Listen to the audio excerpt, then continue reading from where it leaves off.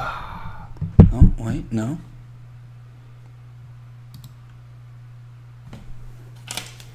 There we go. Cool.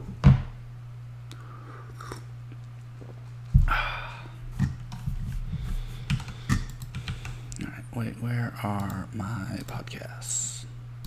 There. Make it tiny. And play.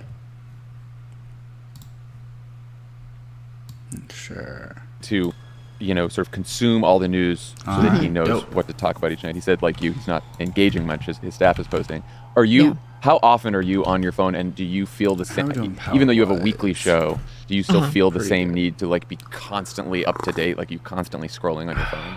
I definitely like to know which way the winds are blowing. I like to know what the news is, and I like to know how attitudes are shifting, like how the story is changing. It's not that that's going to inform the show, but I like to know. I like to be aware. What's next? I need to get so that is helpful. I don't know if I'm going, scrolling. I'm not saying I'm scrolling 6 hours a day, but I get in a habit of it, and my kids really notice it, and they correct me if I'm doing too much of that. Oh, they correct you.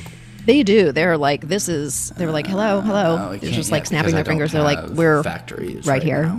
Can you please parent us? So I get into a habit of it from time to time, but then I try to cut it off and not starve myself of it, but be a little bit more judicious. Get some One thing going. that is, I mean, we make this guy. We have Slack in our offices, and that actually, I'm constantly on Slack, and that does. So your staff is feeding you the most important news via Slack.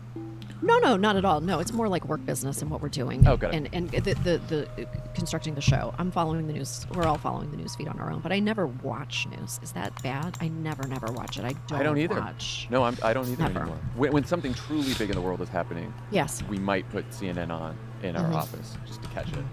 But other than that, I don't.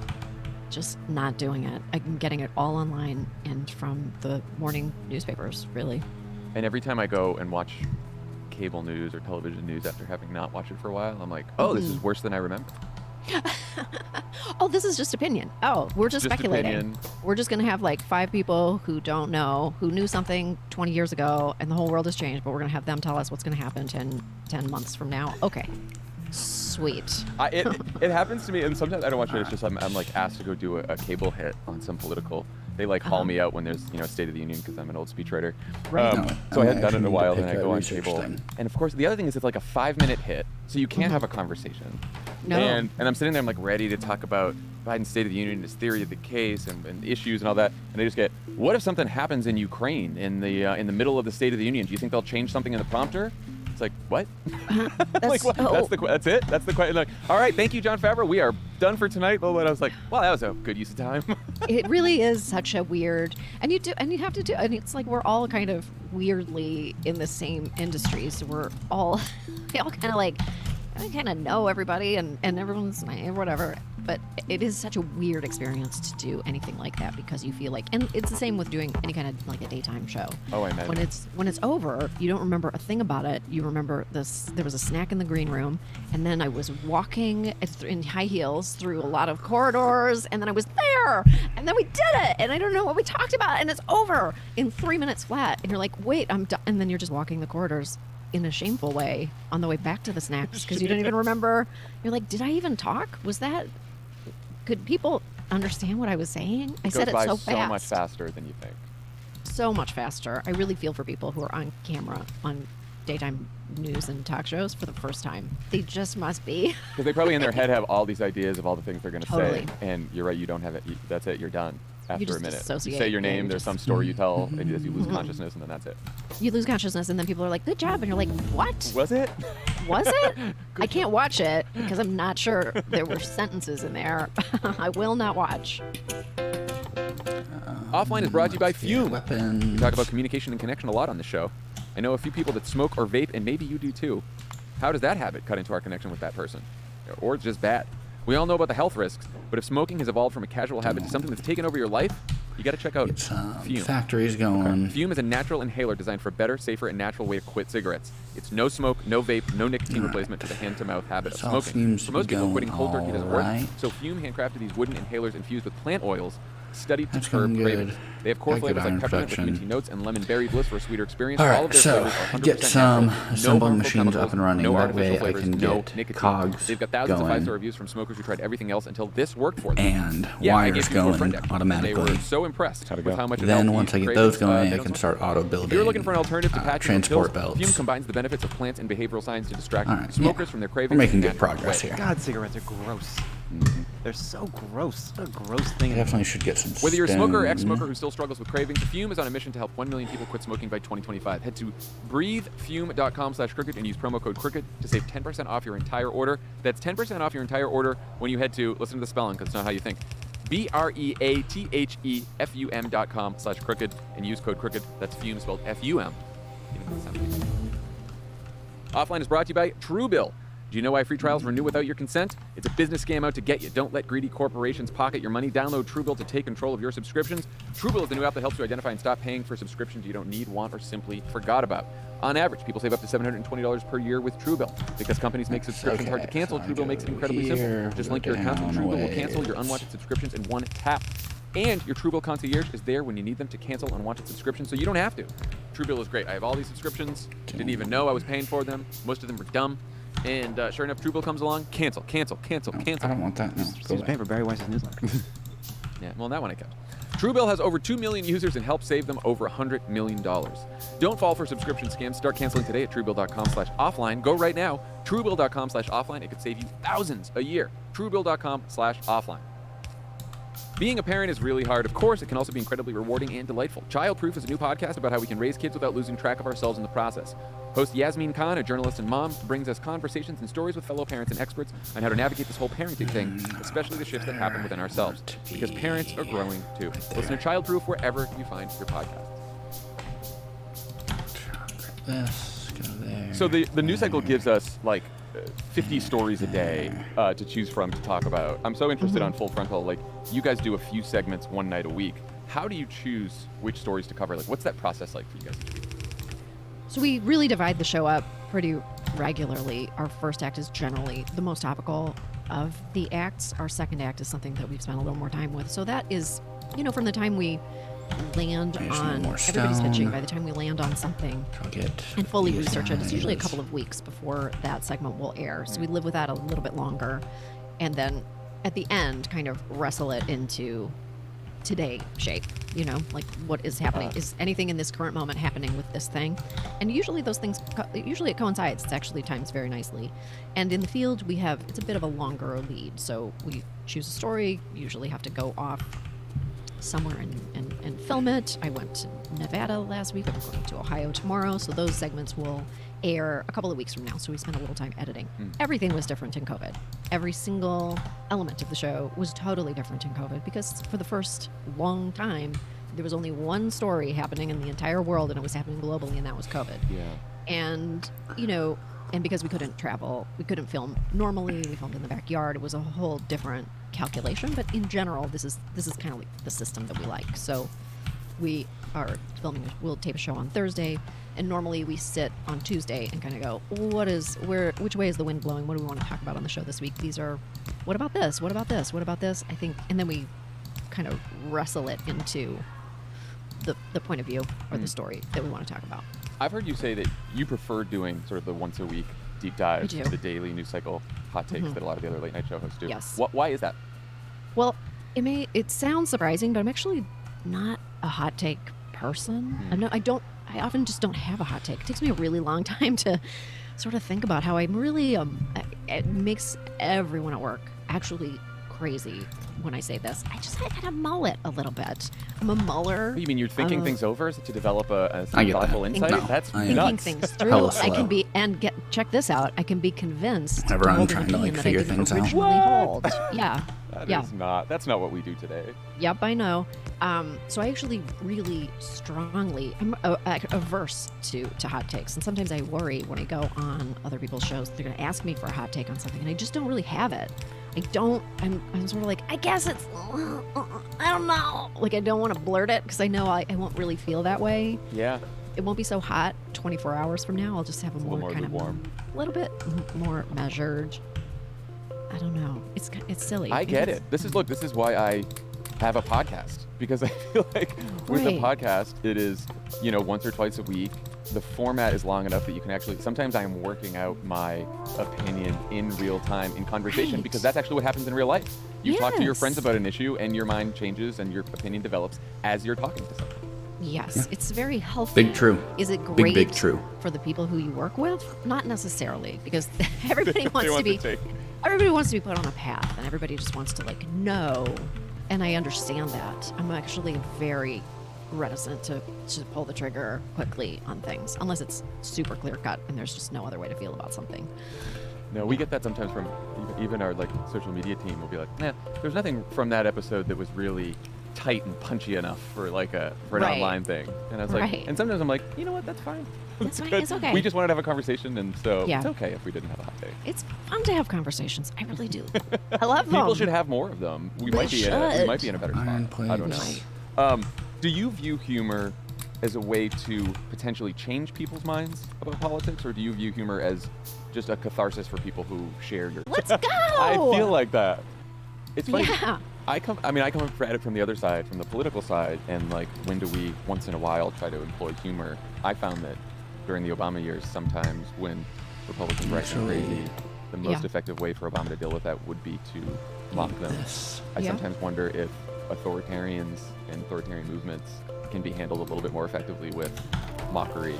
Though again, we made fun of Trump at the correspondence dinner, and then he ran for What I president. That need, didn't work 15 out by at all. 20. Did not work out for us that well. And usually the authoritarians just shut your shit down. Yeah, Usually yeah. they just Well, go, that's the- yeah. actually, that wasn't a very funny joke. Your puppet show is over, and you're in jail. So they can enjoy it on the outside of this country, but not on the inside. Yeah, no. Once they're in power, it's sort of a little tougher. But, Yeah. but to avoid getting them there, maybe. I mean, the other comedic challenge I wonder about is how you come up with jokes about some of the heaviest, most depressing news, especially political news that we've had in decades. Like, how have you kept the show funny through COVID, insurrections, now a war in Ukraine?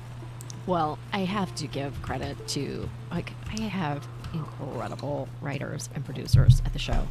And Mike and Kristen, my co-head writers, are just so goddamn funny. And our producing team is unbelievable. So it's not like I'm a one-woman band just leading the charge of comedy at all times and being like, "Hey man, let's go, team." Sometimes I wake up and I'm like, I don't know what we're gonna talk about this week, and everyone's like, "What about this?" And I'm like, I don't know. We all, but I do think that we're a very good team, and I really mean a team, because there are times when some of us are we just can't find the comedy in something, and then we kind of work together and massage it into being funny, and then I go, okay, well, I think that this is very sad, but I think I'll my performance will approach it from this way, and we'll just sort of bring it together and put it in a studio and see how it sounds out loud. And if it's not quite right, then we'll make a change in the moment, and we'll Okay. just. Okay. It's a lot Got of. good coal going it's there. a lot of coal production there. I need to massaging. increase And coal then on also my being surrounded iron by incredibly side. talented people. That's really. There's no Also probably magic to it. It's just just a some lot of. more iron. Just hard, kind of hard comedy work. It's not hard work in terms of what hard work actually How am I is. doing? How am I doing on power? I My head have no definitely illusions about saturated. that. But it's it's like you're in gear. You're always kind of trying. Yeah, I guess you just keep shaping and keep working at it. I mean, I Yeah. thought that the segment you guys did the other week on the war in Ukraine 'Cause of was this particularly well done, thing and I can imagine how difficult it can must be to produce get that exactly right. Well, to be Water honest, we have produces we have 60 a Zooms all the time. second. Uh-huh. We haven't, we have Zooms all the time. I This cried my consumes face off. I 30. sat in a Okay, Zoom and so cried each in front one of can the do 2 of those. all the writers. They were like, Let's "She's get another crying one of again." these. But It's very it sad. happens. It's like we're all human beings. None of us want to. None of us want a war. I don't know. There's no other, So we know we have to make a show. For- We know we have a goal. We're like, all right, Yay, what power. can we say in this moment that feels appropriate? That Cool. Alrighty. So comes that's out all of the right going perspective. good. It takes time, and for that reason, I'm extra grateful. Iron production is going pretty good for I now. just don't think that we could have a fresh take on Let's the war in Ukraine every finish single up day. the little It's microchip it's thingies. quite a process. Yeah, that was one of the few segments where I both laughed and also then- was in tears myself listening to that woman talk about her family. I was just like, oh my god! Unbelievable. But you did. It was very well done, and it was it's a tough balance. Thank you. We are headed into another midterm season. Yeah. will be talking about it. I know you guys will be talking about it. How do you personally keep doing this show without getting burned out by politics? I'm definitely burned out by politics. Sorry. I'm definitely burned out. I hate everyone. Everyone's bad. There's no there's no secret. I mean, everyone's terrible. That's all I can really bring to it. I don't want to talk about it anymore. You are in the wrong line of business. I'm in the wrong line of business for sure. I am very burned out on politics for sure. But I have this show, and I mean, we have to talk about the midterms. It's very important. Yeah. Like I was born in Canada. I'm an American now. I vote here. I care about this place. I'm never leaving. I'm in it to win it. I want it to be better. I want politics to be better.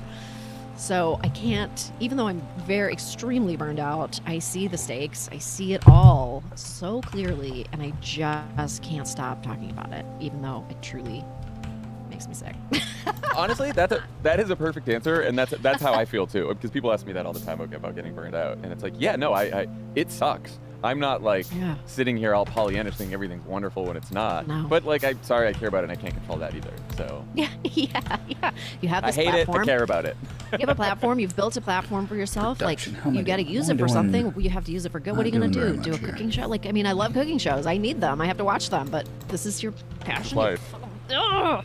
Are you still hopeful we might get the commies that you and I had been hoping for last time we talked? No, not at all. That dream died. In fact, you had reminded me that I had that dream. That's how distant a memory that dream is. Yeah.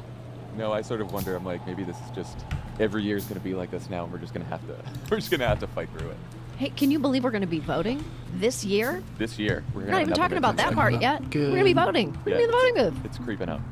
And the moment that day comes, we're going to be talking about, we're going to go straight into Oh, I know. 2024, like the day after. And I told myself, like, 2020 was so just anxiety-inducing for so many yeah, I'm gonna reasons. need coal Beyond for Trump, these guys, COVID, too. Just everything was falling apart. And I remember right before 2020, I'm like, I cannot do this. Man, okay, so I one cannot thing feel I'm like gonna this need again. to do 'Cause I'm sooner like, rather than I check the later news is obsessively. go I over did there that. and I get have a show, some but I'm not crude doing oil what I did production. in 2020, which is like 4:30 in the morning, wake up, scroll, find the latest New York Times poll, freak out. What's All happening? right, what Like, else? it What has else? What calmed a else? little. I need, Not looking yeah, forward. I need to get some. I have been saying Wire every election cycle, I say going. to myself, well, thank God I'm not doing that again. I'm just never doing it again. I'm just not going to. I'm going to know better. I'm going to know myself. do I'm the not going same to do thing. it again. Every time I would go at the Daily Show and even at Full Frontal, every time I went to a convention, I was like, well, that's the last one for Sam B. Never again. So at least we got that. And then here I am. I'm They like, just keep well, pulling us probably back in. go to Pulling us the back. conventions just one last time. One last convention. This will be the good one. I know it. This is the one where I'll have fun. Last question I ask all my guests: what's your favorite way to unplug, and how often do you get to do it? Oh, what's my favorite way to unplug? Well, my favorite way, anytime I'm with my family, my kids, well, which is really every day, but I unplug with my kids. I feel my most calm. I feel I'm the most true to myself when they are all around me, my three. But apart from that, I would say I love to cook and I love to bake. And that is a meditation for me that I love to follow a recipe. It just gets me out of everything. It gets me out of it unspools my brain in a way just to get my hands in a dish or make bread or like make something fun, make a cake. Yeah. That's what does it for me. And if both hands are making the cake, you can't hold the phone. Can't hold the phone. Can't hold the phone. That's perfect. Samantha B, thank you so much for doing Offline. Thank you. This was so fun. Thank you so much.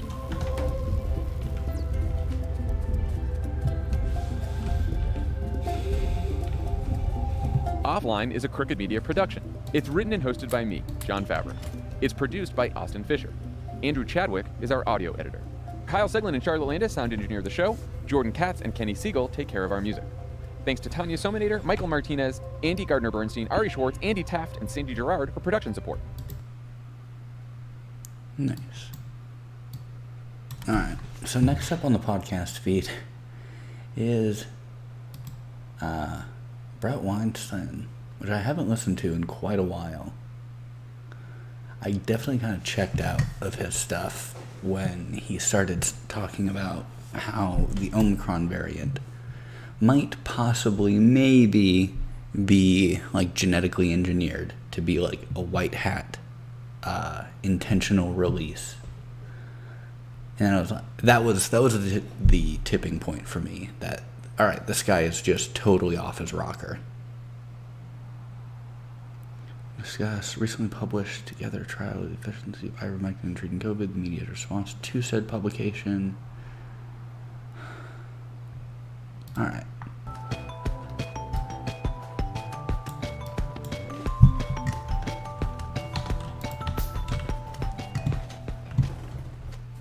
Hey folks, welcome This to Dark Horse is- Podcast okay, yeah. After Dark. It is After Dark somewhere. I know you're going to tell me it's not After Dark. In fact, it's many, many hours till dark, but it is much later than we usually do this.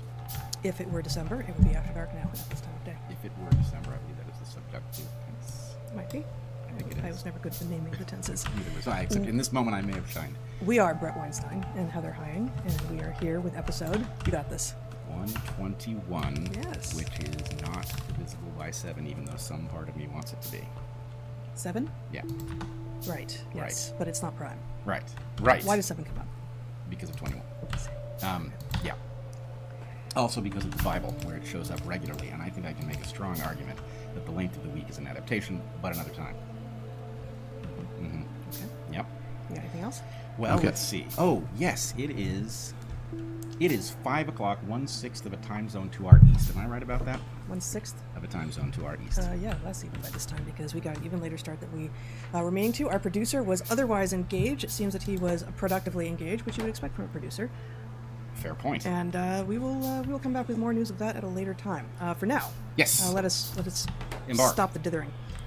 Is that what we're doing? I thought you were going to tell me that that's not how time zones work, because of course that's not how time zones work. But yet, at this point in the day, you're willing to go on. It's not Dude, how time zones let's work. get- I'm sure someone who's I concerned haven't about really whether been or not attacked yet. Drake does the math that way. Right. Let's put it to you this way: the question of is it 5 o'clock there already is dicier than it's almost 5 here.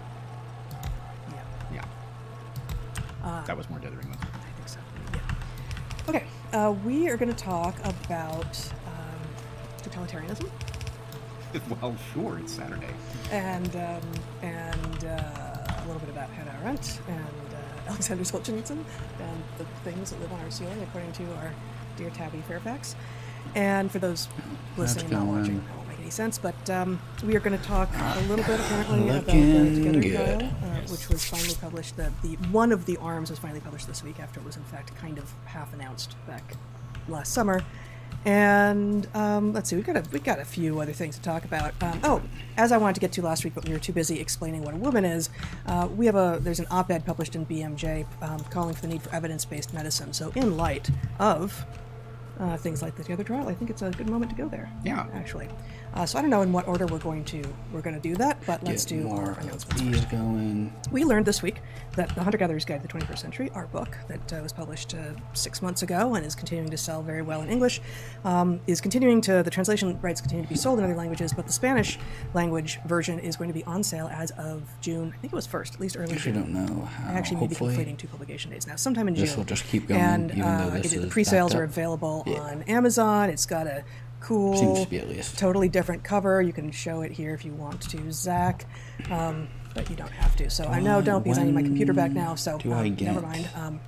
Don't show it. It's actually, the more I think of it, the The- cleverer that cover seems to me. I'm not but- sure when I'm going to get That was one of the better. covers that we rejected from our English language version. Right, but it's It's cool. yeah. Yes, you should, given that makes your father is talking about it. talking Yes. about it, right? Yes. This will no doubt not satisfy the people just listening as much as the people Why don't you explain? watching. Well, it is a like a trident with an arrow as the middle fork of the trident and something USB symbol-ish symbolizing the hyper-novelty of the moment and also suggesting phylogeny and one lineage going forward into the future while others have dead-ended at a square and a circle, which raises questions about familiar relations, but it's deep. Well, I don't get USB from this at all. I get the phylogenetic tree and the archaic technology combined with something modern, but I did not see the USB association here. USB. Yeah. That's going. Yeah. That'll help me get So circuits. it's cool. It's cool, and the British cover has a different Make one of a them. different look. Let me get And one of I'm just them. Some talking of those here until I can guys. get my computer Some back of so I can know what I'm these. supposed to say next, because we're in that part of the show where I just am supposed to have the notes and it's not working. It's so not that doesn't working. happen. There we go. So That's the French what I version is also want. going to be published around the same time. There are. We're live on Odyssey, right, Zach? Okay, they're coming. Okay, we are live on And Odyssey now we and wait. YouTube, and the chat is live on Odyssey. And we will, after this first hour of the show, Big be doing stretch. a live Q&A. We encourage you to ask questions at darkhorsesubmissions.com, www.darkhorsesubmissions.com. We always answer one question from our Discord community, which you can get access to by joining either of us at either of our Patreons. This morning, you had one of your Patreon conversations. Fantastic conversation with the Coalition of the Reasonable. Yeah, well, you would hope.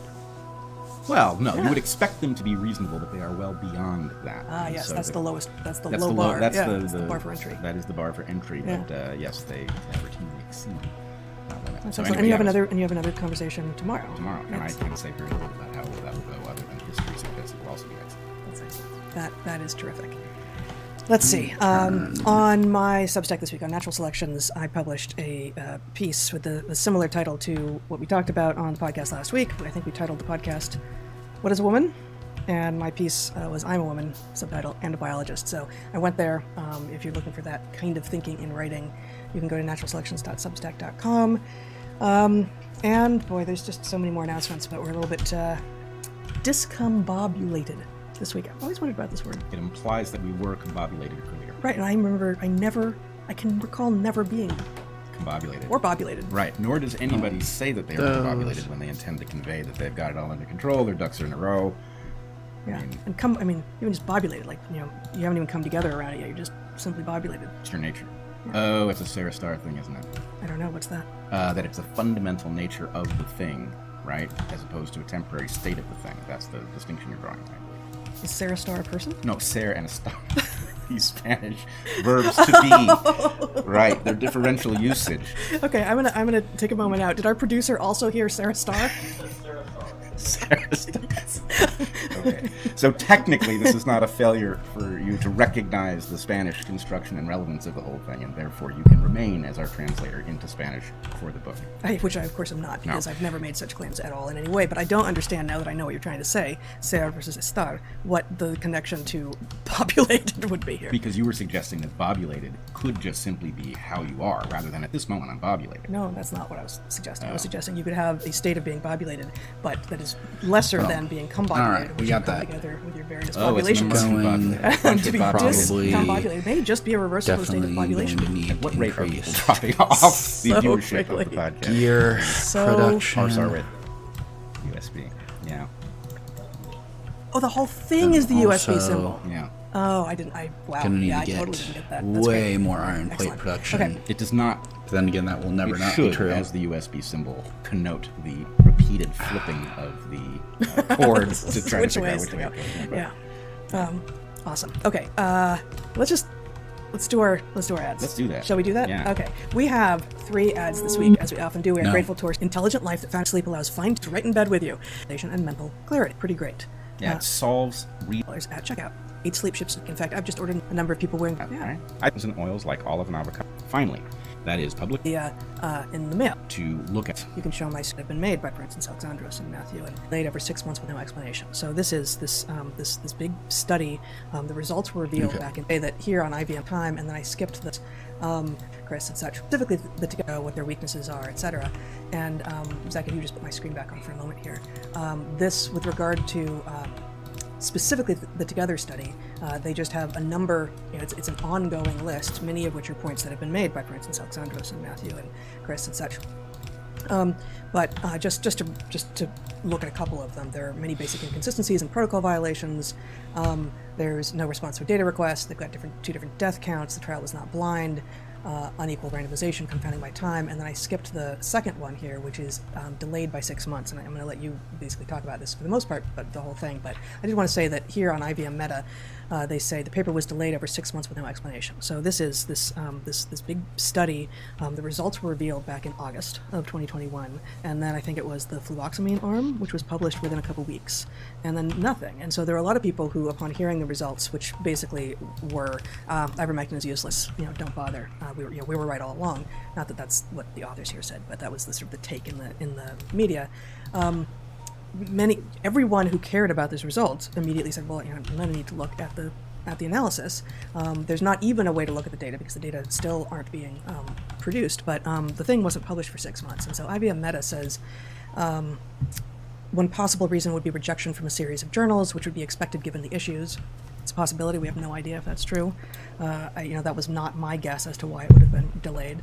But Yeah, I think but that's it is remarkable that suddenly this week everyone is talking about this as if this is news.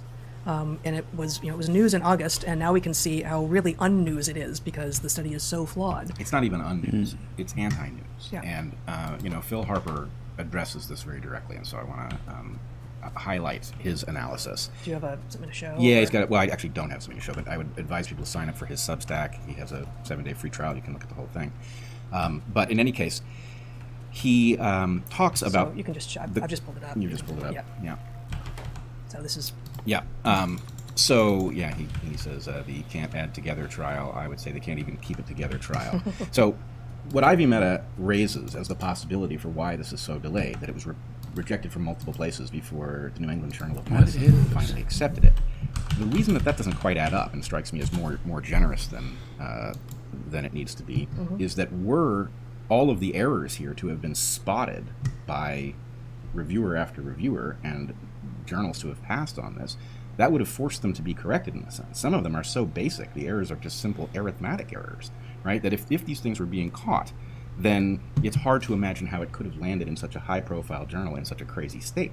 I mean, it's really just riddled with errors. So Ivy Meta is that just does like a suggest ivermectin. that, like so site. much in this landscape of early treatment, COVID, public health policy, and all, that the distortions here are about something. It's the immense gravitational force of some object we cannot see. Right? Is that object simply pharma profits? We don't know. But what we know is that nothing works in this landscape like it's supposed to. And one of the things that doesn't work is not only was this delayed, it's not really even delayed. The point is the punchline was given to us, and then the basis for that punch. Okay, so a paper being delayed is not meaning of anything. Like, the far more likely outcome is just that whoever was reviewing it took their sweet ass fucking time. Like, the fact... Yeah, I think they were just saying that this was published in the New England Journal of Medicine. And, like, if that's the case, then this paper was not getting rejected from a whole bunch of other journals before, like, the hack job New England Journal of Medicine, eventually decided to publish it. And 6 months for, like, a large-scale study is, like, that is normal turnaround time for publishing a paper. Like, here, let's just look up real quick here. We're going to switch over to live. No, I want to move my web camera up there. Okay, so real quick, let's pull up the GW, let's do first gravitational wave detection. So when LIGO did its thing, when did all the news stories come out? 6 years ago. Cool. First detection, happened on the 14th of September 2015. LIGO Virgo cooperations, 11 February 2016. Yeah, so the detection, all right, so we have January, February, March, April, May, June, July, August, October, January, February, March, April, May, June, July, August, September, October, November, December, January, February. Oh, wow. Like, even for, especially for, like, if you're going to have, like, a big groundbreaking study, something at least for, like, the gravitational waves, when I would assume that the authors and, like, the reviewers and the journal, given all of the bullshit that people like Brett and Heather have pushed about ivermectin, that they're going to take extra time to double check everything, because I'm sure that all of these people are aware that if there are any errors in the paper and they get published, then people like Brett and Heather will, like, latch on to those and dismiss any like minor little detail with it. So definitely not, like, the 6 month thing is just a completely moot point and just does not matter at all. finish line was delayed by more than 6 months. So this thing was a weapon in the hands of those who argued that there was no utility to this particular early treatment. This was a weapon over that entire period without our ability to discover how good a weapon it was or how accurate it was. And then upon its release, the point is, okay, suddenly there's all this fanfare, and the Wall Street Journal is publishing on the fact that this study finally, remember, you were told randomized controlled trials are the gold standard of science. That's what you were told, right? Well, here is what you are now told is the largest randomized controlled trial that's been done on this topic.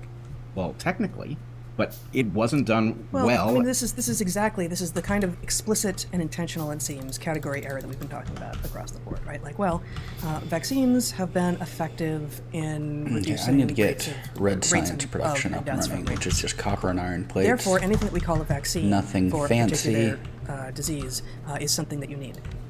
Wait, Right. So even if it were true that randomized control trials were the thing that you absolutely need to demonstrate efficacy, which is not true, right?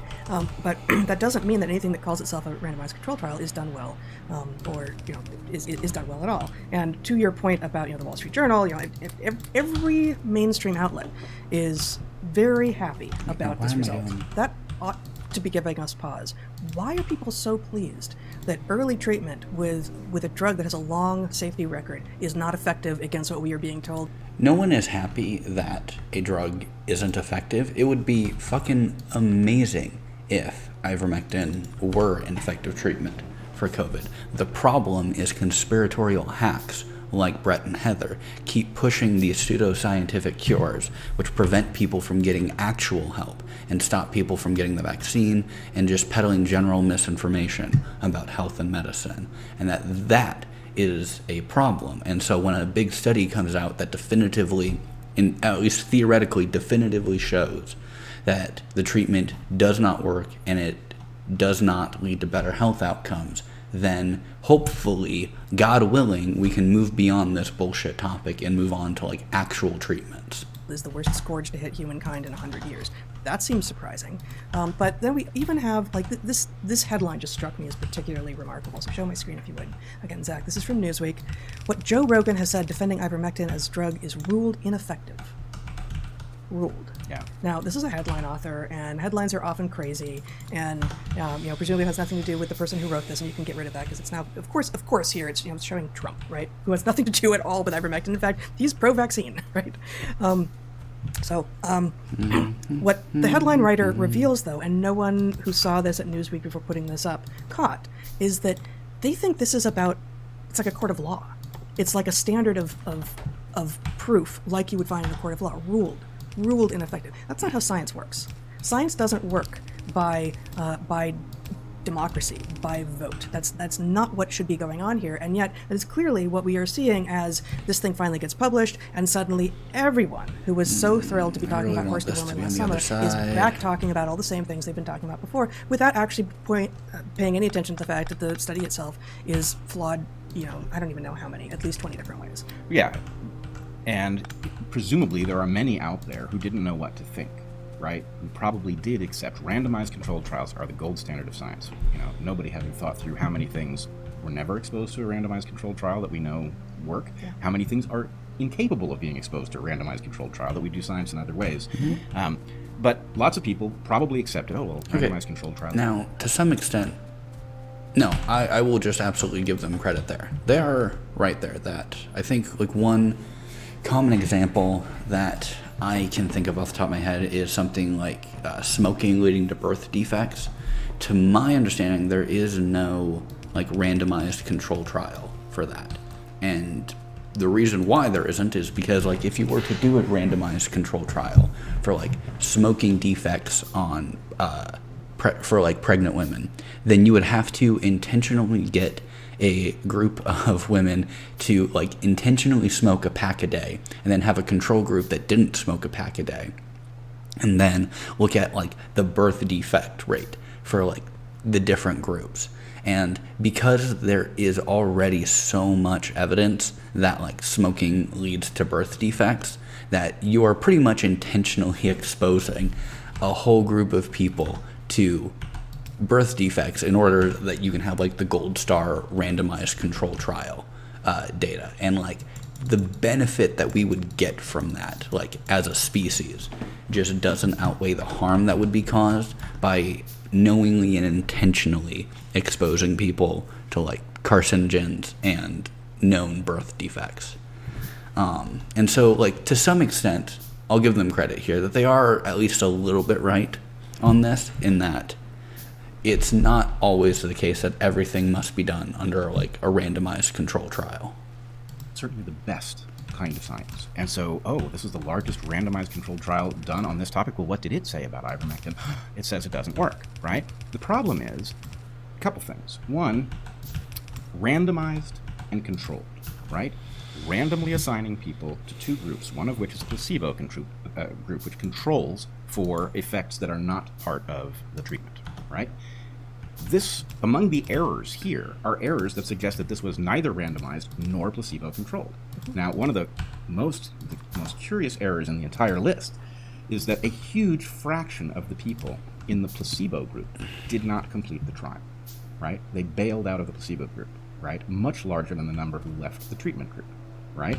Which either suggests that and given the way the dosaging was happening, it wasn't really blind. It was pretty easy to tell which group you were in. Well, that's one possibility. So in this particular case, the study was done, and people It wouldn't necessarily need to be blind from like, that's who were sick with COVID, that's how you got into the trial, you were sick with COVID, thought they were potentially going to get treated with a drug that was reputed to work, right? And in the place where the trial was done, lots of people were talking about the utility of this drug. So if you were a person looking to get treated, you could join this trial and maybe be treated for free. And then you discover you're in the control group by one way or another, and then maybe you leave, which would explain a massive difference in the rate at which people, lots of people didn't complete, but they were evenly distributed between the two. You could say maybe there's something about how hard it is for people to get to the place where they get the drug. Oh, fuck, whatever, It doesn't need. oh my god, I'm an idiot. Oh, no, fuck. Wild Stop. and unequal either suggest that those people who were in the placebo group knew they were in the placebo group and weren't inclined to complete a trial where they weren't getting treatment for a disease they had that they considered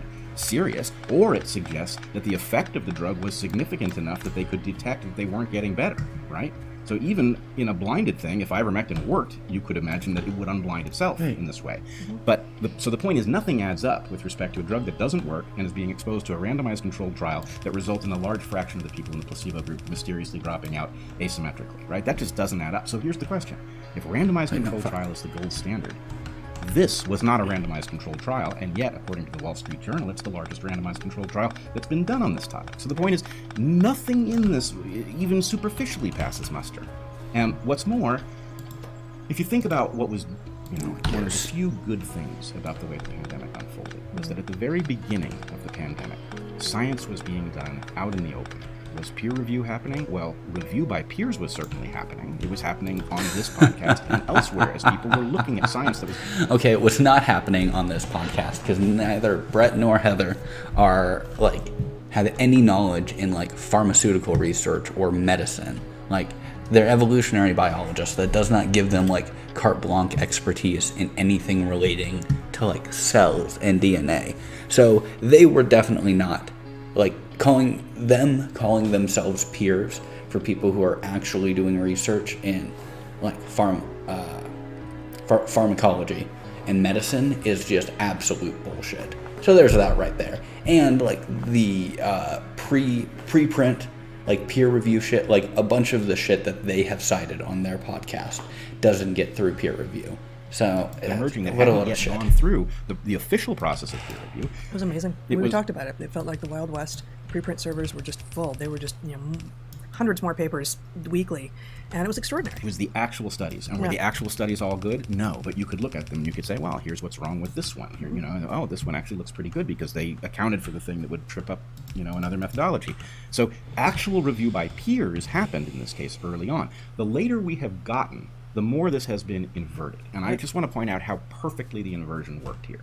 The inversion worked so that what we got here was not the ability to scrutinize anything. In fact, we were denied the ability to scrutinize anything for more than 6 months. What we got was a conclusion that matched somebody's desire, right? And then the point was, well, what are the chances that that's what the study actually says and that it does so on the basis of sound science and sound philosophy of science, right? Many of us thought the chances were low, but there was no ability to do exactly what we're supposed to do, which is go in there and look and say, well, how good was your methodology?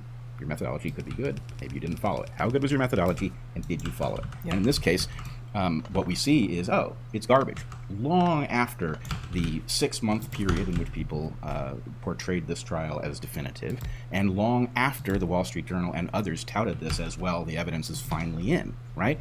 Now, what are the chances that all of the people who got suckered a few days ago and saw the Wall Street Journal touting this are going to find Phil Harper or Alexandros Marinos or Chris Martinson or any of these people, right? Just real quick, we're going to look up who Phil Harper is. I'm going to go out on a limb here and say it's probably a quack.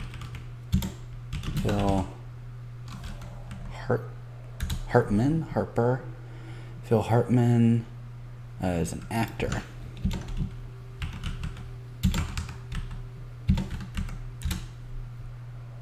Phil Harper, completing investigative journalism. Alright, so if I look at his Substack, let me read it first. He cannot add together trial. Okay, yep, so this guy, I just want to, okay, so we're going to do a test real quick. We are going to jump over to YouTube, and we are going to do, debunk the, boom. Phil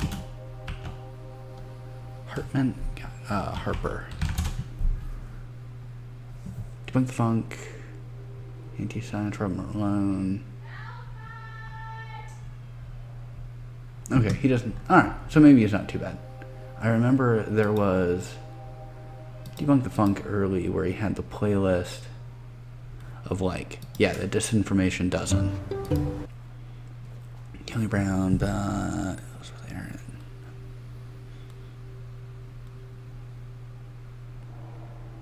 okay, maybe he is not that bad. Right? The point is, this is a way to sell a conclusion as science-based when the science itself is not robust. That's exactly right. I was struck by actually one of the finds that Alexandros made with regard to the dosing. Right, so the protocol says that the dosing given in the ivermectin arm was, is it 400 micrograms per kilogram of body weight for 3 days. But he went digging into the supplement, protocol supplement, again, not the entire data set, but the protocol supplement, and the detail that he finds there is that actually that's not true. That's only true up to body weights of 90 kilograms, and then it tops out. And there's no justification for that either given or in. Okay, real quick, let's do 90 kilograms to 2 pounds. Okay, so up to like 200 pounds. Anywhere else in the ivermectin literature, right? And what that means is that for people who are frankly pretty much, So why would that? So this is really similar to an old, Catholic, anti-abortion, anti-contraceptive argument I used to hear a bunch. One of the things that Catholic apologists would say, talking about birth control, is a lack of adequate dosage. That you go on birth control, you're just given the pill, and it's just one standard dosage of hormones of, I have no fucking clue what is in a pill, but it's just one standard dosage, and they give that to every woman of every size and weight, and how terrible and god awful that is. And then that's often presented as this argument for the dangers and bad practice of birth control pill, and why contraceptives are bad. And so the obvious counter argument to that is because it's the dosage that you would have to receive in this for these hormones and this drug to actually matter is hundreds of grams. It's kind of the same reason that ibuprofen or Tylenol is just take 2 or 3 pills. It doesn't have some complicated formula on the back of a bottle of ibuprofen that's all right, input your body weight here, input your height here, run it through this logarithm calculation, and then it comes out to your exact dose of 2.73 pills of ibuprofen. It's because it's fucking ibuprofen. You just, anything below like a certain dosage, you really don't need to adjust for body weight. Anyone's body, be it 100 pounds or 150 pounds, will be able to process this dosage the exact same. And so I'm going to assume that to a certain point, just for standard like pharmaceutical drugs, that it just isn't a drug that really needs to be controlled for body weight, would be my assumption.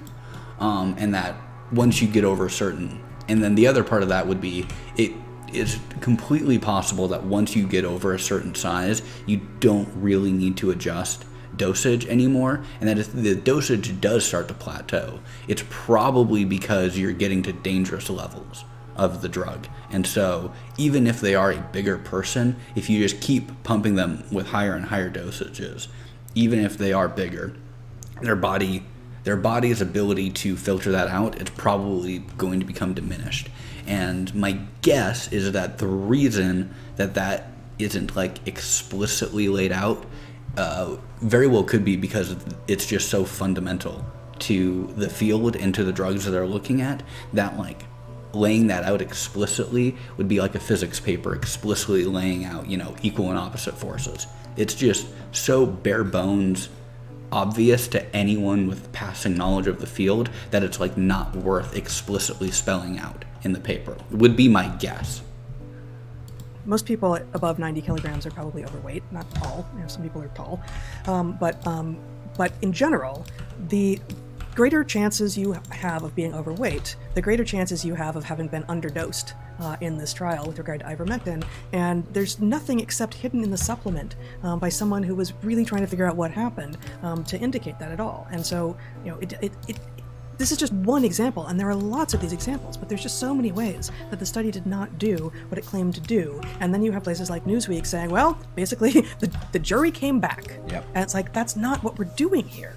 Oh, wait, actually, apparently it is. Because the jury came back means Newsweek, and the Wall Street Journal, and the New York Times, and HuffPo, and I'm just making places up because I assume everyone has written their ridiculous piece except at the conclusion from the authors or from New England Journal and I need more coffee. I'll be back. Medicine's press release, and hasn't taken the time and probably doesn't have the chops or the wherewithal to actually go in and check, or even to look at any of these analyses that have been done by the people you've mentioned. I would also point out that this is not just a matter of lay people not having the chops to go in, right?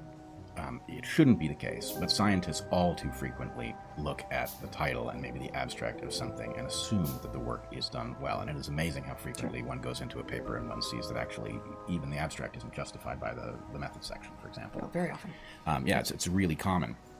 And methods are tough if you're outside of your particular field, and they're hard to read, but they are necessary if you're actually going to decide that what it is that the authors have claimed is true.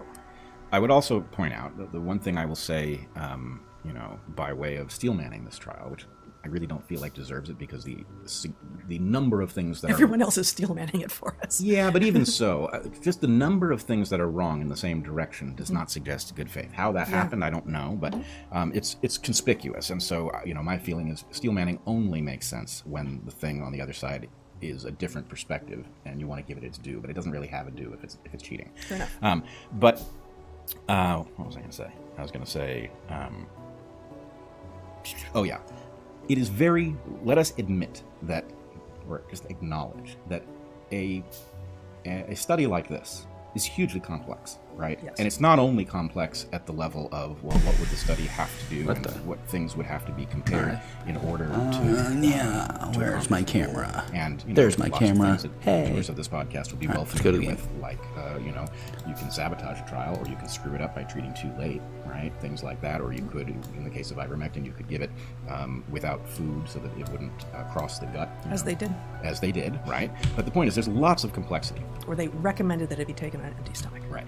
What are the chances that you would do a study of this complexity without making some errors? I'd say they're effectively zero. Yeah, there will be some errors. Now, it's been a lot of months since the result came out, so, I think one of the things was, like, I don't remember even what the numbers were, but it's like, was it 228 or 288? I don't even remember where in there, but it's like, well, typos happen, mistakes happen in the relating of results. If they happened in the original data, that's a big problem. But also, there's been a lot of time for a lot of people on a study this big with this many authors to really go through and check and check and check. Yeah, and there's also a right way to deal with God it. damn it, Either they're still your talking about study the 6 is months. so compromised by the errors that you don't publish it because it's not evidence, or it's compromised in a way that, let's say, you lose some fraction of the individuals who were in the study because they discovered they were in the placebo group, for example. So Right. it's, that part of the study is no longer placebo-controlled, but some other group wasn't aware, right? So then the point is, then you scale back what study you publish so that the study you publish is actually evidence of something, right? And the point is, okay, they made errors. Some of the errors may just be the normal fact of a complex study, but the point is there's a right honorable way to deal with the errors that you make in a study such as that. And that didn't happen here. It didn't happen at the editor level. It didn't happen at the level of the peer reviewers. It didn't happen at the level of how this evidence emerged into public. It's one thing to see a preprint where you get to see the conclusion of the study and you get to see how the study was done and you can compare them. It's another thing to get to see the conclusion and not be able to see how the study was done. There's no preprint. And then the point is this is PR, right? This was effectively a psyop, as so much in this neighborhood has been. And so anyway, the final thing I want to say is science is supposed to work, right? And I don't mean science, the philosophy of science, scientific method, but science, the practice of science in modernity, is supposed to work on the basis that we want things explored.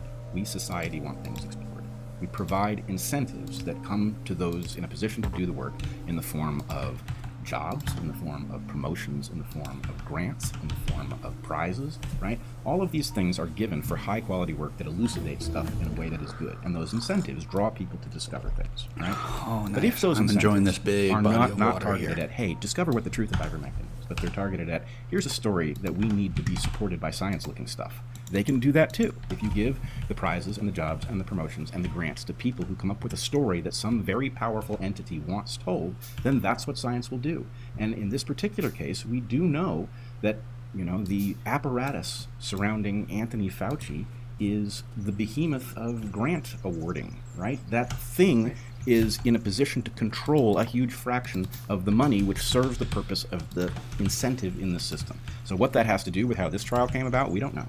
But the fact that you would But get we're a going to trial baselessly speculate. that, claims to be essentially definitive by claiming the mantle of what they have called the gold standard, which I will argue is actually about something else. But we've been told randomized controlled trial is the gold standard, right? This trial claims to be the largest randomized controlled trial of this particular treatment, and it comes to a conclusion that is, well, treatment doesn't work, right? That is how you tell a story. And the fact that it wasn't a randomized controlled trial, right, that it pretends to be one but isn't one, is part and parcel of what's going on here. So my claim is going to be that this idea that randomized controlled trial is the gold standard is actually a trope of sorts. There is a way in which it can be true. If a randomized controlled trial is done well, right, if the philosophy of science underneath it is sound, if the methodology is good, and if the methodology is followed well, then it is going to be the best way to elucidate, especially a subtle pattern, right? However, I don't think that's why it's being shoved at us as the gold standard. It's being shoved at us because it is the most gameable, right? Because just as a good methodology is amplified by randomized controlled trial, a bad methodology is too.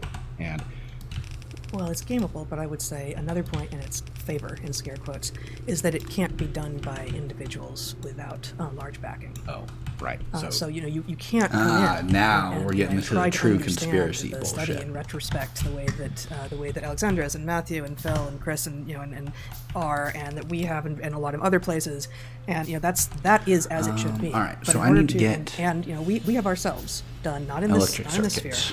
but a lot of very low-tech, low-cost science. And in fact, I used to encourage this, not just for myself, but for my students. Like, you don't want something that's going to require a lot of money, because then you're not nimble. Then you can't move at the point that your funders say, actually, I don't like what you're doing.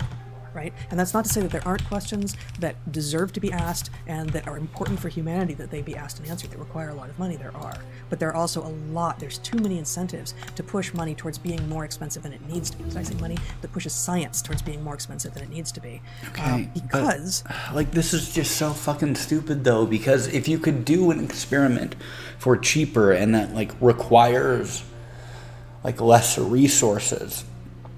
God damn it, they're so fucking conspiratorial. If you could come up with a way to perform the same experiment with like fewer resources and a smaller budget, it would be so much easier to get funding, because all of a sudden your like research proposal is like, instead of being like, I need $3 billion to go build this super advanced particle accelerator, you're like, I need $20,000 and an undergrad, so that we can just do this like in my backyard, and we can also detect whether or not the Higgs boson is real or not.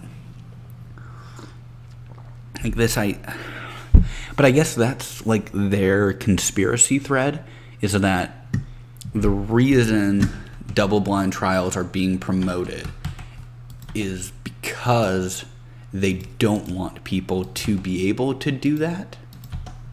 They want people to be like reliant, I guess, on these massive organizations to do experiments, so they intentionally put out the idea that you can't do small scale experiments to like prove effectiveness of things. It has to be, but like the reason you want large samples and shit is just, you know, more sample, more gooder.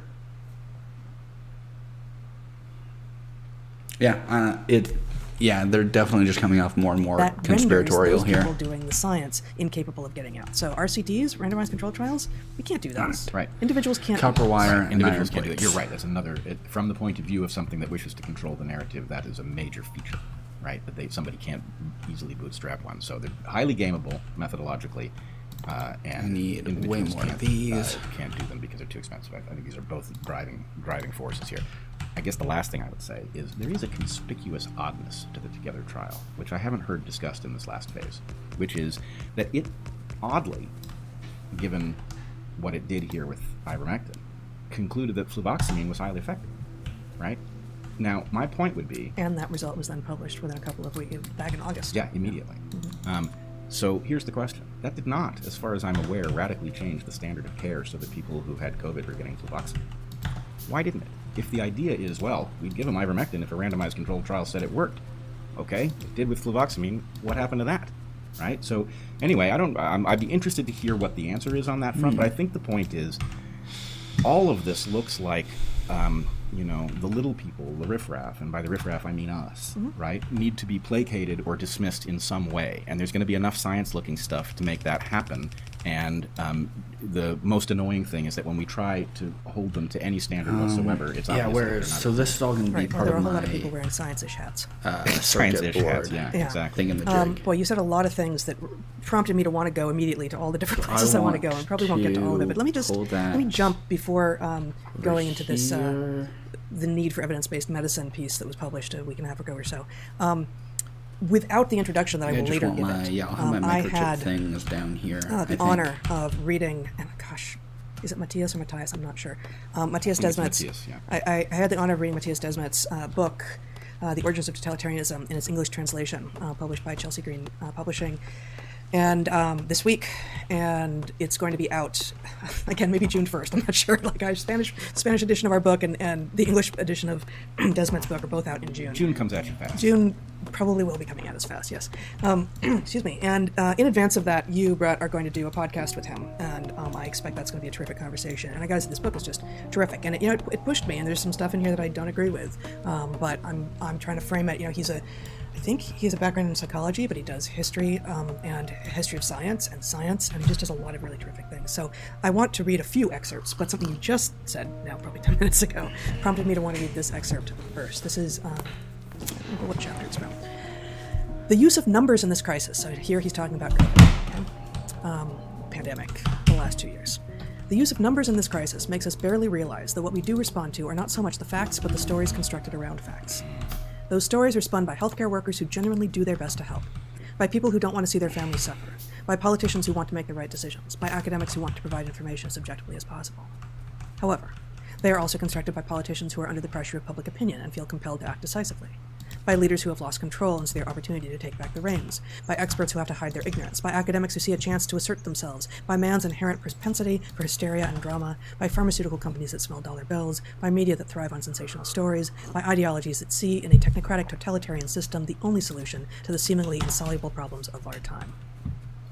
So this is Okay. This is brilliant, and there's so much in his book in which he's basically railing, and it sounds like he's unhinged, which he really, really is not.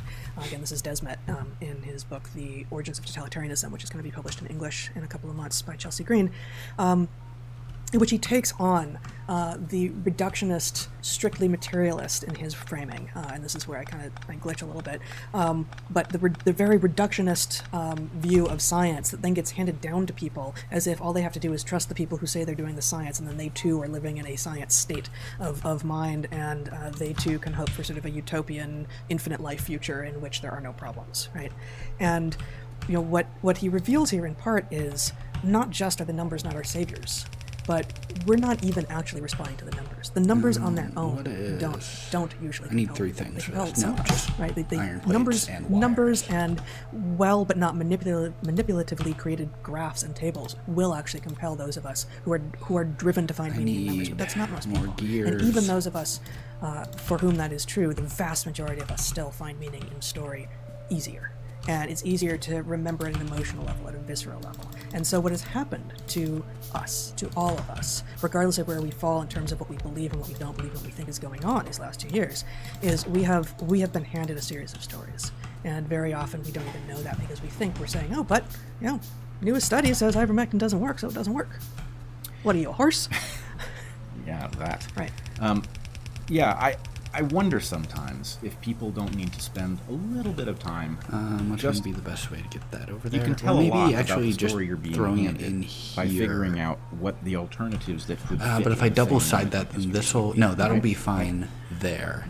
What do people think Okay. No. would have happened if Can I pharma just had discovered that there was a vast new market for novel, patentable, profitable products, and it was unnecessary because a drug that had gone out of patent was too effective?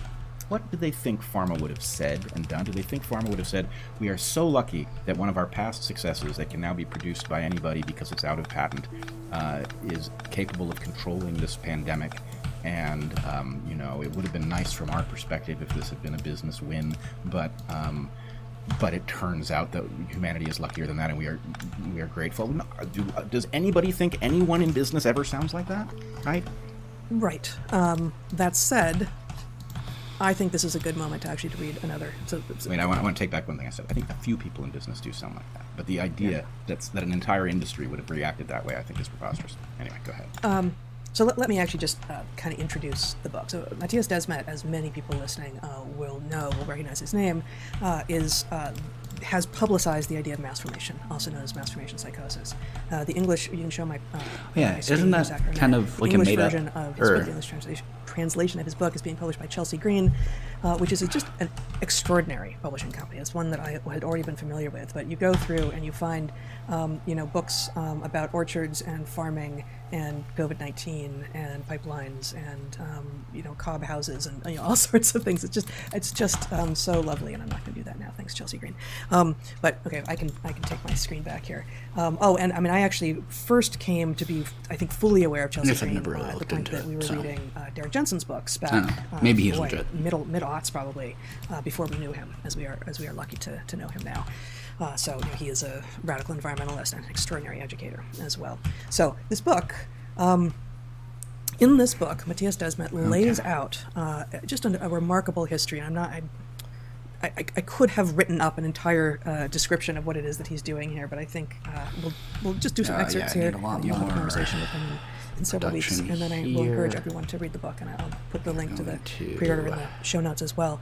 But he talks about Hannah Arendt in the 40s, I think, I've forgotten now, talking about, of course, the origins of totalitarianism and talking about mass formation, and also a French philosopher named Le Bon in 1895, I believe, talking about this phenomenon. So this is neither new with Desmet nor new right now, nor is Robert Malone, who has helped publicize Desmet's work, responsible for causing a bunch of people to believe in something that he just pulled out of thin air. This. Okay, if this guy is supported by Robert Malone, then I think it's pretty safe to say that they're crackpots, and we should not take them seriously. Not that old ideas are inherently good or new ideas are inherently bad, but this is a concept. This idea of mass formation has been bandied about by very smart people who have seen a lot of truth that other people have not seen for well over 100 years at this point. Yeah, I would just say people should check out Chris Martinson's chat with him. They have a podcast. With Desmond? Yes. Oh, I did not know that. That's terrific. I bet it is. Okay, so Chapter 7, The Leaders of the Masses. This is 2 pages. The chapter's longer than that. The excerpt I'm going to read is the beginning of Chapter 7, which is 2 pages. Not. In the previous God damn chapter, I it. described again, this is from Desmet's The Origins of Totalitarianism. All right. In the previous chapter, I described the phenomenon of mass formation, the psychological basis of totalitarianism, as a form of hypnosis. However, there is an important difference between mass formation and classical hypnosis. In classical hypnosis, only the field of consciousness of the hypnotized person is narrowed. The person who conveys the hypnotizing story, the hypnotist, is awake. In mass formation, to the contrary, the person who conveys the story is usually in the grip of the story as well. In fact, this person's field of attention is usually even more narrow than that of the masses. The reason is clear. The leader usually fanatically believes in the ideological basis of the narrative, not in the narrative itself that controls the masses. So this is, I'm just stepping aside from the quote from him, this is a really critical distinction. He's not saying that the leader who is effectively hypnotizing masses in mass formation believes the narrative, but he believes that the reason he's doing it is so honorable because he believes in an ideology that it's for everyone's good, it's for the best, it's what needs to happen in order to attain the goal that he or she fervently believes. It's a noble psyop. It is a noble psyop. Back to Desmond's words. With respect to the leaders, mass formation gives rise to 2 opposing attitudes. Either one trusts the leaders blindly and disappears into the mass, or one completely disrupts them, distrusts them, and sees them as people who knowingly carry out an evil plan, i.e. conspirators. In a certain sense, both extreme perspectives are based on a similar misunderstanding. Yeah. They fallaciously endow the leaders with a virtually absolute knowledge and power. The first group does so in a positive sense, the second group in a negative sense. Other misconceptions are that the leaders are primarily driven by money, i.e. follow the money and cui bono, or sadistic pleasure, i.e. they have a psychopathic or perverted personality. Such statements are not really confirmed by historical research either. To give one example, the head of the Nazi Party had a reluctant attitude toward illicit profits, and personalities with tendencies towards perversion and psychopathy were systematically excluded from recruitment. As opposed to the classical criminal who finds an intrinsic pleasure in violating social rules. In this case, totalitarian criminality lies more in the uncritical and mindless adherence to a system of totalitarian social rules, even when the system becomes radically inhumane and transcends each and every ethical boundary. Hence Hannah Arendt's famous expression that totalitarianism was a true demonstration of the banality of evil. Totalitarianism is not about monstrous people, it is about normal people who stick to a morbid, dehumanizing way of thinking or logic. In the initial phase of the totalitarianization process, such a logic first takes hold of the population. The masses, or at least a large part of the population, become imbued with certain ideological convictions that to them are no longer distinguishable from reality. The emerging mass movements of pan-Slavism and pan-Germanism in Russia and Germany in the early 20th century are good examples. Germans typically became convinced that, as a race, they were superior to others, and that stigmatization and oppression of, amongst others, Poles and Jews could be justified by, quote, the facts. We see something similar happening during the coronavirus crisis, where a certain segment of the population is becoming convinced that the facts justify the social discrimination of people who refuse to be vaccinated. So this book is actually just outright the coronavirus, like Fauci is Goebbels. Okay, cool. The numbers show that they are spreading the virus, don't they? These dynamics slowly give rise to the emergence of totalitarian parties and totalitarian leaders who gradually institutionalize this logic and impose it on society. And this typically happens in a fanatical, blind, and merciless way. Hitler believed that his strength came from his ability for, quote, ice-cold reasoning, and Stalin believed that the secret of his success lay in his, quote, merciless dialectics. Races that were unfit for life and dying classes were, under the justification of this logic, expelled from society with surgical precision. For this reason, what characterizes the leaders of the masses is not greed or sadism, but their morbid ideological drive. Reality must and will be adjusted to the ideological fiction. This is critical, I think, in part because one of the questions we often get asked is, does this require conspiracy? Does what we are seeing around us require conspiracy? And one of the things that we get accused of course, is being conspiracy theorists. And of course, that word is just weaponized, and that phrase is just weaponized and meaningless at this point. Oh, And, okay. From its origin. From what? From its origin. What does that mean? The phrase conspiracy theory emerges, and this was debated by various people, but it emerges in a document in which I believe it is the CIA argues in favor of using this to effectively stigmatize people who were not satisfied with the Warren Commission's explanation of what happened to John F. Kennedy. And so the idea that this was a way to get rid of an entire kind of inquiry is from the outset. Yeah. But they're borderline no one Kennedy assassination intelligent, conspiracy theorists now. And I don't mean educated, I mean intelligent, of which there is some overlap, not total in either direction, should imagine that conspiracies don't exist in the world. They certainly do.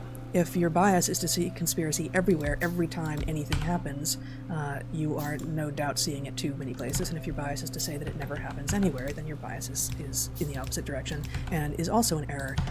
But what Desmet lays out here, following again from Arendt and this philosopher of the volume with whom I was not previously familiar, is that it's in order for the leaders of something that becomes mass formation to take place, what you need is ideological certainty and a belief that they are doing the right thing. They do not need to be greedy. They do not need to be conspirators. They do not need to be sadists. They do not, they actually don't need to be driven by any of the other things, many of which, presumably, many of them are also driven by.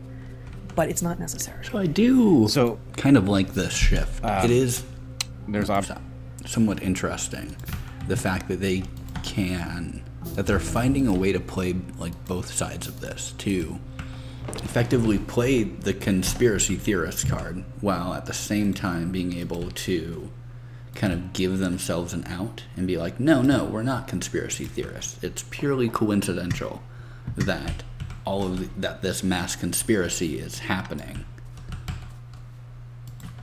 I don't know. I need to think about it more, but it is kind of interesting how, obviously a lot that one could extrapolate Go from away. here too. And one thing that Green science time.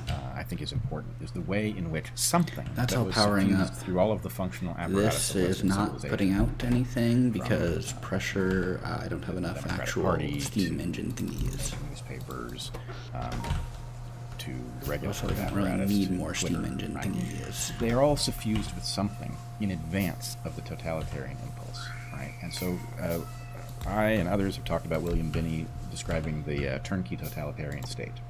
The idea that totalitarianism is built around you, but it's not turned on at first. And so it's a very much more frightening thing because you don't see it. It doesn't look like totalitarianism until somebody flicks the switch on it. But there's a way in which this organically happens too, right? If the idea is that everybody through all of the control architecture of Western civilization went through college somewhere, right? And as they went through college somewhere, they were fed something that was very simple about right and wrong and which side they were on and who the bad people were. Mm-hmm. And at the point it was handed to them, it was just sort of an in-passing kind of observation that Western civilization is fundamentally racist, for example, right? Right. You can accept that, and if nobody's saying what you're supposed to do about it, then the point is, oh, well, I guess I do. And then the point is, at the point they come knocking and they say, well, you remember how you agreed that Western civilization was racist? Here's what that requires you to do, right? Mm-hmm. Your obligation, so as to not be complicit, is now X, Y, and Z. You have to go after all of the people who don't agree, right? For example. Yeah, it's a version of give them an inch, they take a mile. Once you've agreed to one of the premises that may or may not be true, if you can be held to that by your own moral standards, then you can actually have your morality twisted out from under you. Right. You have to have some sort of an active process so that A, you're either the kind of skeptical person who, when they hear Western civilization is racist, their question is, what do you mean by that exactly, right? Or you've got to be the kind of person who, when they come knocking and they say, remember how you agreed that Western civilization was racist? Well, now here's what you're required to do about it. The answer is, in what way does this follow it? Can we go back to your original assertion? Because I was always a bit in doubt about what you meant. Mm-hmm. Do you mean there has been racism throughout, that there have been lots of barriers placed in people's way? I agree. I agree that that's the fundamental nature of what Western civilization is about, that that's its sine qua non? Right. No, I don't agree, right? And, it's very hard to be either one of those, right? It's a lot of energy to be resisting, and it seems like nothing's at stake. Well, and so, I mean, I could read excerpts all day, and I'll only do a couple of more, but one of the things I'm reminded of from what could have been a 3-page excerpt, but I won't do it, is, he says, Desmet argues, as we have, as many others have, there's basically sort of 3 groups of people, and I remember you describing this before Evergreen blew up, in fact. As 4 groups. Okay, go for it. So describe those groups, and then I'll fit that into what I put on the board 2 days before 50 students I'd never met showed up at my classroom accusing me of racism. But there were 4 groups. There were a small number of people who will lead, who will instigate a witch hunt. There's a large number of people who will go along with them. There's an even larger group of people who will say nothing. And then there's a tiny group of people who will stand up and say witches don't exist. There's actually only 2 groups of people. Those who think mozzarella sticks are the best appetizers, and those who don't. No other groups. So those are the only 2 groups. Everything else is just window dressing. And those are your witches. Excellent. So he just hasn't named the leaders as one of the groups here, that's all. Okay. Boop, boop, boop. We've identified 3 groups This that is form when mass going. arises. The masses themselves, who truly go along with the story and What are else do I hypnotized. need? I need to He get estimates green about 30%. science up and The group that is not running. hypnotized but chooses to not go against the grain. Usually about 40 to 60%, he estimates. This again, Desmet. And a group that is not hypnotized and actively resists the masses, ranging from 10 to 30%. Okay, that's us, right? Probably. The people who are listening, hopefully there are some in that middle group. I think there's very few in the first group who are listening here, although I would hope so. He then proceeds, and I won't read the whole thing here, to describe what it is that if you are in that third group, the group that is not hypnotized and is actively resisting the masses, what you should be doing and why, what the value is in it. The key of it, the central nugget A lot of is iron. the first and foremost guideline for members of this third group is that they should let their voices be heard and in as sincere a way as possible, so as not to let the resonance of the dominant hypnotic voice become absolute. Do it whatever way you can. Do it in the grocery store. Do it on screens. Do it with your family. Just do not simply be quiet and assume that this will pass, because that will be how they win. That will be how the dominant hypnotic mass voice becomes the only voice that anyone can hear. And so then that first group grows in size, and it's pulling from the second group, but the second group may be growing in size too, maybe pulling even from those who are currently not hypnotized. In his book, how extensively does he go into a connection with Rene Girard? I don't think at all. It's not there. Interesting. It's not. The document I have isn't searchable, so I can't. I don't think so. So it seems to me that there's like a whole little cluster of people who have studied the same. But apologies, I may be misremembering. Aspects of the same phenomenon. Yep. Girard, Desmond, Arendt, Stanley Milgram, Solomon Ash, of course. Yep. All right. Okay, Next so step, I need to get little grabby Girard arms in going. there. Ashes. Interesting. But anyway, it's So that I need more iron plates, the number of places where more gears. some version of, the people are hypnotized by something. Yeah, What fuck, I is hate. it? Oh, god damn it. I don't like how this little stupid conveyor belt thingy works. Case that causes people to reflexively. Now it's go doing. into Oh, fuck you. they'll shock somebody to death because the scientist told them to. Is it anonymous peers in the case of Ash? Right. Is it a need to scapegoat in order to find cohesion in society in Girard's case? Sorry, anonymous stranger peers. Not Yeah. Anonymous, but yeah. Anyway, all of these things are Okay, clearly yeah, because now I'm not getting any iron. explorations of a related set of phenomena, at the very Absolutely. least. Absolutely. Okay, how all right. important it is to figure this out because we're just What gonna keep is again the and best again. way It to is do so critical. this? So I am going to is to not have that. one more short excerpt. Now that I have the controlled grabby arm, 2 sentences, but I'm just going to grab those. We're just going to throw that there. This is only going to grab plates. The catalyst for mass formation is a suggestion in the public sphere. If, under the aforementioned circumstances, a suggestive story is spread through the mass media that indicates an object of anxiety, for example, the aristocracy under Stalinism, the Jews under Nazism, the virus, and later the anti-vaxxers during the coronavirus crisis, and at the same time offers a strategy to deal with that object of anxiety, there is a real chance that free-flowing anxiety will attach itself to that object, and That was provide hot. social support for the implementation of the strategy to control that object of anxiety. This process yields a psychological gain. Okay. Firstly, the Because anxiety now that I previously do wrought want through to society as a copy that tenebrous belt fog is now linked to a specific cause and can be mentally controlled via the strategy of over the story. entirely. Secondly, through a common struggle with the enemy, the disintegrating society regains its coherence, energy, and rudimentary meaning. For this reason, the fight against the object of anxiety then becomes a mission, laden with pathos and group heroism. For example, the Belgian government's team of 11 million going to war against the coronavirus. Thirdly, in this fight, all latent brewing frustration and aggression is taken out, especially in the group that refuses to go along with the story on the mass formation. This brings on enormous release and satisfaction to the masses, which they will not let go of easily. Wow. Yeah. So much of that is resonant from that. Wow. A couple of chapters of our recent life, right? It's unmistakable, right? That the experience is certainly one of facing a hypnotized group. It's like sleepwalkers, and Yeah, and simultaneously, I'm the enemy. right. What happened? How and did that so happen? Yeah. and many in our Well, I audience mean, will you have definitely are experienced because this, you're like in at least some one of ways those in these last 2 years. at people this like point. spearheading the Whether or misinformation not, push. wherever they think the virus came from, whatever they think of the vaccines, whatever they think of early treatment, if you're spending any time listening to us, you probably don't simply accept everything that comes out of the CDC's and NIH's mouthpieces' mouths, right? And so you probably occasionally say something that causes people to go, "What now?" And it's like there's a laser focus on the person who dissents, as a place to focus the anxiety. Like, I now see it. I now see that you're the enemy. And now that I have an enemy, I know what I can do. All I have to do is get rid of the enemy. Right. And it's done. It's amazing how something has caused the paradoxical and ironic idea of scientific consensus, sudden scientific consensus. Alrighty, now let's get the good Yes. smelters Gravitating going. to the sudden consensus puts you on the side. If I of want to good get good and who are the smelters enemy. going, then I'm Enemy going to are have to people start who are resisting outputting. sudden scientific consensus. And the answer is, God damn it! All right, my neighbor's sorry, starting to play scientific music, so I consensus is apologize either for that. over something trivial. That's very easy. Need to figure out a good way to- demonstrate, and therefore It only takes once. If you drop a hammer and a feather on the moon, they fall at the same rate. Get everything set up here to block that out, No, but hopefully it's not too or bad. some things over in physics space where it only takes once, like Einstein's observation of the gravitational Of the gravitational lensing, Yeah. or even So that's not trivial. Even the multi-slit experiment, Yeah. you can see it in a single instance. Right. Right. I agree with that. But in terms of complex phenomena, right? The thing is, the farther you get towards complexity, coils. the more you're dealing with multiple inputs, the more you're dealing with noise. Okay. The harder it is to even I need to describe get the pattern in question. one So the snack idea of gets sudden researched, consensus but I around need something green like science a to new do that, virus and and I'm what not works making any to right now. treat it and how it's So- going to react to the introduction of that treatment and all of that. This is no place for it's no place where sudden consensus is even conceivable. Yeah. So the idea that those who It's are the enemy are going those who are well. resistant Okay. to the sudden consensus, it's like, well, I think you just painted a target on every single real scientist.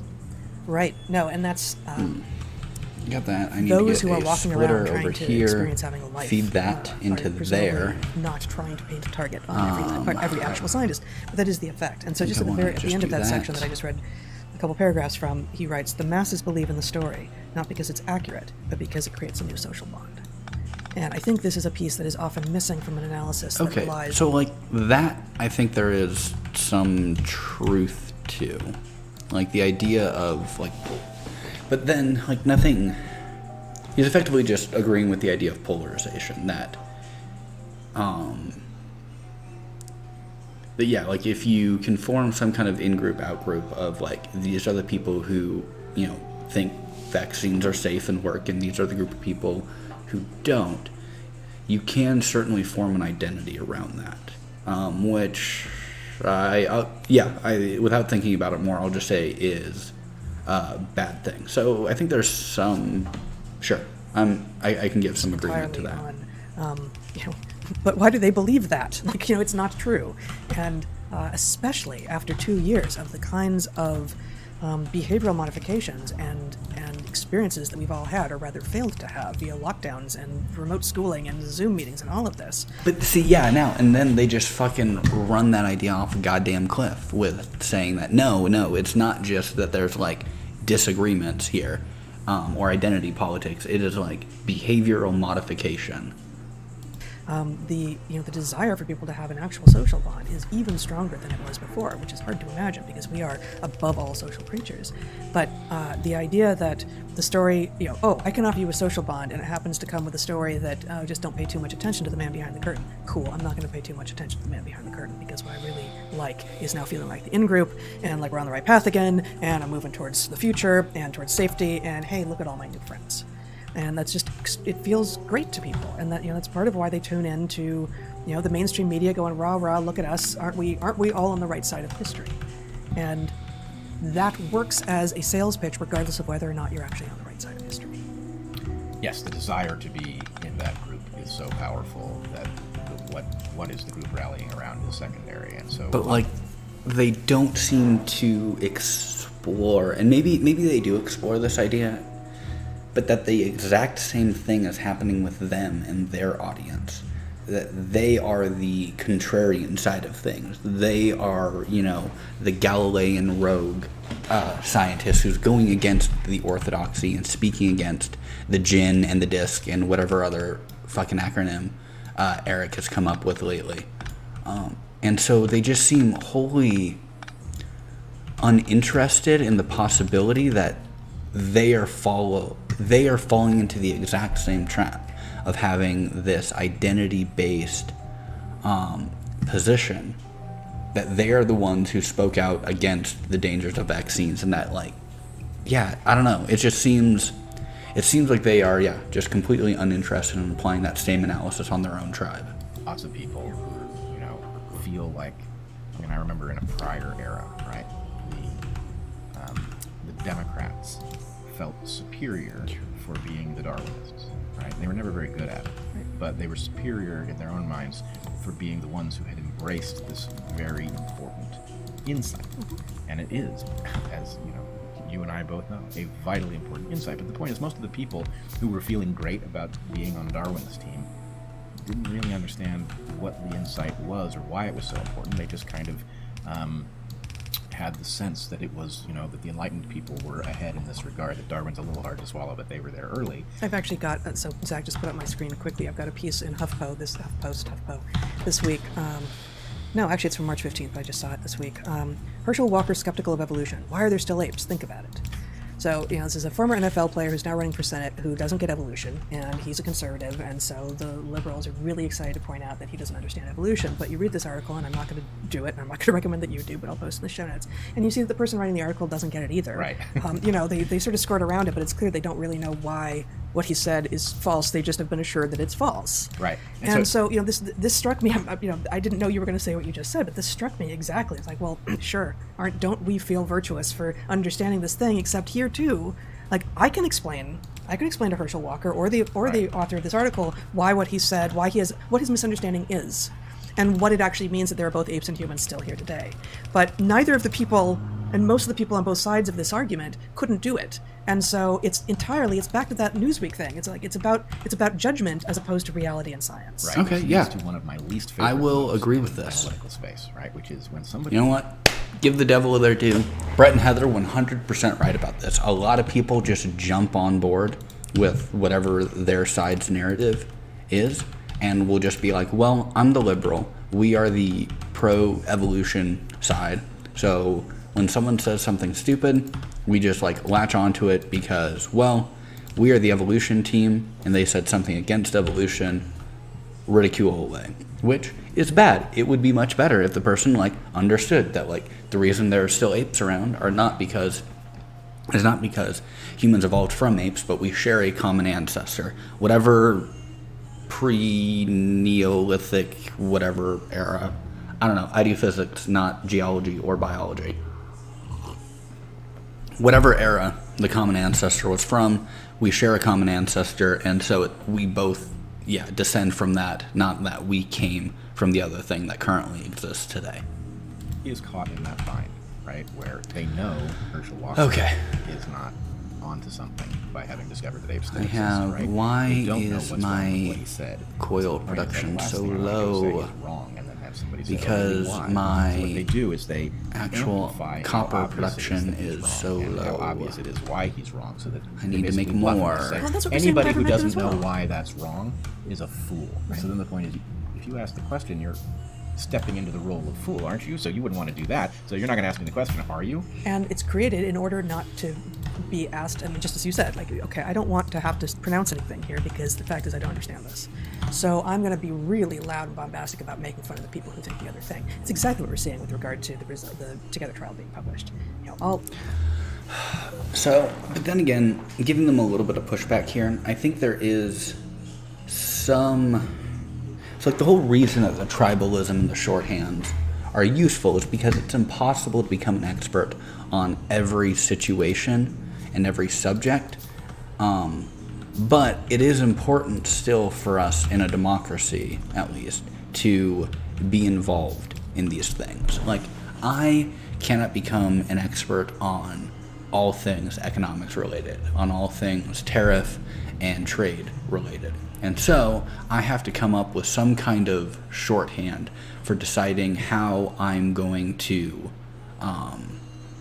vote and what side on an issue I'm going to take on these things. So I use a proxy of, well, this Nobel laureate said, trade tariffs are bad, and here's why he said they're bad. I think he makes a good argument, therefore I'm going to vote for the politician that is against tariffs.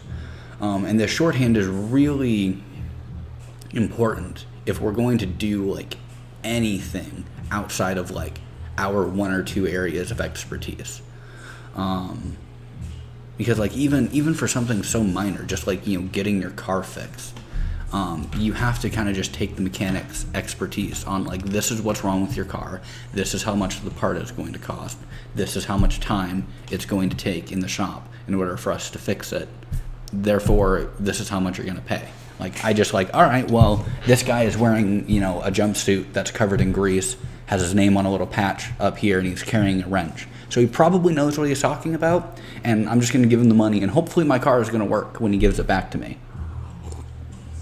And, like, these shorthands are, like, necessary for just going on through life.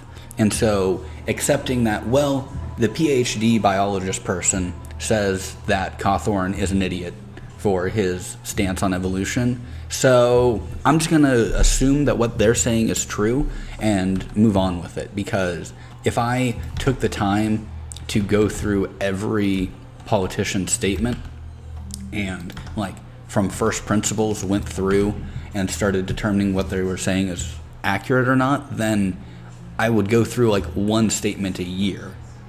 And then you'd just be, like, paralyzed by ignorance and never make any decisions on anything. Which, I don't know, maybe that is the argument that is being made. And I think there are definitely people who would probably agree with that. And, like, that's why we shouldn't have democracy.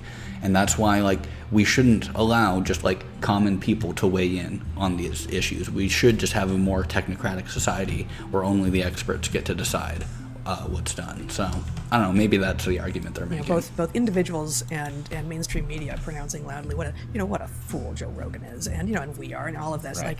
Like none of you actually have bothered to try to understand the science. Right. No, they're revealing how little they know about how the thought process even works. Right. What the underlying philosophy of science that makes the engine function is. Right. Yeah. They don't know, and they're revealing it to us. They're not revealing What it to is us. this going to? And so anyway, it's maddening. Into the science there. Okay, but that's bottled up right now. So apologies for the noise, guys. It's a beautiful spring day, and we have the windows open today, and a truck. Okay. Yes. Boom. And, That's going there. I need the belts to come on down here. We're going to get rid of that. Yeah, it's not Owen Wilson, but he looks like him. This needs to... It's gone before I looked anyway. No, I think we've had this conversation before. in- I will, yes. Okay. Okay, this is going to... We're going to be Couple doing more this things. in, like, it's the after least 6 today. efficient Couple more way things. It's after 6 somewhere. After 6, imaginable. right here. Okay. This is you can show my screen. This is published actually same moment that Herschel Walker HuffPost kerfuffle happened. March 16th, 2022 in the British Medical Journal. BMJ stands for British Medical Journal, yeah. An op-ed by 2 researchers called The Illusion of Evidence-Based Medicine. Subheading being Evidence-Based Medicine has been corrupted by corporate interests, failed regulation, and commercialization of academia, argue these authors. And let me just read this paragraph, which for some reason I've only highlighted all but the last line. The philosophy of critical rationalism, That'll go advanced there. by the philosopher Karl Popper, Those famously advocated for the go integrity of there. science and its role in an open democratic society. A science of real integrity would be one in which practitioners are careful not to cling to cherished hypotheses and take seriously the outcome That'll of go the most there, then stringent we'll have double experiments. belt, This and ideal those is, guys however, will just threatened by grab that off corporations, there. in which financial interests trump the Now- common good. This is not antithetical to what Desmond is arguing. It Get sounds like a it may be, list but it's here. not. He does not argue that there aren't possible financial interests that are doing bad things in the world. God damn it, I hate my neighbors. He's just saying you don't need that in order to see transformation more. Back to the op-ed. Medicine is largely dominated by a small number of very large pharmaceutical companies that compete for market share, but are effectively united in their efforts to expanding that market. The short-term stimulus to biomedical research because of privatization has been celebrated by free market champions, but the unintended long-term consequences for medicine have been severe. Scientific progress is thwarted by the ownership of data and knowledge because industry suppresses negative trial results, fails to report adverse events, and does not share raw data with the academic research community. Patients die because of the adverse impact of commercial interests on the research agenda, universities, and regulators. So that came out 2 weeks before the Together trial was finally published. The ivermectin arm of the Together trial was finally published, but it's rather in keeping. So it actually is an excellent place to make a particular point. Great. We tend to think of. Actually, I've been Alrighty. fighting this battle a little bit since back in Game B days. When we say something like capture, right? Capture, which is now a common phrase There, since getting that. COVID, is I a need to common get phrase some in most people's minds. Capture is a coal reference to the going earlier over phrase, here. regulatory capture. And regulatory capture was a much narrower phenomenon than what we mean when we say capture, right? Capture is a very general phenomenon. It involves the capture of university professors. It involves the capture of newspapers. It involves the capture of all the things that sway policy ultimately. And the regulators are one. That's one core thing that you have to capture in order to get ahead through this sort of thing. I need to get But anyway, the coal point is, production the down proper there. instantiation of This the isn't concept is not connected the for specific some thing. You reason. say, Is it too far apart? What's going on as the result of regulatory Or- capture? Then people only see Yes, the regulators. it is and they too say far it's not apart. big enough. Fuck that, you. That couldn't be doing this. And the point is, no, zoom out, right? This is extended capture, as I think I've called it before. And There we unless go. you instantiate capture as something in which regulators are included, but it is not limited to them, Okay. you won't understand its power. And so likewise, That's going to go the concept through. of Everything is corruption, going to be A-okay. right? Cool. Corruption. It's corruption about bribery. So and that's all financial going incentives. through. I Certainly need includes that, but it can to include get lots of stuff. It can a include belt prestige, of coal right? There are lots of over people here. who will be persuaded by prestige. So I need. I could just You will remember do.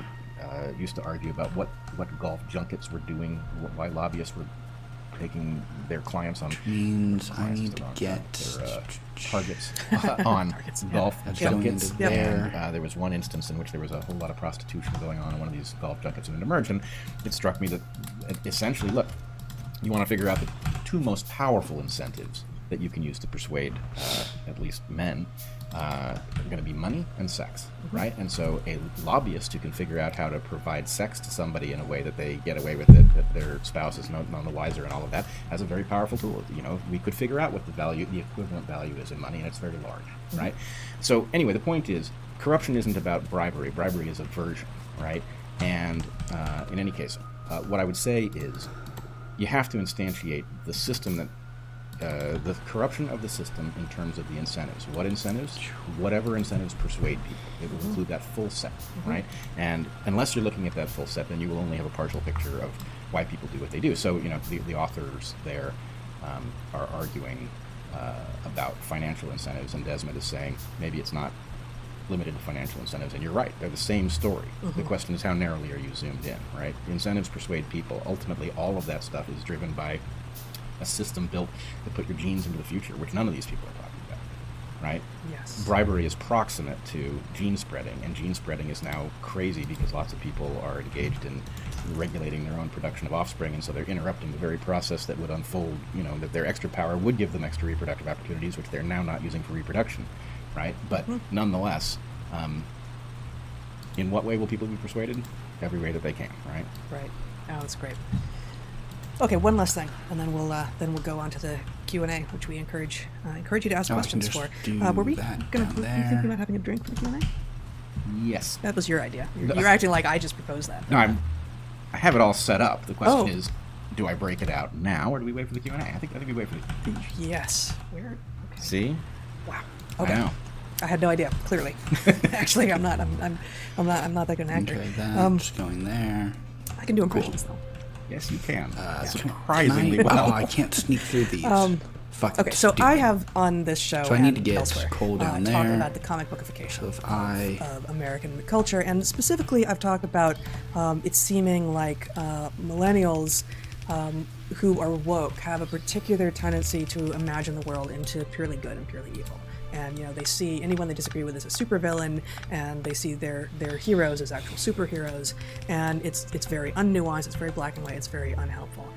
But while I was reading Desmond's book this week, I was reminded, because he quotes him, of this quotation from Solzhenitsyn. I've mentioned Solzhenitsyn in the past. We read some from his essay "Live Not by Lies" when we were also.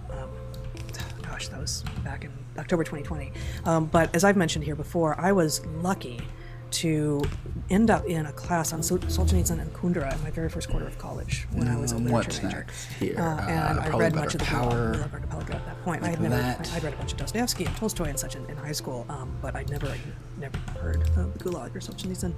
I mean, I heard of That'll Gulag go when I read there. his That'll book. get me some. And here is a quote Stone. from the Gulag that feels to me that it's encompassing of a lot of what we've talked about today, Nice. and also Oh, I have- relates fuck, I very also much need to to get this I-beams. idea that I have of the kind of And these are of just thinking. steel plates. If only I they were think. also simple. Yeah, just he iron says. plates. If Fuck, only there were fuck. evil people somewhere insidiously committing evil deeds, and it were necessary only to separate them from the rest of us and destroy them. With the line dividing good and evil cuts through the heart of every human being. Okay, so Who that'll is get willing to going. destroy a piece in his own heart. I also need to figure out how to get. Yeah, that's beautiful. I've heard. Yeah, heard go Peterson over refer to this here. sort of thing, and it's an important insight. It is the epitome of hubris to imagine that you aren't capable of things that you have not yet done. And I guess the opposite of hubris there would be underestimating yourself, if it's that you imagine yourself not capable of positive things that you have not yet done, so things you haven't done. Okay, I can agree with all that. hope to be our best angels. But Just going, I need to go. no one is pure in either direction. There are some people who approach monstrosity, and there are some people who approach sainthood, but they're extremely rare. Oh, because it's not. Oh, it's a fucking smelter. God damn it.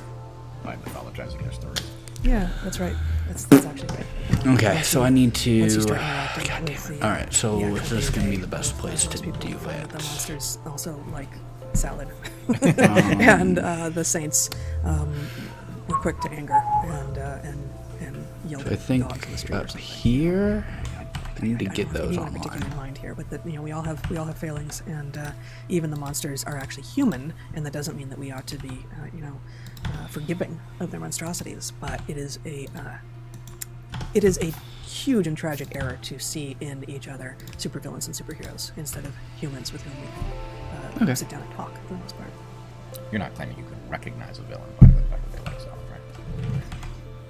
I mean, that'd be cool, and I would give up salad if we could arrange a situation like that. But You make a good salad though, so I don't think we should do that. but even still, it'd be a small price to pay. Yeah, I was. Oh boy, no, I think I'm glad I picked salad, because there's a lot of things I could have picked, but now I'd be just dealing with this forever, dodging and weaving around. Like, no, it's not like that. It's not. Oh boy. Yeah. But salad. Yes. Right.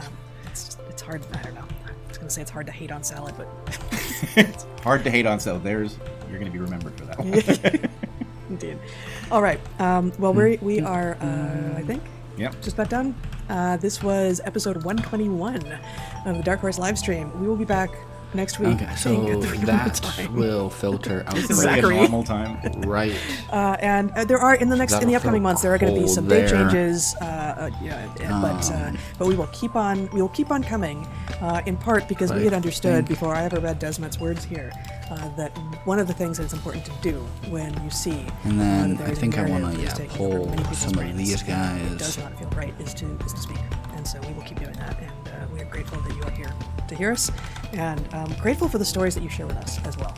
Oh, yeah. So they are extraordinary, and keep them coming. Apologies that we don't respond to many of them. All right, so that should get me iron and coal, From you, what you all experience.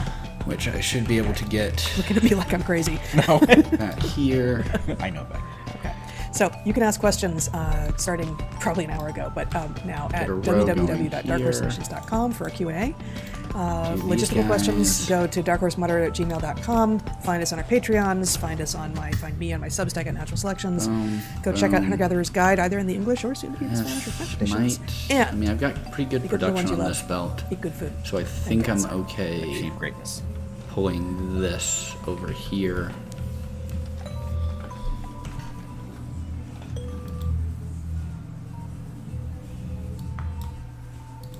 Okay.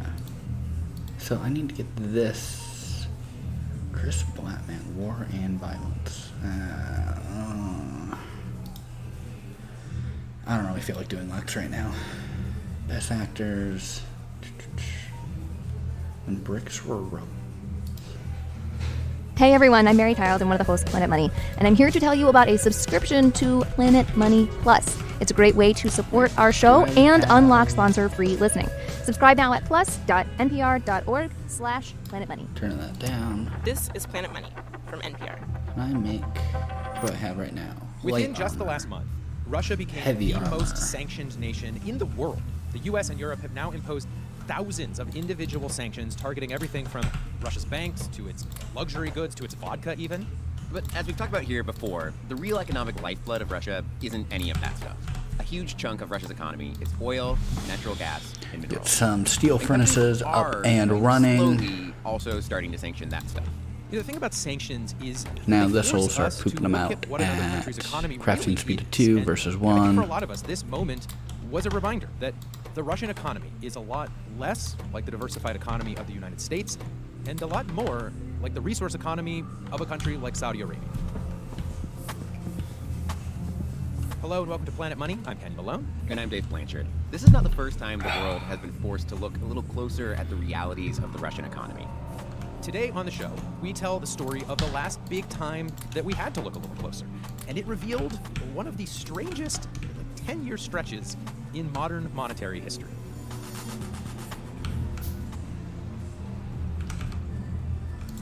When the Soviet Union was at its height in the 20th century, it was this big block of states with a population that was bigger than the US, had the second largest economy in the world, but it was all behind the famous Iron Curtain. And so just how exactly the USSR's economy worked was a bit of a mystery.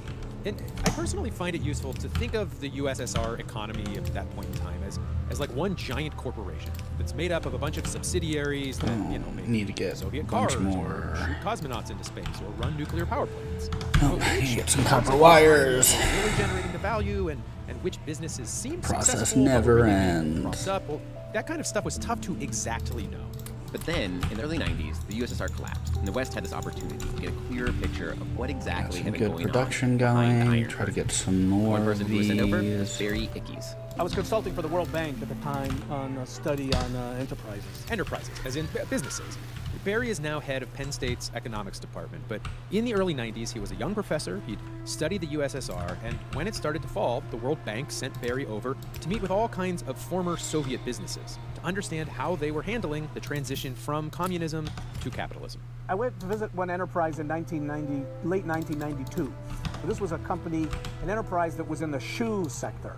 They produced the soles of shoes. I mean, everything was so specialized in the Soviet Union. Soles of shoes, maybe the upper part of shoes. Barry can't remember exactly, but shoes, a shoe factory. So can you just describe, this when you came there? Can you tell us a little bit about his office, what the office looked like?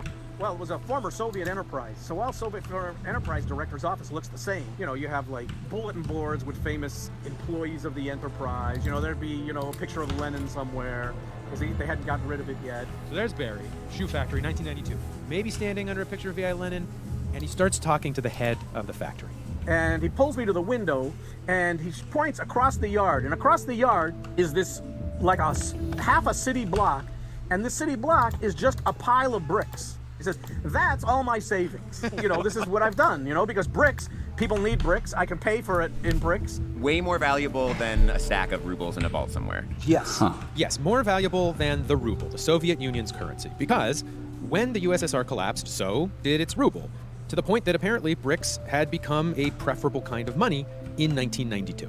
And this bricks as money thing, Barry says it was just one of the many strange ways the post-Soviet economy was behaving. He gave us this other example. There was an enterprise that produced industrial ovens that were bronze.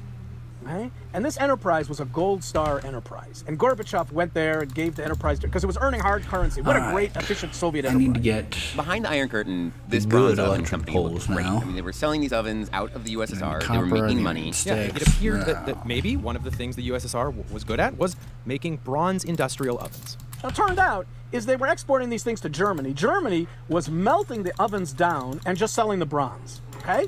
So that is an example of negative value add, right? And everything else that went into the industrial oven was worthless, right? Because the value of the bronze was worth more than the price they got for the oven. In other words, this little business was functionally a bronze exporter. And frankly, it could have done better just exporting the bronze and not doing a lot of work to make it into an oven. But it is an example of this disconnect between the USSR and the rest of the world, and all of these strange economic distortions happening behind the Iron Curtain that people like Barry were now getting to see. Another example, Barry says, was the Soviet company that made world-renowned optical lenses, like for medical equipment, cameras, weapons. And people thought, okay, now there's a Soviet business that's going to survive in a market economy. And they were good lenses, but when people got a closer look, it turned out that they were being made for way more money than anyone would pay for them in a global marketplace. And so what people like Barry were learning was that, yes, the USSR did make stuff, even high-tech stuff, but these industries were not ready to compete with companies around the world. We liken this to the circus mirror effect. You go look at yourself in a circus mirror and you look like Arnold Schwarzenegger, Yeah. That's the Soviet economy. Then you look away at a real mirror, you say, oh my God, look at me, I'm like this out-of-shape nebbish. That is the actual economy. That's what happened. What was really happening in the USSR, what the economy actually looked like, was that there were these few very successful industries that we know about. Natural gas, oil, and mining. Mining for things like bronze that could go into ovens. And they were subsidizing all of the other fun, exciting tech things but that were not very successful, the Nebuchadnezzar industries. So when the Soviet Union collapses, now all of those not successful industries are competing in a market, and they need to turn a profit, and things just kind of freeze up. If no one wants to buy your nice but ridiculously expensive camera lenses, then all of a sudden your company doesn't have a cash flow. And lots of formerly Soviet companies suddenly had no money and no way to pay each other, which brings us back to that shoe factory and that giant pile of bricks that Barry saw in 1992. So where did he get the bricks? I think somebody couldn't pay for him in money and he got bricks instead. So they're doing that instead of using the ruble for some reason. Why are, just everyday businesses not using the ruble at this point? In the early period, the difficulties is that they had no revenue. Firms just didn't have enough revenues. They weren't making money. They weren't earning rubles. Yes, so some firms just held, bricks as a store of value. Bricks as a store of value. This is a key idea because, in addition to cash flow issues, Russian businesses were also dealing with inflation, but not just like regular inflation, hyperinflation at this moment. One big reason was because in the Soviet era's planned economy, prices had been controlled. And when those price controls were lifted when the Soviet Union fell, inflation skyrocketed. In 1 year, in 1992, Russia's inflation was 2,500%. That is like if you have 1 ruble and you can buy a dozen eggs, then 6 months later, you can only afford 1 egg with your ruble. The ruble was becoming worthless incredibly fast. So what this meant for a Russian business was you'd probably take bricks as payment of rubles because they were a better store of value. And so, in the early 90s in Russia, Barry says this kind of bartering economy I am worried that I'm going to became surprisingly common. Flooded. Like, let's say that you are that shoe manufacturer. You need to buy some leather for your business. And instead of paying for the leather with rubles, you just pay with shoes. Now the leather company has the shoes, and the leather company delivers the shoes for something else. I mean, shoes wouldn't be a bad thing to have, right? Right, so shoes, bricks, whatever, these things had become a kind of money, which means that it's worth stepping back for just a second to talk about what money is. Because money is supposed to have these 3 main characteristics. Number 1, it is supposed to be a store of value, something that is worth roughly the same amount day after day. Something like bricks definitely was doing better than the ruble in Russia was at that moment. Second characteristic, money is supposed to be a unit of account. Like, you can assign a value, you can keep records. And companies apparently did figure out some bricks to leather to shoes conversions. But money characteristic number 3, this is maybe the problem for bricks as money. Money should provide an easy means of exchange. Yeah, like maybe companies can haul bricks around to pay each other, but nobody wants to carry a bunch of bricks for money to the grocery store to buy carrots. And in Russia, this was not a hypothetical problem. Can you just introduce yourself, tell us who you are? My name is Vladislav Inozemtsev. I'm a professor of economics.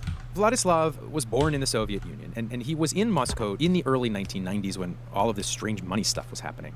And he explained to us that sometimes companies would pay their workers in things, in goods. For example, if you are paid, in towels, in vodka, in some furniture, whatsoever, you can just offer it to your own workers, either for personal consumption or they can sell it.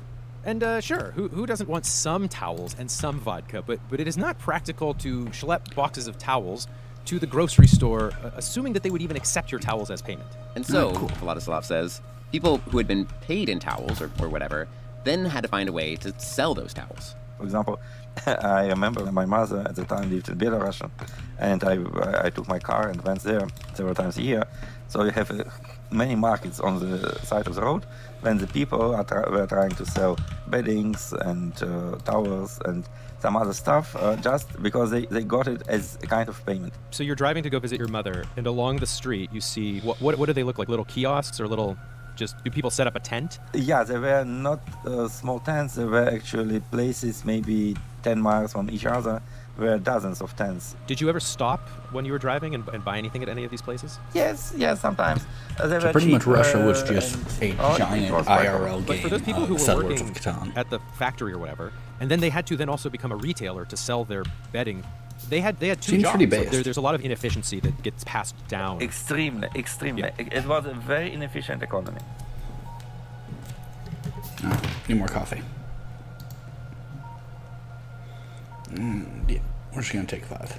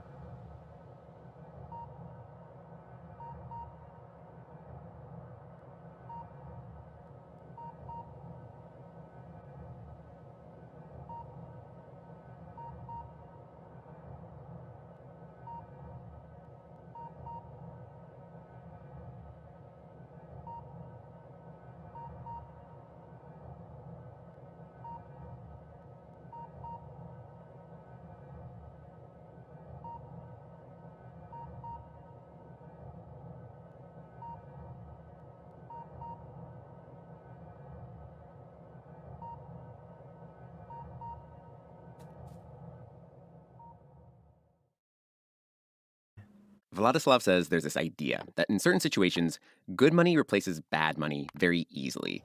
Meaning, if there's a form of money that does those three money things better, it's going to naturally and quickly replace the worse money. And in the very early 90s in Russia, you could see this happening in the real world. The ruble had become bad money. Towels and bricks were not perfect, but in some ways, they were better money. After the break, a better form of money that also reveals the heart of the Russian economy. Hey there, this is Amanda Aronchik, one of the hosts of Planet Money. 2 years ago, payments towards student loans were paused. So, for an upcoming episode, we are wondering, what have you been doing with that money instead? And how are you preparing for the possibility of paying again? Let us know.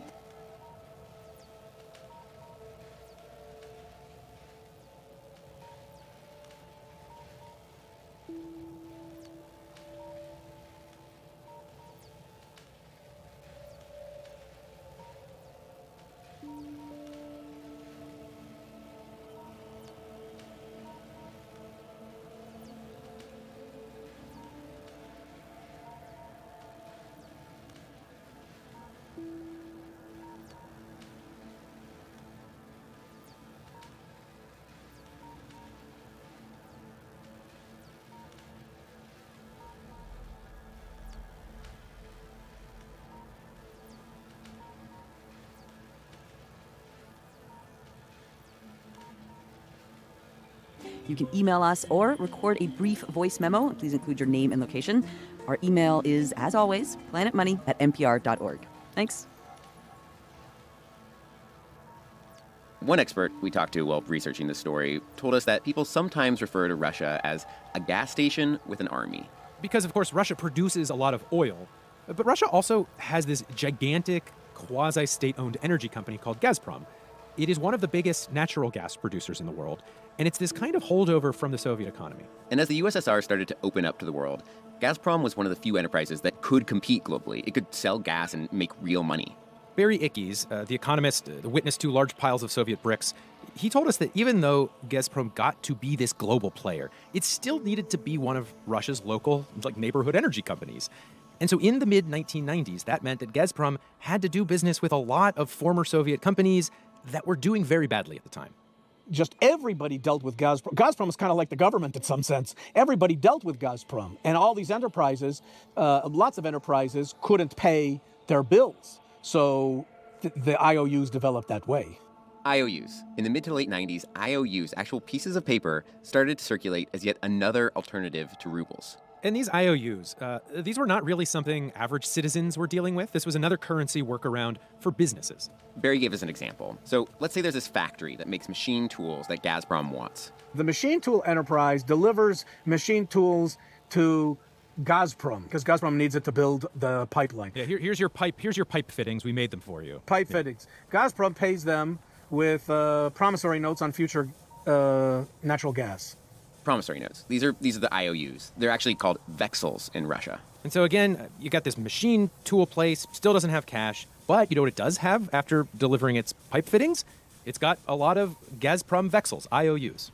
Now, the machine tool, they also need steel. When they have to pay for the steel, instead of paying for rubles, they pay with the IOUs to Gazprom. Right. Since everybody does need gas, they all know how valuable it is. I see. So at the end of that term, let's say it's a 1-year promissory note, whoever's holding that note gets gas. They take it to Gazprom and they get gas for sure?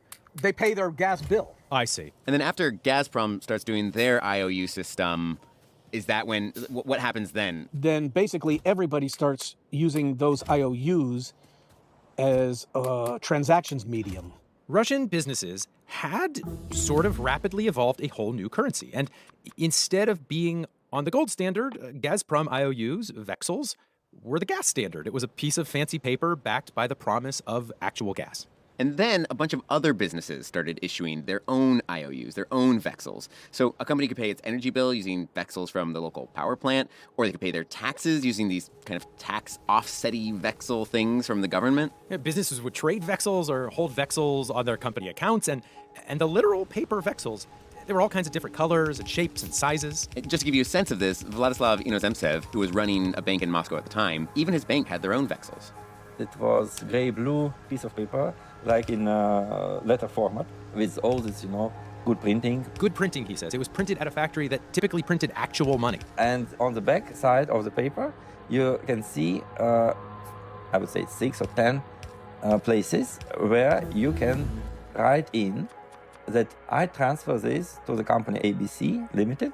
And so you can just hand it many, many times from one company to another. And if there is no more space, you can come to our bank and we will exchange you another one, and you can once again transfer it to another company. Do you remember the longest chain of transfers that you saw? Like how many times one of those things passed through different people's hands? 40, 50, easily. Wow. That's incredible. It was every day-to-day practice. Vladislav says that there was this weird thing, though, where his bank's Vexel unintentionally looked a lot like the Gazprom one. And so there were some, kind of collision when someone took our promissory notes, which was very similar to Gazprom, because it was just another name of the company, but the design was the same. Did anybody show up to your bank saying like, "Hey, you owe us $1 million," and you're like, "No, no, no, Yes. Gazprom owes you $1 million." Yeah, it was sometimes. Yes, this was the case. So this was another evolution in the chain of good money replacing bad money in Russia.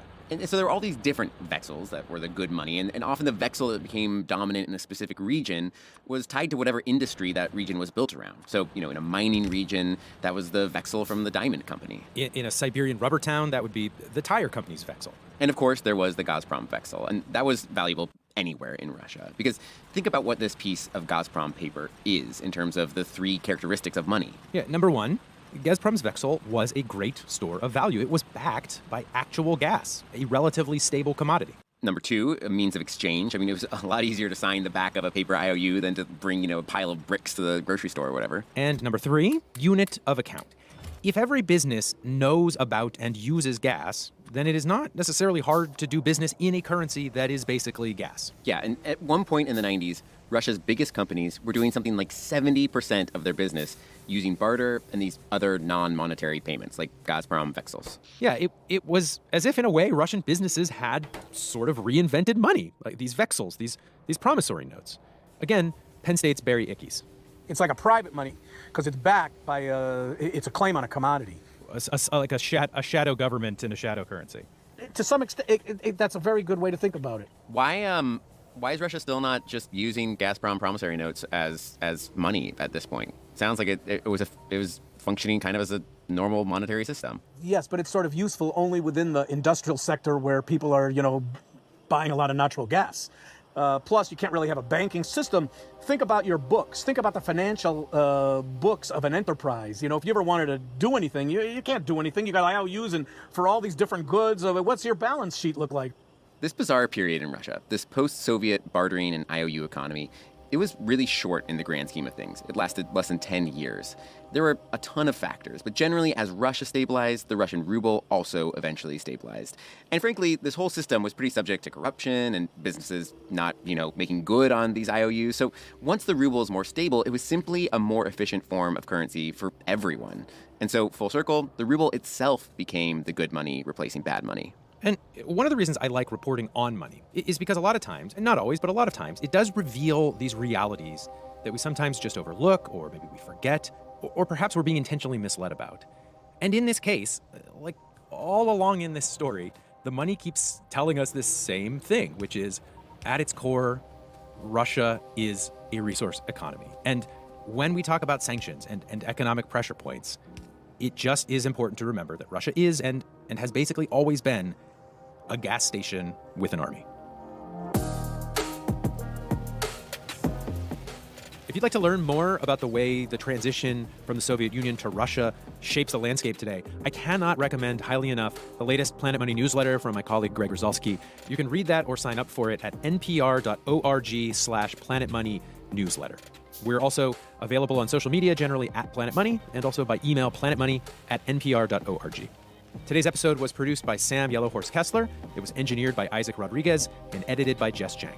Alex Goldmark is Planet Money's executive producer. Special thanks to Clifford Gaddy, Michael Alexev, and Sana Krasikov.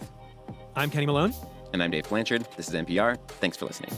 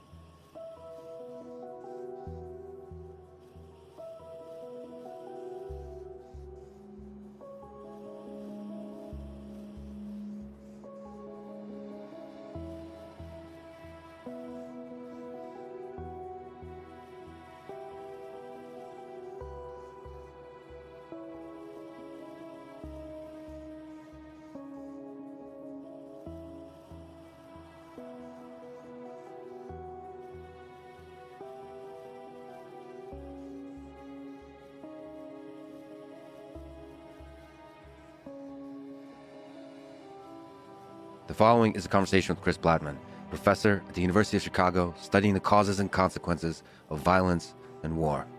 This he explores in his new book called Why We Fight, The Roots of War and the Paths to Peace. The book comes out on April 19th, so you should pre-order it to support Chris and his work. And now, a quick few-second mention of each sponsor. Check them out and mean, and what does violent mean? So let me, I have a friend who is trying to throw out the... What I mean when I say war. I don't just mean countries duking it out. I mean any kind of prolonged, violent struggle between groups. That includes villages, clans, gangs, ethnic groups, religious sects, political factions, and nations. Wildly different as these may be, their origins have much in common.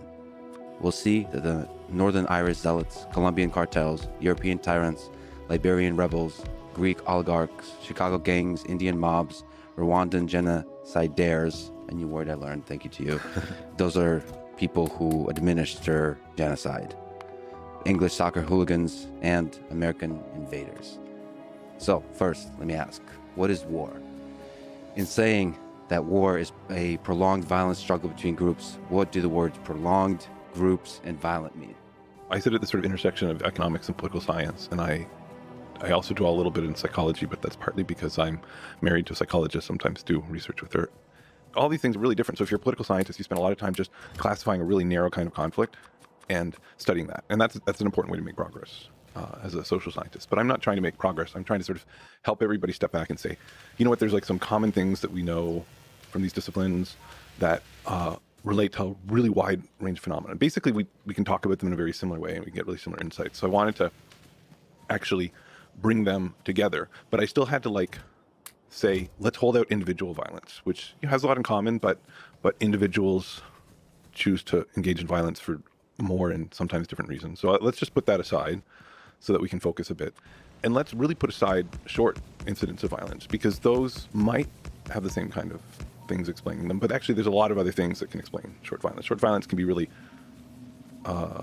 demonstrative. I can use it to communicate information. The thing that all of it has in common is that it doesn't generally make sense. It's not your best option most of the time. And so I wanted to say, let's take this thing that should be puzzling. We kind of think it's normal. We kind of think this is what all humans do. But let's point out that it's not normal and then figure out why. And let's talk about why. And so I was trying to throw out the short violence. I was trying to throw out the individual violence. I was also trying to throw out all the competition that happens that's not violent. That's the normal competition. I was trying to say, let's talk about violent competition, because that's kind of the puzzle. So that's really interesting. So you said usually people try to find a narrow definition, and you said progress. So you make progress by finding a narrow definition, for example, of military conflict in a particular context. Yeah. And progress means, all right, well, how do we prevent this particular kind of military conflict?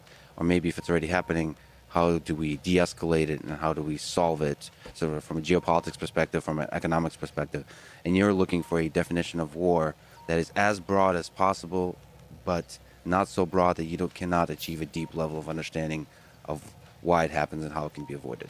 Right, and basically recognize that common principles govern some kinds of behavior that look pretty different. Like an Indian ethnic riot is obviously pretty different than invading a neighboring country, right? But and that's pretty different than two villages or two gangs. A lot of what I work on is studying organized criminals and gangs. Two gangs going to war, you'd think is really different, and of course it is, but there are some common principles. You can just think about conflict and the use of violence, and not learn everything, but just get really, really far by sort of seeing the commonalities rather than just focusing on the differences. So again, those words are prolonged, groups, and violent. Can you maybe linger on each of those words? What does prolonged mean? Where's the line between short and long? What does groups mean, and what does violent mean? So let me, I have a friend who, someone who's become a friend through the process of my work and writing this book also, who was 20, 30 years ago was a gang leader in Chicago. So this guy named Napoleon English, or Nap. And I remember one time he was saying, well, when I was young, he was 15, 16, and he'd go to the neighboring gang's territory. He says, I'd go gangbanging. And I said, well, I didn't know what that meant. I said, what does that mean? And he said, oh, that just meant I'd shoot them up. I'd shoot at buildings. I might shoot at people. I wasn't trying to kill them. He wasn't trying to kill them. He was just trying to sort of send a signal that he was a tough guy, and he was fearless, and he was someone who they should be careful with. And so I didn't want to call that war, right? That's something different. It was short, it was kind of sporadic, and he wasn't, and he was basically trying to send them information. And this is what countries do all the time, right? We have military parades, and we might have border skirmishes, and I wanted to sort of, so what's short is a 3-month border skirmish a war? I mean, I don't try to get into those things. I don't want to, but I want to point out that like these long, grueling months and years of violence are the problem and the puzzle. There, and I didn't want to spend a lot of time talking. Done with lunch. We're back. Going to Lex Friedman because so what is there are no other Napoleon podcasts. that doesn't nap? Let's call him. Not Released over the weekend. That Or at least none that I doesn't listened qualify for war. Is it the individual aspect? Is it that violence is not the thing that is sought, but the communication of information is what is sought? Or is it the shortness of it? Is it all of those? It's a little bit. I mean, he was the head of a group, or he was becoming the head of a group at that point. And that group eventually did go to war with those neighboring gangs, which is to say it was just long, drawn-out conflict over months and months and months. But I think one of the big insights from my fields is that, you're constantly negotiating over something, right? Whether you're officially negotiating or all posturing, like you're bargaining over something. What is the next you should be able thing to work figure on? out a way to split that pie. And you could use violence. But violence is, everybody's miserable. Like if you're NAP, like if you start a war, one, there's lots of risks. You could get killed. That's not good. You could kill somebody else and go to jail, which is what happened to him. That's not good. Your soldiers get killed. No one's buying your drugs in the middle of a gunfight, so it interrupts your business, and so on and on. It's really miserable. This is what we're seeing right now. As we're recording, the Russian invasion of Ukraine is now the 4th or 5th week. If it didn't dawn on them before, it's dawned on them now just how brutal and costly this is. As you described, for everybody. So everybody is getting losing. piercing round. Yeah, I mean that's maybe the insight. Everybody loses something from war, and there was usually, not always, but the point is there was usually a way to get what you wanted, and be better off without having to fight over it. So there's this. It's just fighting is just politics by other means, and it's just inefficient, costly, brutal, devastating means. And so that's like the deep insight. And so I kind of wanted to say. So I guess what's not war? I mean I don't try to belabor the definitions because some there's reams and reams of political science papers written on like what's a war, what's not a war. People disagree. I just wanted to say, where's the thing that we shouldn't be doing, or where's the violence that doesn't make sense? There's a whole bunch of other violence, including gangbanging and skirmishes and things that might make sense. Precisely because they're cheap ways of communicating, or they're an odd they're not particularly way costly. to Where's the thing that's so define costly we should be trying to avoid?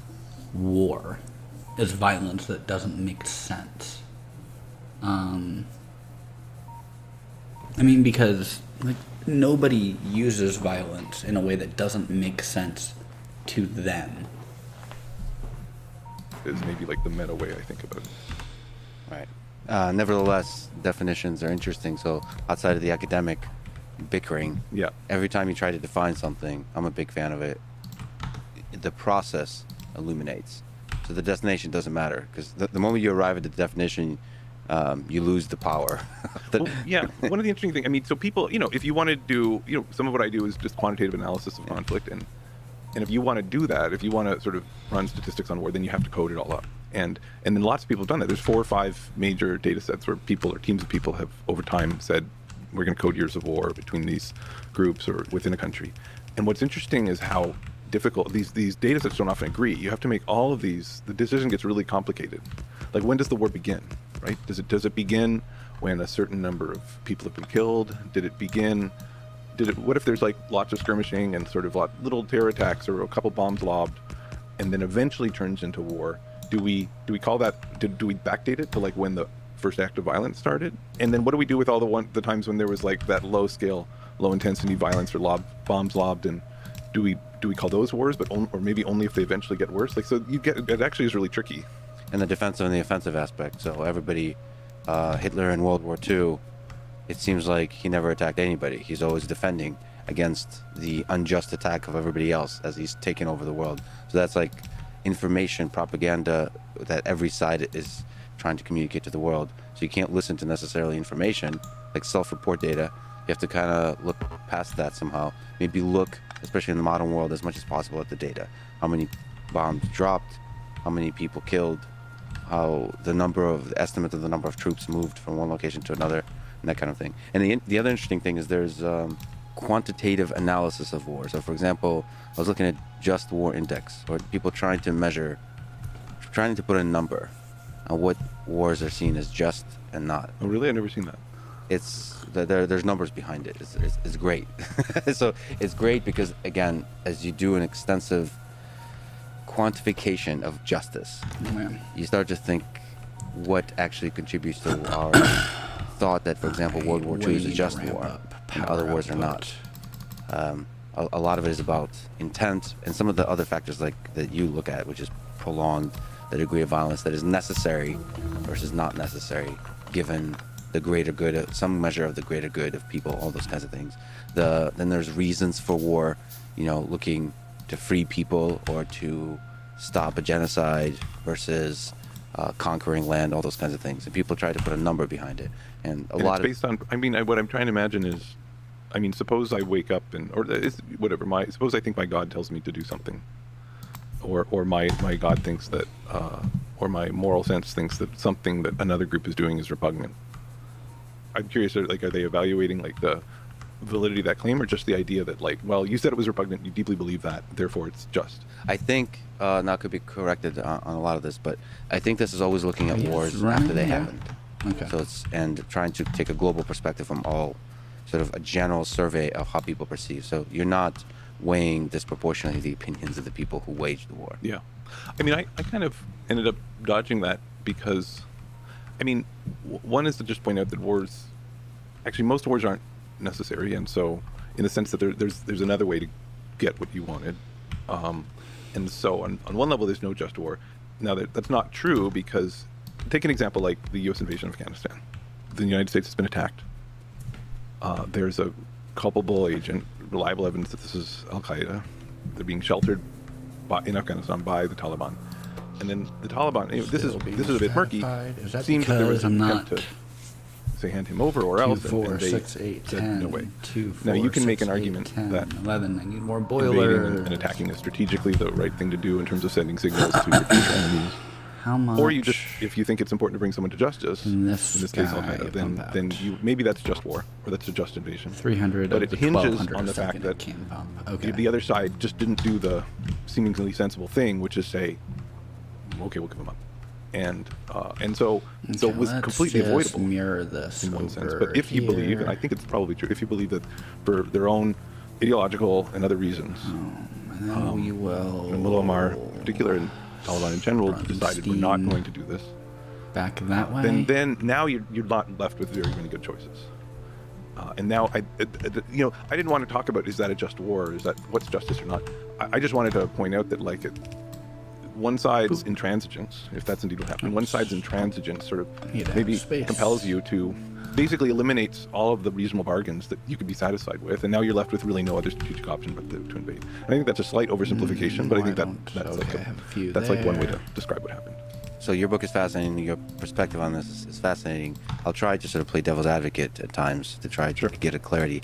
But so the thesis is that war is costly, usually costly for everybody.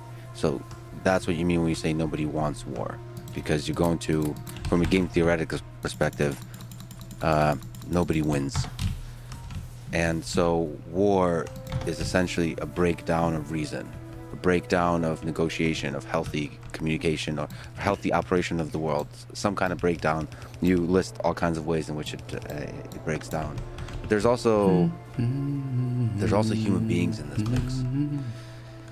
And there is ideas of justice. So, for example, my memory doesn't serve me well on which wars were seen as justice. Very, very few in the 20th century of the many that have been there. The wars that were seen as just, first of all, the most just war seen is World War II, by far. It's actually the only one that goes above a threshold that's seen as just. Everything is seen as unjust.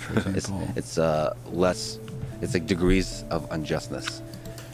And I think the ones that are seen as more just are the ones that are fast. Transportation belts. That you have a very specific purpose, you communicate that purpose honestly with the global community, and you strike hard, fast, to do sort of, 2 lanes. It's like a rescue mission. It's almost like policing work. If there's somebody suffering, you go in and stop that suffering. Only in the directly. far lane. That's it. Cool. I think World War II is seen in that way.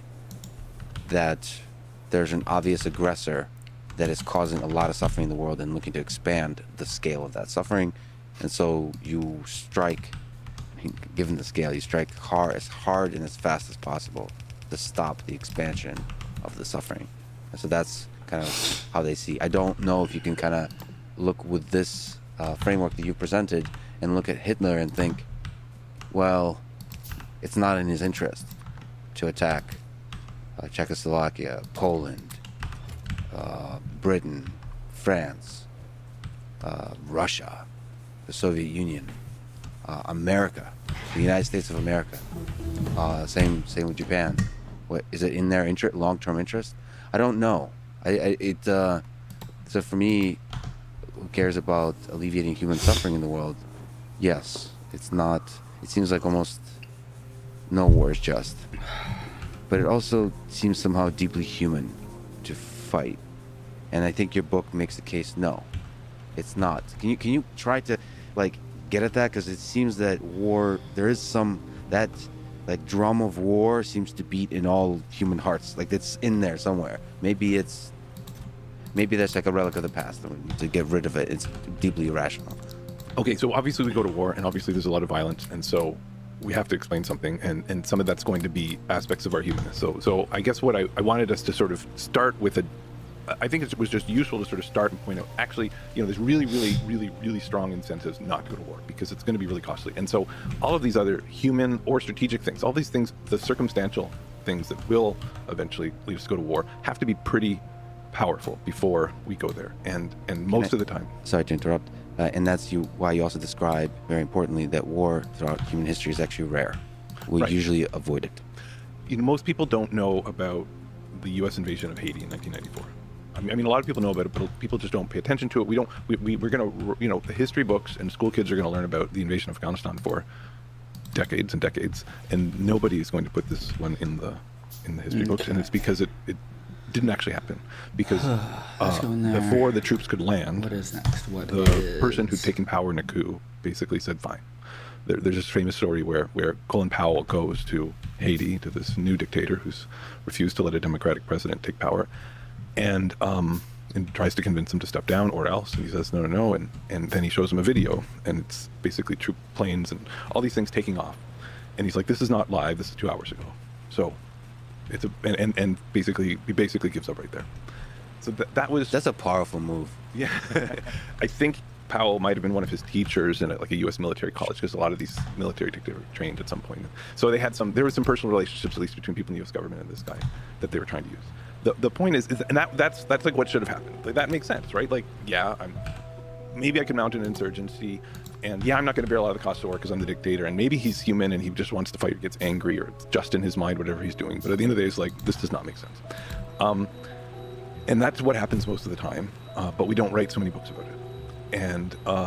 And now some political scientists go and they count up all of the nations that could fight because they have some dispute and they're right next to one another, or they look at the ethnic groups that could fight with one another because there's some tension. And right, some of the alarms going off.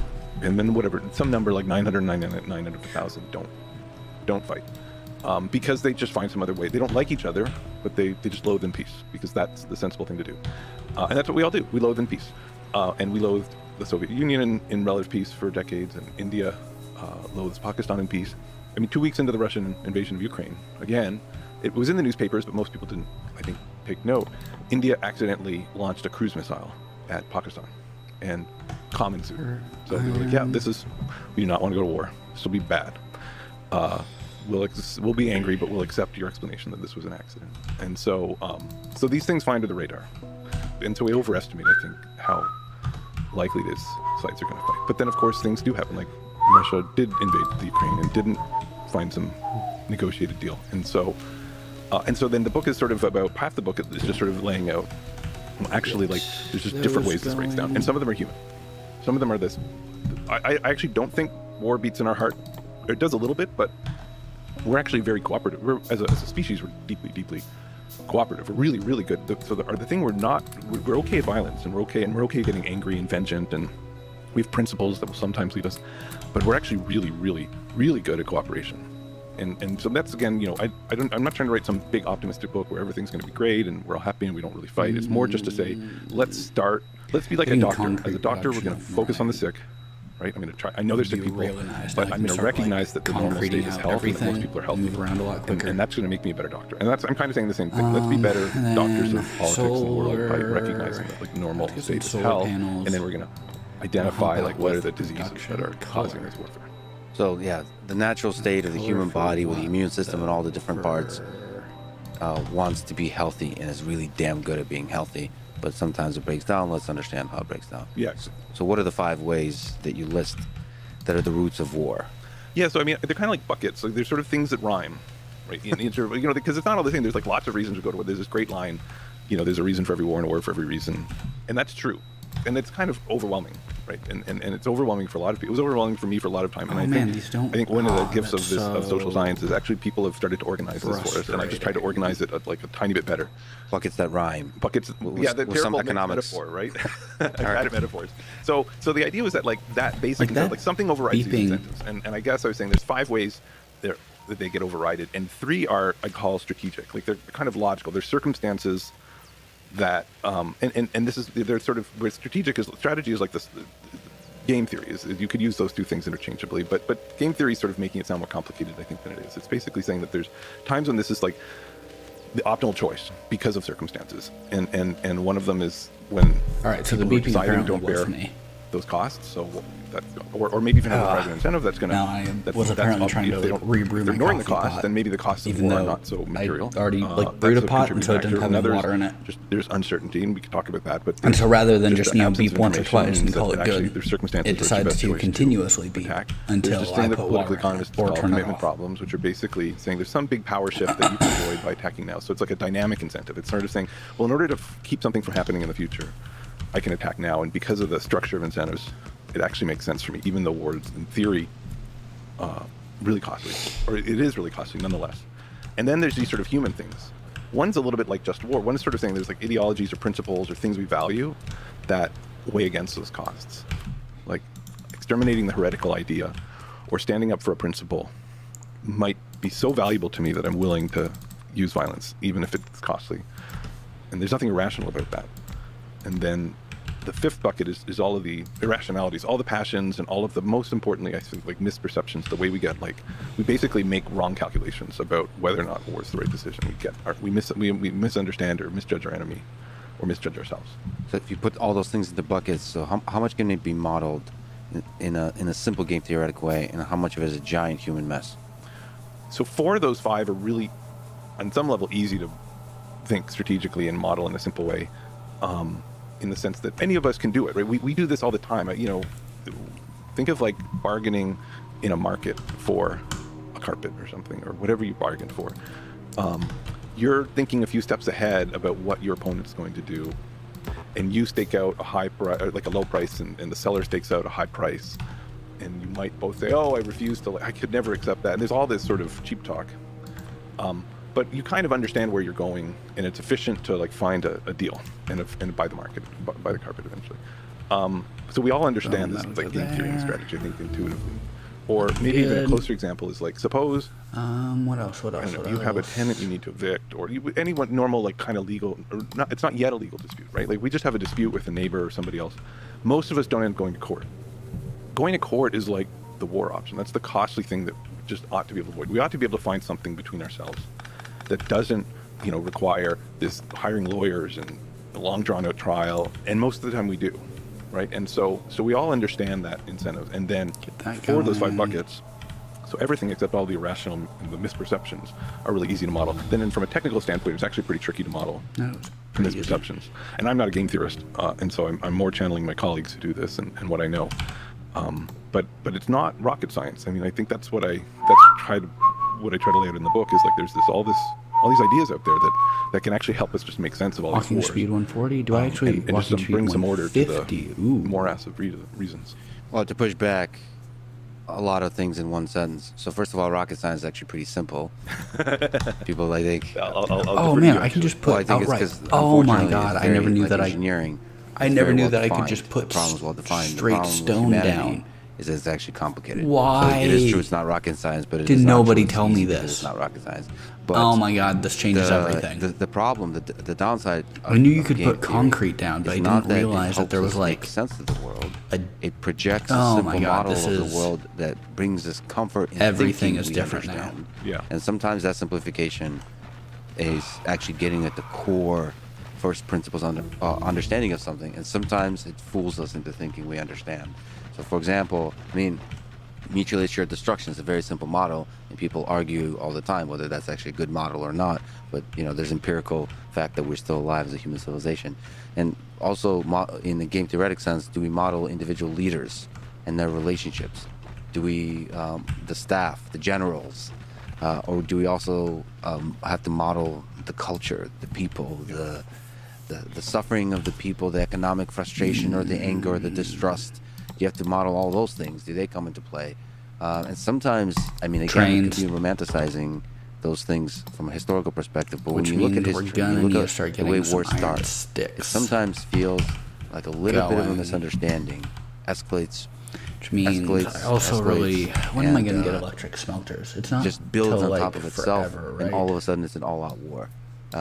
It's the escalation with nobody hitting the brakes. So yeah, I'm going to get blue you're science. absolutely right, in the sense before I that can it's start doing that. totally possible to oversimplify these things and take When do the I get game blue theory seriously. science? And I some need to, oh God, I need to get so much. And people who study those things, and write those models, people like me who use them can sometimes make that mistake. All right. I think that's not the mistake that most people Let's make. get this going. What's actually true is I think most people I am were gonna actually need, really quick, whether like, it's a the U.S. fuck ton invasion of Afghanistan or Iraq, we're really quick to on barrels, the humanness and the culture, and that. So we're really quick to say, oh, this was engines, George W. Bush's either desire for revenge and vengeance, or some private agenda, or blood for oil. So we're really quick to blame it on these things, and then we're really not we producing tend to enough overlook coal. the strategic incentives to need to increase, which I think were probably dumb. I think those things might have been coal true production. to a degree, but I don't think they were enough to ever, bring those wars about. Just like I think people are very quick to sort of, in this current invasion, to sort of talk about Putin's grand visions of being the next Catherine the Great, or nationalist ideals, and the mistakes and the miscalculations. We're really quick to sort of say, oh, that must be, and then kind of pause, or not pause, but maybe even stop there, and not see some of the strategic incentives. And so I guess we have to do both. But the strategic, I guess I would say, like, the war is just such a big problem. It's just so costly that the strategic incentives and the things that game theory has given us are, like, really important in understanding why there was so little room for negotiation and a bargain, that things like a leader's mistakes start to matter, or a leader's nationalist ideals or delusions or vengeance actually matters, because those do matter, but they only matter when the capacity to find a deal is so narrow because of the circumstances. And so let's not connect it back there. It's sort of like saying, Just leave it there for the time like an elderly being. person who dies of pneumonia, right? Pneumonia killed them, obviously, but that's not the reason pneumonia was able to kill them. All of the fundamentals and the circumstances were, like, made them very fragile. And that's how I think all the strategic forces make that situation fragile. And then the miscalculations and all of these things you just said, which are so important, are kind of like the pneumonia. And let's pay attention to both. And you're saying that people don't disproportionately pay attention to the...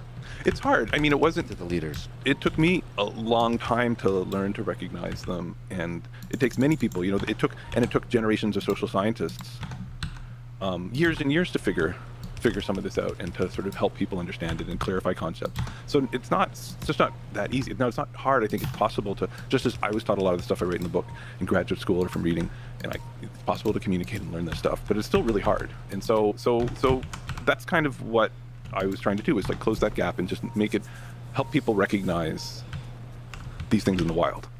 Before we zoom back out, let me, at a high level, first ask, what are your thoughts on the ongoing war in Ukraine? How do you analyze it within your framework about war? A Russian colleague of mine, Konstantin Sonin, tells this story about a visiting Ukrainian professor who's at the university, and one night he's walking down the street and he's talking on 2 cell phones at once for some reason, and a mugger stops him and demands the phones. In this sort of, like, deadpan way, Konstantin says, and because he was Ukrainian, he decided to fight. And I think that's a little bit like what happened. Most of us in that situation would hand over our cell phones. And so in this situation, Putin's like the mugger, and the Ukrainian people are being asked to hand over this thing, and they're saying, no, we're not going to hand this over. And the fact is, most people do. Most people faced with a superpower or a tyrant or an autocrat or a murderous warlord who says, hand this over, they hand it over. And that's why there are so many unequal imperial relationships in the world. That's what empire is. Empire is successive peoples saying, fine, we'll give up some degree of freedom or sovereignty because you're too powerful. And the Ukrainians said, no way. This is just too precious. And so I said one of those buckets where there's a set of values. There's something that we value that is so valuable to us and important. Sometimes it's terrible. Sometimes it's the extermination of another people. But sometimes it's something noble, like liberty or refusal to part with sovereignty. And in those circumstances, people will decide, I will endure the costs. They probably, I mean, I think they knew what they were probably risking. And so to me, that's not to blame the Ukrainians any more than I would blame Americans for the American Revolution. It's actually a very similar story. You had a tyrannical, militarily superior, pretty non-democratic entity come and say, you're going to have partial sovereignty. And Americans, for ideological reasons, said, no way. And that, people like Bernard Bailyn and other historians, that's like the dominant story of the American Revolution, isn't the ideological origins attached with this idea of liberty. And so now there's lots of other reasons, I think, why this happened. But I think for me, it starts with Ukrainians failing to make that sensible, quote unquote, rational deal that says we should relinquish some of our sovereignty because Russia is more powerful than we are. So that's a very clinical look at the war. Meaning there is a man and a country, Vladimir Putin, that makes a claim on a land, builds up troops, and invades. Yeah. The way to avoid suffering there, and the way to avoid death, and the way to avoid war is to back down and basically there's a list of interests he provides, and you go along with that. This to build. That's when the goal is to avoid war. More. Let's do some other calculus. Let's think about Britain. So France fought Hitler, but did not fight very hard. Portugal, there's a lot of stories of countries like this. And there is Winston motherfucking Churchill. He is one of the rare humans in history who had that "we shall fight on the beaches." Mm-hmm. It made no sense. Eventually. Hitler did not say he's going to destroy Britain. He seemed to show respect for Britain. He wanted to keep the British Empire. It made total sense. It was obvious that Britain was going to lose if Hitler goes all in on Britain, as it seemed like he was going to. And yet Winston Churchill said a big F you. Yeah. Similar thing, Zelensky and the Ukrainian people said F you in that same kind of way. So I think we're saying the same things. I'm being more clinical about it. Well, I'm trying to understand, and we won't know this, but which path minimizes human suffering in the long term? Well, on the eve of the war, Ukraine was poorer in per person terms than it was in 1990. The economy is just completely stagnated. And Russia, meanwhile, like many other parts of the region, sort of has boomed to a degree. I mean, certainly because of oil and gas, but also for a variety of other reasons. And Putin's consolidated political control. And from a very cold-blooded and calculated point of view, I think one way Putin and Russia could look at this is as, look, we were temporarily weak after the fall of the Iron Curtain, and the West basically took advantage of that. Like, bravo, you pulled it off. You basically crept democracy and capitalism, all these things right up to our border. And now we have regained some of our strength. We've consolidated political control. We've cowed our people. We have a stronger economy, and we somehow got Germany and other European nations to give up energy independence, and actually we've got an enormous amount of leverage over you. And now we want to roll back some of your success because we're powerful enough to demand it. And you've been taking advantage of the situation, which is maybe a fair, impartial analysis. And in the West, but more specifically Ukraine, said, but that's a price too high, which I totally respect. I'd like to think I'd make that same decision, but that's the answer. If the answer is why would they fight if it's so costly, why not find a deal? It's because they weren't willing to give Russia the thing that their power said they quote unquote deserve. Just like Americans said to Britain, yeah, of course we ought to accept semi-sovereignty, but we refuse, and we'd rather endure a bloody fight that we might lose than take this. And so So you need some of these other 5 buckets. You need them to understand the situation. You need to sort of. There are other things going on, but I do think it's fundamental that there's just that this noble intransigence is like a big part of it. Well, let me just say a few things, if it's okay. Yeah. So your analysis is clear and objective. My analysis is neither clear nor objective. First, I've been going through a lot. I'm a different man over the past 4 or 5 weeks than I was before. I, in general, have come to... There's anger. I've come to despise leaders in general. Because leaders wage war and the people pay the price for that war. Let me just say, on this point of standing up to an invader, that I'm half Ukrainian, half Russian, that I'm proud of the Ukrainian people. Whatever the sacrifice is, whatever the scale of pain, standing up, there's something in me that's proud. Maybe that's whatever the fuck that is. Maybe that blood runs in me. I love the Ukrainian people, I love the Russian people. And whatever that fight is, whatever that suffering is, the millions of refugees, whatever this war is, the dictators come to power and their power falls. I just love that spirit burns bright still. And I do, maybe I'm wrong in this, do see Ukrainian and Russian people as one people in a way that's not just cultural, geopolitical, but just given the history. I think about the same kind of fighting when Hitler, with all of his forces, chose to invade the Soviet Union, Operation Barbarossa. When he went, and that Russian winter, and a lot of people, and that pisses me off, because if you know your history, it's not the winter that stopped Hitler. It's the Red Army. It's the people that refused to back down. They fought proudly. That pride, that's something. That's the human spirit. That's in war. War is hell, but it really pushes people to stand for the things they believe in. It's the William Wallace speech from Braveheart. I think about this a lot. That does not fit into your framework.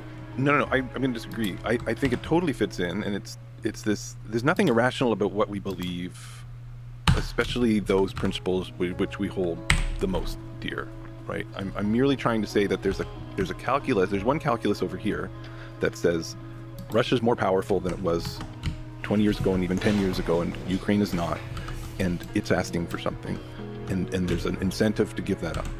That's obvious. Like, there's an incentive to comply. But my understanding is many of these post-Soviet republics have appeased, right? Which is what we call compromise when we disagree with them. All of these other peoples in the Russian sphere of influence have not stood up. The barrels on and Russians, cycle those many through. Russians have tried to stand up. up. I don't want to do that. I don't like that layout. And now people have. I just need to get we'll see, this but people have going. not been standing up very much. And so lots of people are built. cowed, and lots of people have appeased, and lots of people hear that speech and think, I would like to do that, but don't. And my point is that, sadly, we live in a world where a lot of people get stepped on by tyrants and empire and whatnot, and don't rise up. And so I think we could admire, especially when they stand up for these reasons. And I think we can admire Churchill for that reason. I think that's why we admire the leaders of the American Revolution and so on.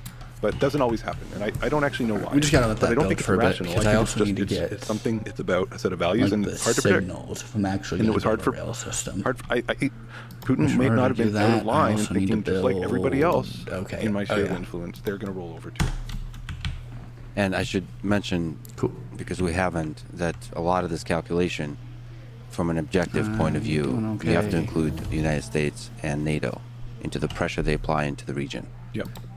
That said, I care little about leaders that do cruel things onto the world.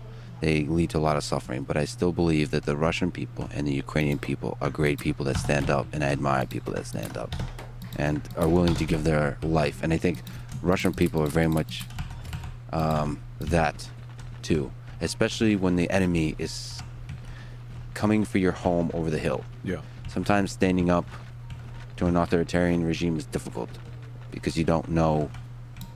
It's not a monster that's attacking your home directly. It's kind of like the boiling of a lobster or something like that. It's a slow control of your mind and the population. And our minds get controlled even in the West by the media, by the narratives. It's very difficult to wake up one day and to realize sort of what people call red-pilled, is to see that they're, maybe the thing I've been told all my life is not true, and at every level. That's a thing very difficult to do in North Korea. The more authoritarian the regime, the more difficult it is to see. Maybe this idea that I believe, that I was willing to die for, is actually evil. It's very difficult to do for Americans, for Russians, for Ukrainians, for Chinese, for Indians, for Pakistanis, for everybody. I think thinking about this Ukrainian, whether you want to call it nobility or intransigence or whatever, is key. I think the authoritarianness of Russia and Putin's control, or the control of his cabal, is the other thing I would really point to is what's going on here. And if you ask me, like, big picture, what do I think is the fundamental cause of most violence in the world? I think it's unaccountable power. I think, in fact, for me, an unaccountable power is the source of underdevelopment. It's the source of pain and suffering. It's the source of warfare. It's basically the root source of most of our problems. Train time. And in this particular case, it's also one of our buckets in the sense that, why did Russia ask these things? Like, well, it was democracy in Ukraine a threat to an average Russian? No. Was capitalism, is NATO, is whatever? Is this a threat to average Russians? No. It's a threat to the apparatus of political control and economic control that Putin and cronies and this sort of group of people that rule, this elite in Russia, it was a threat to them. And so they had to ask the Ukraine to be neutral, or to give up NATO, or to have a puppet government, or whatever they were seeking to achieve, and have been trying to achieve through other means for decades. Right? They've so once that trying gets to done, undermine I these can things start without invasion. processing what I need. I need stone bricks to and that's build like one of an these other actual logical processor. It's not just that there's something that I value so much that I'm willing to endure the cost. It's that there are people. Not only does this oligarchy or whatever elite group that you want to talk about in Russia not. First of all, they're not bearing some. They're bearing some costs of war, right? They're certainly bearing costs of sanctions. But they don't bear all the costs of war, obviously, and so they're quick to use it. But more importantly, like, in some sense, I think there's a strong argument that they had a political incentive to invade, or at least to ask Ukraine this sort of impossible to give up thing, and then invade despite Ukrainian nobility and transigence, because they were threatened.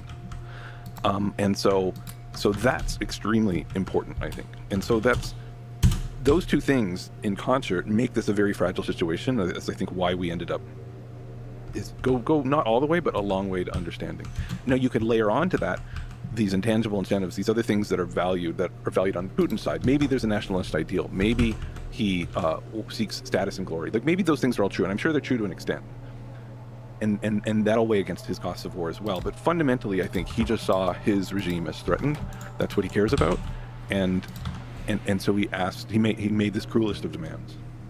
I mean, I would say I'm just one human. Who the hell am I? But I just have a lot of anger towards the elites in general, towards leaders in general that fail the people. I would love to hear and to celebrate the beautiful Russian people, the Ukrainian people, and anyone who silences that beautiful voice of the people anywhere in the world is destroying the thing that I value most about humanity. Leaders don't matter. They're supposed to serve the people. This nationalist idea of a people, of a country, only makes any sense when you celebrate, when you give people the freedom to show themselves, to celebrate themselves. Like, the thing I care most about is science, and the silencing of voices in the scientific community. The silencing of voices, period. Fuck any leader that silences that human spirit. There's something about this. Like, whenever I look at World War II, whenever I look at wars, it does seem very irrational to fight. But man, does it seem somehow deeply human when the people stand up and fight. There's when something. am I getting robots? That if we talked about progress. That feels like how progress is made. Combat bots. The people that stand and fight. So let me read the Churchill speech. I still need to finish these. So I'm plastic. so proud that we advanced humans can stand up fuck. to evil when the time is right. I guess here's the thing, though. Think of what's happening in Xinjiang in China. We've appeased China.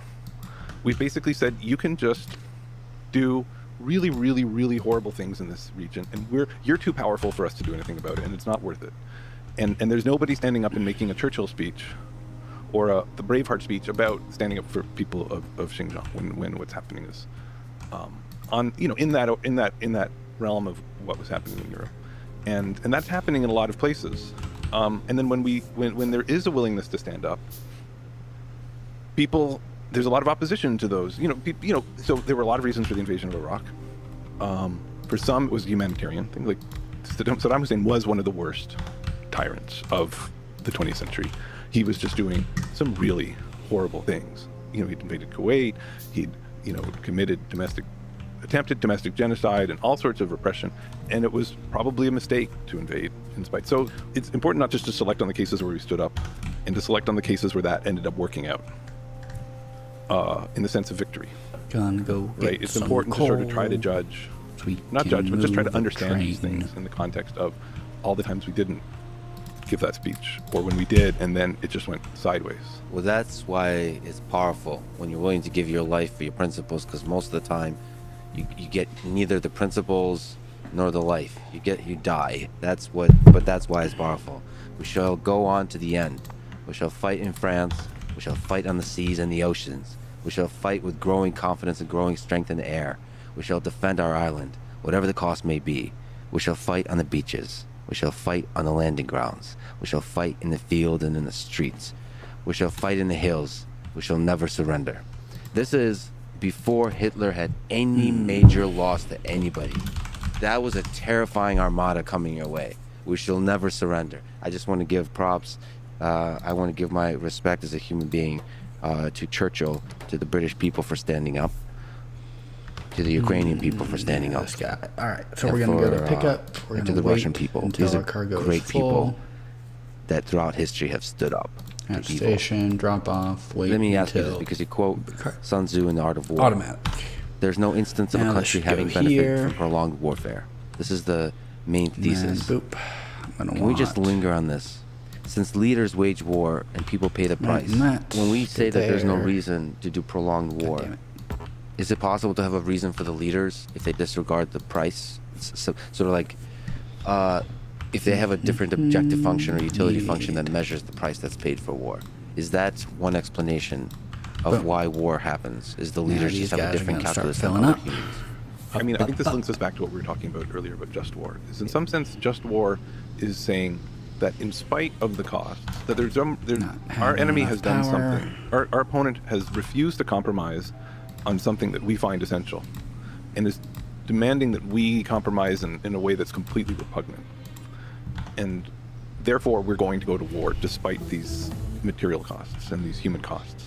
So that and then that principle that you go to war on is in the eye of the beholder. And I mean, I think liberty and sovereignty, I think we can understand and sympathize with, and maybe that's just a universal. Maybe that's the greatest cause of just war. But other people make that go to war for something considerably less, a principle that's considerably less noble, probably, right, which is what Hitler was doing.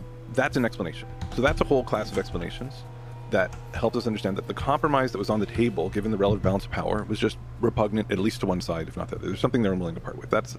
And then you get to the leaders. Well, what happens when what the leaders want? What happens when the leaders are detached from the interests of their groups, which has been true for basically most of human history? There's a narrow slice of societies in the big scheme of things that have been accountable to their people. A lot of them exist today. Where to some degree they're channeling the interests of their group. Right. So the Ukrainian politicians didn't concede to these cruel Russian demands, because even if they had, it would have been political suicide. Because it seemed, or it seems that the Ukrainians would have just rejected this. So they were in some sense channeling the values of the broader population, even if they not making enough even if they didn't share those principles, because I don't have enough factories. They self-interestedly followed them. Probably they shared them, but I'm just saying that even if they didn't, they wouldn't compromise. Occasionally, you get the reverse, which is where the leaders are not accountable, and now they have some value, which could be glory. I mean, this is the story of the kings and to some lesser extent the queens of Europe. For hundreds of years, it was basically a contest, and war was the sport of kings, and to some extent they were just seeking status through violent competition, and they paid a big price out of the royal purse, but they didn't bear most of the suffering, and so they were too quick to go to war, and so I think that more power. Detachment of leaders combined with, you mingle it with just this, set up that one a bucket, second, that uncheckedness, and you mingle that with the fact what's gonna be the that best way leaders to might have do one of these this? values, noble or I think otherwise, the best way that carry them to war combined to is explain going to a good number of be- conflicts as well. And that's a good illustration of why I think like autocracy and You set up unaccountable power at least a chemical is, plant here. I could make that story for all of Probably those things, several. all 5 buckets. We're all more susceptible to these things. All 5 of these things when leaders are not accountable to the people and their group. And that's what makes it like the meta cause of conflict in all of human history and sadly today. Does the will to power play into this? The desire for power? Like that's a human thing again in the calculation. That shall we put that in the misperceptions bucket, or is misperceptions essentially about interaction between humans, and power is more about the thing you feel in your heart when you're alone as a leader? I said there were 3 strategic reasons Where are my chemical that thingies? leaders that combat There. problems uncertainty. There were 2 sort of more psychological, and I called them intangible incentives and All right, there misperceptions. we The way that go. like a game theorist, or the way that making those, behavioral economists and would think then about I those 2 was just to need- say preferences. What's going to be and the then best, most efficient way erroneous to do beliefs and this? mistakes. It's like, so our preferences are our preferences, right? And so utility functions, whatever we want to call it, like there's not. That's why I wouldn't call them a misperception or rationality. We like what we like. Yeah. If we like power, if we like relative status, if we like our racial purity, if we like our liberty, if we like whatever it is that we have convinced ourselves we value. Maybe you fell in love with a rival queen or king. Exactly. When I said it was a big bucket full of stuff that rhymes, like that's a pretty messy bucket. Like there's a lot of different stuff in there. And I'm just trying to say, like, let's be clear that just with the shared logic of these things is maybe just, they're really dissimilar, but let's be clear about the shared logic. And if it were true that deep down we were aggressive people who just liked violence and enjoyed the blood, or some percentage of us do, that would be there too. And so I just want to say but we're really quick to recognize those, right? When we diagnose a war as an armchair analyst or as a Just not journalist or processing something, these enough, we really which jump to those. We don't need a lot of help I just to need see more, those happening. I think, in So we better probably put a little power. bit too much emphasis on them. Let's It's just maybe get the only thing this that I would up caution. and running. Because the others are more subtle, and they're often there, and they contribute. So just to link at something you said before, would it be accurate to say when the leaders become detached from the opinion of the people, that's more likely this to lead is to war? yeah. So These are gonna be a And mechanically, bitch. it's just they're going to bear fewer costs. So it's going All to right, one basically thing at a narrow the time. set of deals that they're going to be willing to accept instead of violence. At the same time, most of the time, it's not enough because the leaders still bear a lot of costs of war. You could be deposed, you could be killed, you could be tried, and the public purse is going to be empty. Like, that's like a one story throughout history, is at the end of the day, your regime is broke as a result of war. And so you still internalize that a little bit. Actually, I wonder If I had to say, like, in my is it 3 actually buckets, just or 3 of my coal-fired? buckets so far, I sort of started with like Ukrainian intransigence. And then I said the essential, then you really have to understand Russian autocracy just to understand why they would ask something so cruel. But I mean, I think the uncertainty is really important here as well. Like if you think of it, think of all of the things, the way this has played out, and just in some ways in how many ways we've been surprised. We've been surprised by the unity and the coherence of the West and the sanctions. That's sort of what's happened. Is it was in the realm of possibility, but it was sort of like the best case scenario from the perspective of the That's West and the not worst case scenario going for the to, Russians. The second thing is just the pluckiness fuel and the itself. effectiveness Okay, well, and the cool. Good intransigence job, and cool. nobility of this Power Ukrainian resistance. things. That's again was within the realm of possibility, but wasn't necessarily the likely thing. don't Right? It worry, was these again maybe the guys- worst realization for Russia, the best realization in some sense in terms of revealed strength and resolve. And then the other thing that's been revealed is just how, like some of the corruption and ineptitude and problems on the Russian military side. Again, within the realm of possibility, maybe people who really knew the Russian military are less surprised than the rest of us, but also one of the worst possible draws for Russia. And so Putin asking this terrible price and expecting Ukraine to roll over, or the West to roll over at least to a degree, was based on like a different set of probability. It was based on just expecting something in the middle of the probability distribution and not all these different tail events. And so the fact that the world's so uncertain and the fact that Putin can come with a different set of expectations than the Ukrainians and the West, and all these players can just have a hard time agreeing on just what the That facts might are. help. Because we live in an uncertain world. Everyone's quick to say, oh, he miscalculated. Well, I don't know if he miscalculated. I think he got a really bad draw in terms of what the realized outcomes are here. And so, good for everybody else in some sense, except, the fact that it's involving a lot of violence is the tragedy. So, well, there's also economic pain, not just for the Russian people and the Ukrainian people, but for the whole world. Yeah. So you could talk about things that you are surprised from an analysis perspective of small victories here or there, but I think it's universally true that everybody loses once again in this war. Right, and so the question is like, when does it? Why did Russia choose to invade when Ukraine didn't give this up? Well, Russia anticipated that it would be able to seize what it wanted, the available bargain that it deserved, quote unquote, based on its power in the world. It wasn't getting, and so it thought it could take that. And the uncertainty around that made it potentially more likely that it would choose to do this. But in particular, one of the other things that I think is probably less important in this context, but still plays a role, but less important than in many wars, is the fact that it's really hard to resolve that uncertainty. Right? In theory, Ukraine should be able to say, look, this is exactly how resolved we are. We're super resolved. And your military is not as strong as you think it is. You mean before the conflict? Before the conflict, everybody should be like, you lay on the table. Here's my cards. No one wants. Yeah. Here's your cards. Exactly. Like that. As a competitor in this, you can use that uncertainty to your advantage. I can try to convince you. I can bluff. Right. And so anyone who's ever played poker and bluffed or called a bluff, that's the inefficient. That's the analogy in some ways to war. It's not the perfect analogy, but the uncertainty in the circumstance. You don't have to miscalculate. The fact that if you bluff and lose, it's not that you miscalculated. You made an optimal choice given the uncertainty of the situation to take a gamble, and that was a wiser thing for you to do than to not bluff, and just to fold or to just not pay in that round. And so the uncertainty of the situation gives both sides incentives to bluff, gives neither side an incentive to try to reveal the truth. And then at some point, the other side says, you know what? You say you're resolved. You say you're going to mount an insurgency. Well, guess what? Every other, people on my border has folded, and you're going to fold too the minute the tanks roll in and the minute the Air Force comes in. I'm gambling that you're bluffing. And so that inherent uncertainty of the situation just causes a lot of short wars, actually, because it's this sort of bluff and call dynamic that goes on.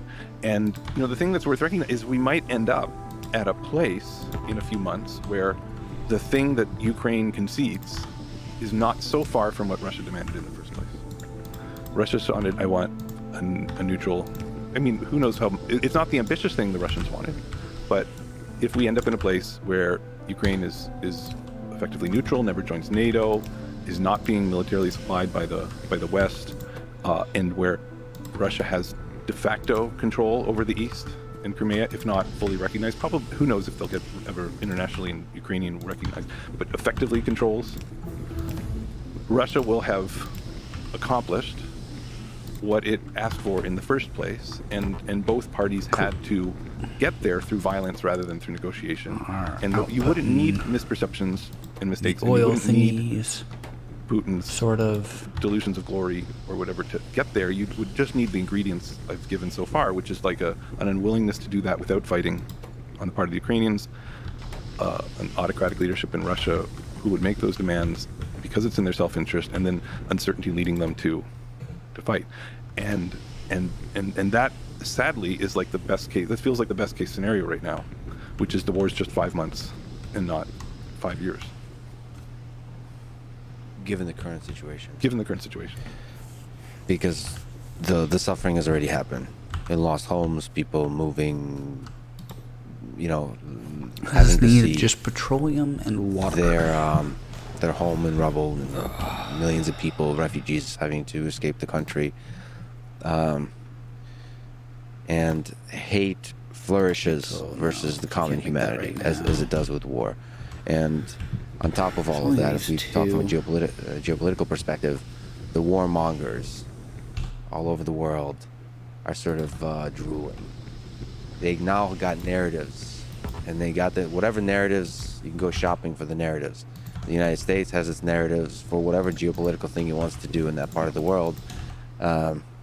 That's another little malevolent interaction between two of these buckets, like those unchecked leaders and those intangible incentives, those preferences, is that unchecked leaders autocrats, spend enormous amounts of time trying to manipulate the values and beliefs of their population, of their group. Right? And sometimes they do it nobly, but that's what Winston Churchill there was trying to. It's not clear that Britons were like ready to stand up. There were a lot of Americans and a lot of Britons who were like, you know what? Hitler, not such a bad guy. His ideas, not so terrible. I never liked those Jews anyways. Many were thinking, right? We had political leaders in the U.S. who were basically not pro-Nazi, but were just not anti-Nazi.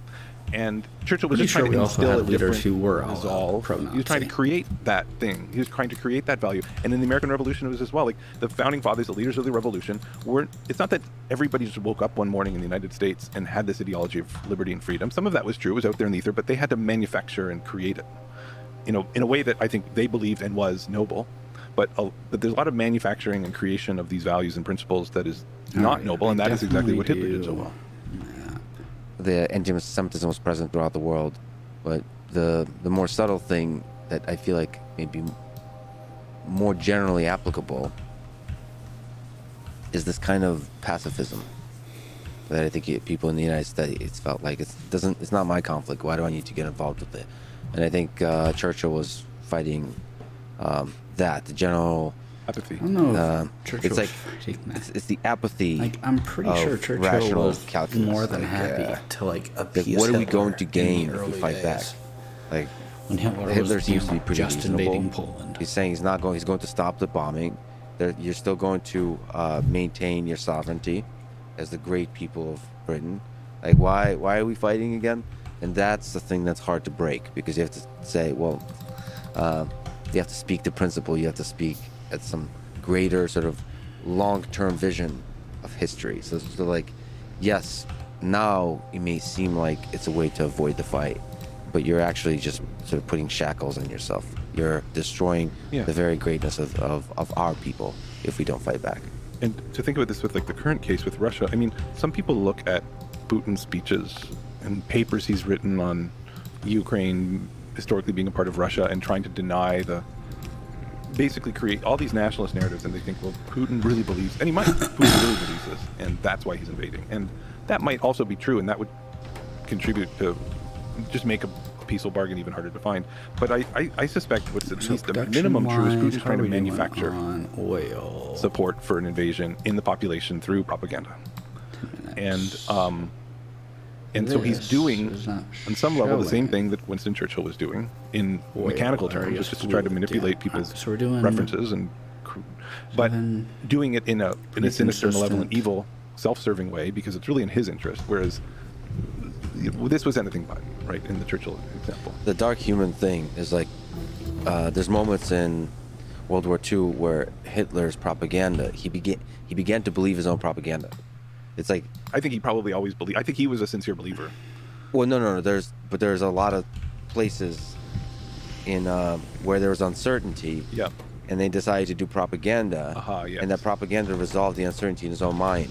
Like, so for example, he believed until very late that America is a weakling, militarily and as an economic power, and just the spirit of the people. And like that was part of the propaganda they're producing. And because of that propaganda, when he became the head of the army, he was making military actions. He like nonchalantly started war with America, with the United States of America, where he didn't need to at all. He could have avoided that completely, but he thought, whatever, they're easy. So I think that propaganda first, belief second. And I think as a human being, as a dictator, when you start to believe the lies with which you're controlling the populace, you become detached from this person that's able to resolve in a very human way the conflict in the world. I mean, when I said the big common factor that causes war over and over and over again is unaccountable power. It's not just because it's mechanically, like one of my 5 explanations is saying, well, if you're unaccountable, you don't bear the cost of war, you might have private incentives. So yes, bargains are harder to find, but it leads to all these nasty interactions. So earlier I said there's this interaction between the values and the unchecked leaders, because those idiosyncratic values of your leader become more important when they're unchecked. But the uncertainty point you just made is like a deep point. It's to say actually that like the fundamental problem that all autocrats have is an information problem, because nobody wants to give them the right information. And they have very few ways to aggregate information if they're not popular, right? And so there's a whole cottage industry of political science sort of talking about why autocrats love fixed elections and why they love Twitter and why they actually like it in a controlled way. Is it solves an information problem. Like that's your crucial. If you're like Xi Jinping or Vladimir Putin, you need to solve an information problem just to avoid having rebellion on your hands in your own country every day, because uncertainty kind of gets magnified and you get all this distorted information in this apparatus of control. And so that's like another nasty interaction between uncertainty and unchecked leaders is you end up in this situation where you're getting that information, and you, it's not that you believe your own lies, it's just that you sort of believe, you're sort of averaging what you believe over the available information, and you don't realize that it's such a distorted and biased information source. One of the other things about this time that was a surprise to me, in the fog of uncertainty, how sort of seemingly likely nuclear war became. Not likely, but how it... Less unlikely than before. Exactly, that's a better way to say it. It started to take a random stroll away from 0% probability into this kind of land of maybe, like, it's hard to know, but it's like, oh wow, we're actually normally talking about this as if this is part of the calculus, part of the options. But before we talk about nuclear war, because I'm going to need a drink, do you need to go to the bathroom? Sure, I'll take a break. Back to nuclear war. What do you think about this? That people were nonchalantly speaking about nuclear war as if it doesn't lead to the potential annihilation of the human species. What are the chances that our world descends into nuclear war? Within your framework, you wear many hats. Yeah. One is sort of the analyst, right? And then one is a human. What do you think are the chances we get to see nuclear war in this century? Well, you know, the official doomsday clock for nuclear warfare sits in the lobby of my building. The Bulletin of Atomic Scientists sort of shares a building with us, so it's always there every day. Nice. Can you describe what the doomsday clock is? The Bulletin of Atomic Scientists, it's something that this group of physicists sort of said to sort of mark just how close we are to nuclear catastrophe, and they started it decades ago. And it's a clock, and it's sort of how close are we to midnight, where midnight is nuclear Armageddon or the destruction of humanity, and it's been sitting. I mean, it hasn't moved as close to midnight in the last few weeks as it probably should have, only because it was already so close. There's actually limited room for it to move for a bunch of other reasons. I think there's a whole political thing that it's really hard. It's really easy to move it closer, and it's really hard if you're the person in charge of that clock to move it away, right? Because that's always very controversial. So it always sits there, but it forces you to think about it a little bit every day. And I admit I was nonchalant about it until recently, in a way that many other people were. Yeah. I still think the risk is very low, but kind of for the reasons we've talked, it's just so unimaginably costly that nobody wants to go that route. So it's like the extreme version of my whole argument was why we most of the time don't fight, is because it's just so damn costly. And so that's the incentive not to use this. And if they do use it, that's the incentive to use it in a very restrained way. But that's not a lot of, but because we know we do go to war and there's all these things that interfere with it, including miscalculation and all of these human foibles, and several of those nuclear powers are not accountable leaders. I think we have to be a lot more worried than many of us were very recently. I pointed out earlier, like the whole reason we're in this mess is because the only people who have this private interest in like having you. I need to increase my copper coil cabal and elite that gets their power and is preserved only and is threatened by Ukrainian democracy. How far would they go to hang on to power when push came to shove? Let's go here. Because I think the thing that worries me on those guys is plainly what worries me. That way now, that production will start to increase. Those guys will start making things a little bit faster. Especially if they can emerge rain chain signal from the rubble still on the top. next signal in the path. Okay. I don't know if I don't know that any of us mastered those yet. Really fully thought through all of that calculus and what's going on. Okay. Very recently, around the anniversary of January 6th, there were a lot of questions about whether the United States is going to have another civil war. On the one hand, I think it's circuits I need to get. Sort of like in the same way I think that a nuclear war and complete Armageddon is unimaginable. Production. But I remember something. So, baby steps. When both of those questions get asked, I remember something. I was in the audience of listening to some great economists speak about the 20 years ago, but the risk of an Argentina-style financial meltdown of the United States. Like, what's the total financial collapse? And they said, you know what? The risk is vanishingly small, but that's terrifying because until recently, the answer was zero. And so the fact that it's not zero should deeply, deeply scare us all, and we should devote a lot of energy to making it zero again. And that's how I feel about the risk of a civil war in the U.S., and that's how I feel about the risk of nuclear war. It's higher than it used to be, and that should terrify us all.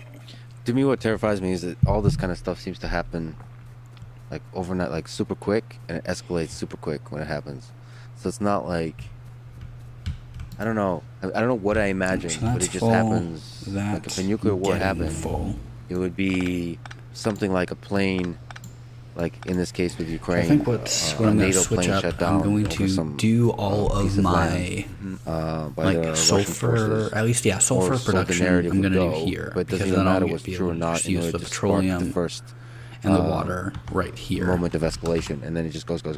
Well, I think that happens sometimes. I mean, again, it's this thing that, God, I wish I could just what jump. social scientists call it selection on the dependent variable. Like, there's all these times when that didn't happen, when it stopped, when it escalated one step and then people paused, or it escalated two steps and people said, whoa, whoa, whoa, whoa, whoa.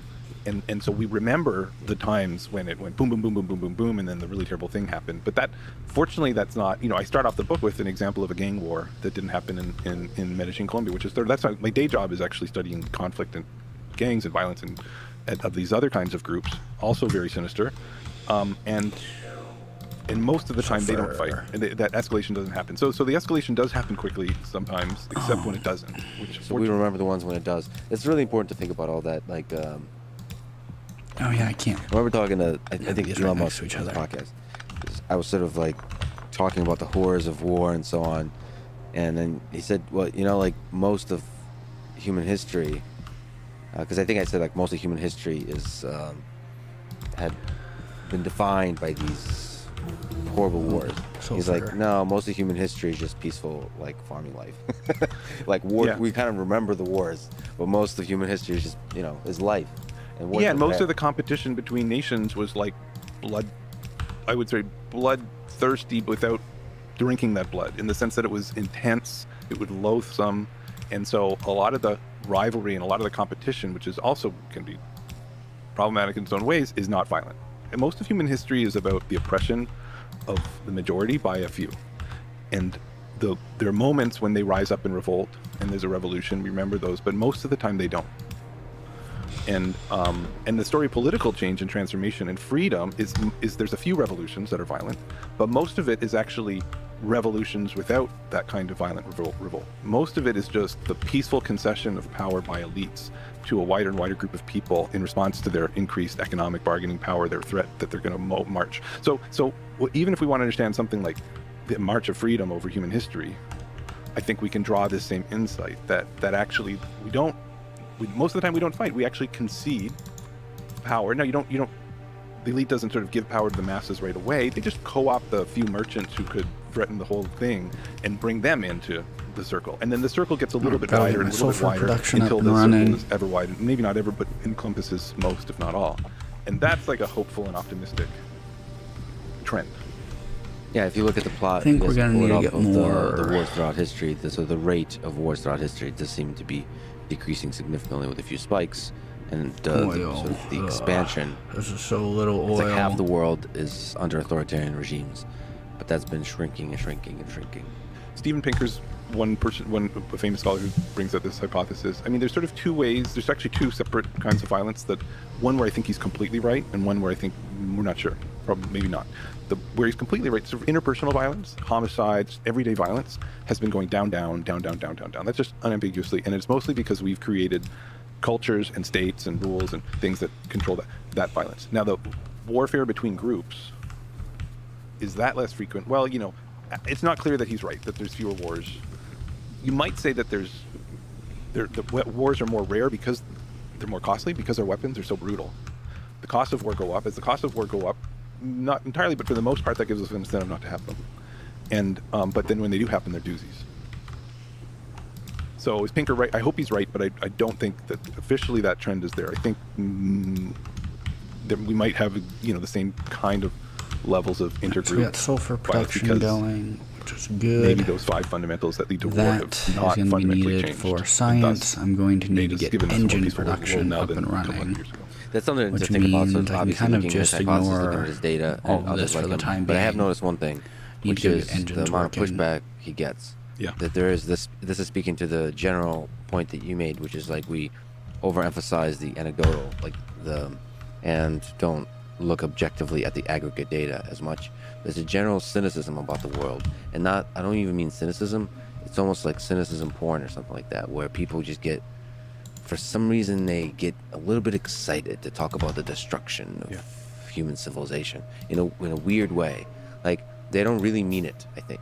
If I were to psychoanalyze their geopolitical analysis is I think it's a kind of I don't know, maybe it relieves the mind to think about death at a global scale somehow, and then you can go have lunch with your kids afterwards and feel a little better about the world. I don't know what it is, but that it's not very scientific. It's very kind of personal, emotional, and so we should be careful to look at the world in that way, because if you look broadly, there is just like you highlight, there's a will for peace among people. Yeah.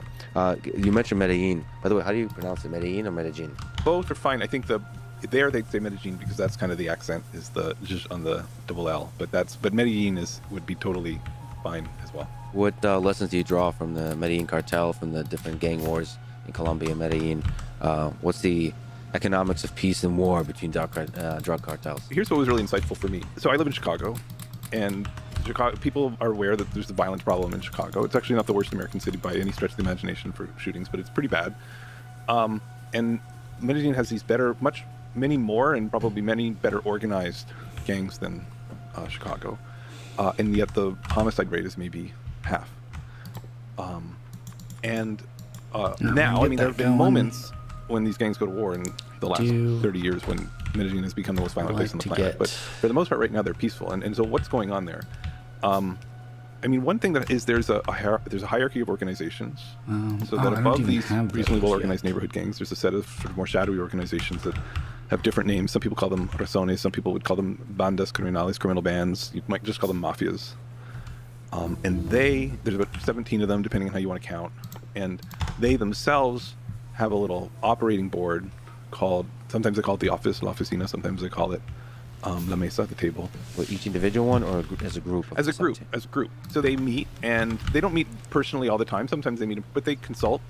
A lot of the leaders of these groups are actually in prison, and they're in the same wings in prison. They have represented. Oh, they meet in prison. Well, they're whatever. If I'm on a cell block with you, I'm meeting you anyways, right? And so actually imprisoning leaders and putting them in the same cell block, but not putting them in, if you get arrested here in the United States and you're a criminal leader and you get put in a supermax prison, you cannot run your criminal empire. It's just too difficult. It's impossible. There, it's possible. And you might think, and they do, they still run their empire. And you might think that's a bad idea.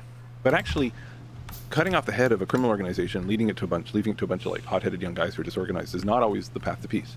So having these guys all in the same prison patios is actually probably what I want right now. It reduces imperfect information and uncertainty, right? It provides a place for them to bargain. They can talk, and so La Oficina is like a lot of these informal meetings.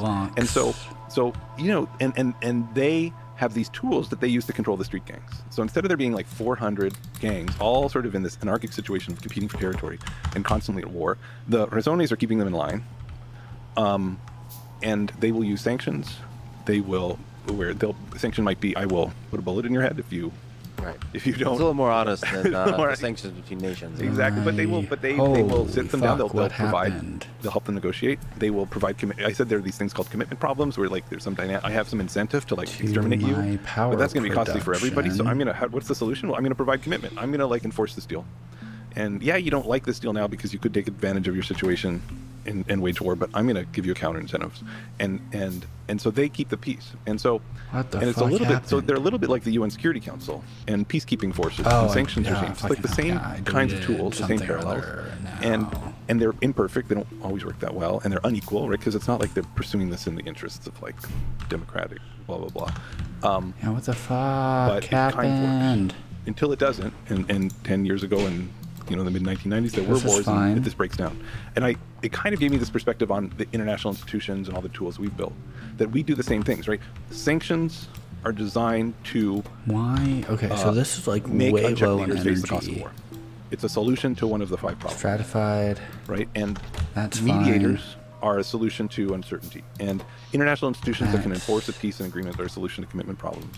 And all of these things can be solutions to these intangible incentives. Yeah, I need one network, whatever you please. value. Okay. And miscalculations, because they will punish you for your miscalculation, or they will get a mediator to sort of help you realize why you're miscalculating. So they're doing all these things, and it made me realize that the comparison to the UN Security Council and all our tools is actually a pretty good one, because those are pretty unequal too, and those are pretty imperfect.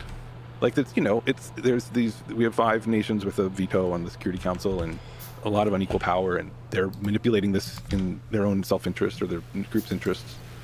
So anyway, so it's actually some of the things that work in Medellin and why they work help give me a lot of perspective on what works in the international arena and why we have some of the problems we have. So there's not, in some deep way, there's not a fundamental difference between those 17 mafia groups and Security Council. Security Council. We're such like, funny descendant of apes. We put on suits. I'm sure they have different cultural garbs that they wear. Yeah. What are your thoughts? I mean, that's the sense I got from Pablo Escobar and Jorge Ochoa, who founded the Medellin cartel. Is like having spoken with people on this podcast, talked to Roger Reeves, who was a drug transporter. It seems like it was I don't know the right term, but it was very kind of professional and calm. It didn't have a sense of danger to it, like it's negotiating. So like the danger is always on the table as a threat, as part of the calculation, but you're using that threat in order to de-escalate, in order to have peace. Everybody is interested in peace. So something that happened last year, we were a little bit able to watch in real time because we had a few contacts. We've been meeting and talking to a lot of these leaders in prison and a bit outside of prison. Many of them will talk to us. And so the homicide, I mentioned the homicide rate in Medellin's maybe 2/3 or half of the Chicago level. It had been climbing. Some of these street level gangs were starting to fight. All right, we got more maybe production at sort of there. on some level, it seems that like maybe some of those Armazon leaders were like saying, well, you know, we're actually not sure how strong these guys are. Let's let them fight just to test it out. Let's have these skirmishes, right? It wasn't prolonged warfare. It was like, let's just sort of feel out how strong everybody is, because then we'll be able to reapportion the drug corners and stuff accordingly. So they're kind of feeling each other out through fighting. Okay, and good. The homicide rate got more iron production here. That's good.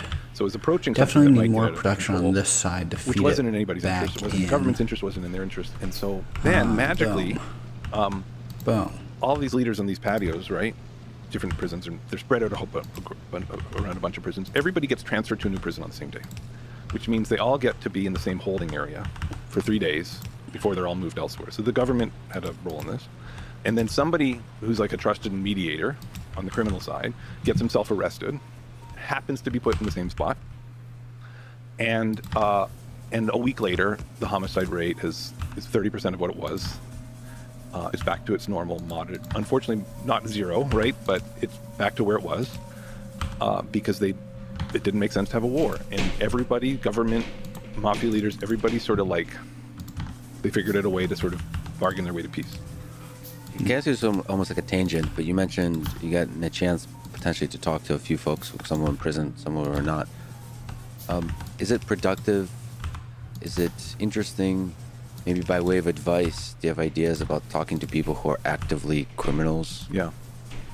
It really depends on the situation. So like the first time I worked in a conflicted place was in northern Uganda in maybe the last couple of years of a long-running war. So this would have been 2004, 2005. This is a small East African country. And the north of the country had been engulfed in, think of it as like a 20-year low-level insurgency run by a self-proclaimed messiah.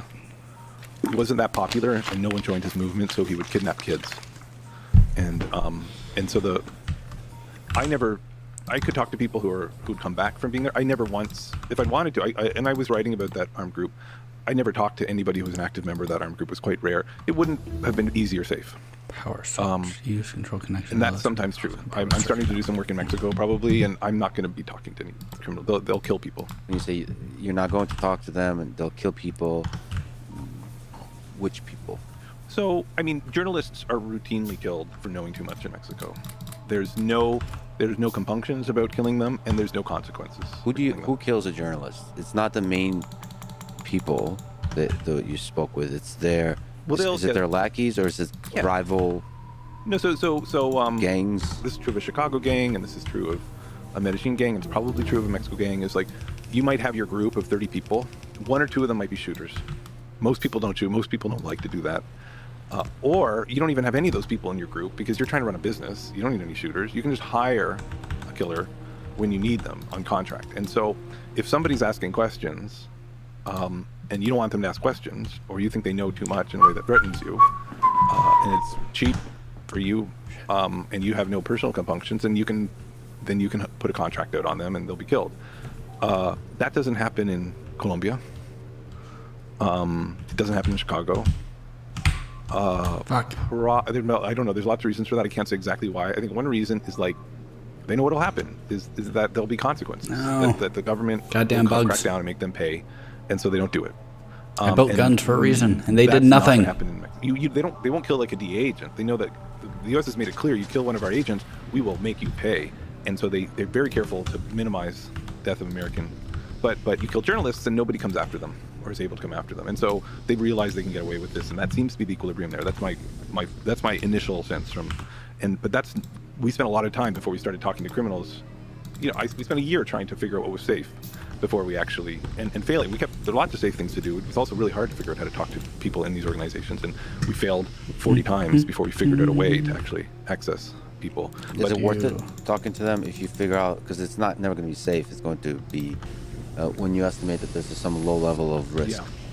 Yeah. What's the benefit as a researcher, as a scholar of humans? Yeah.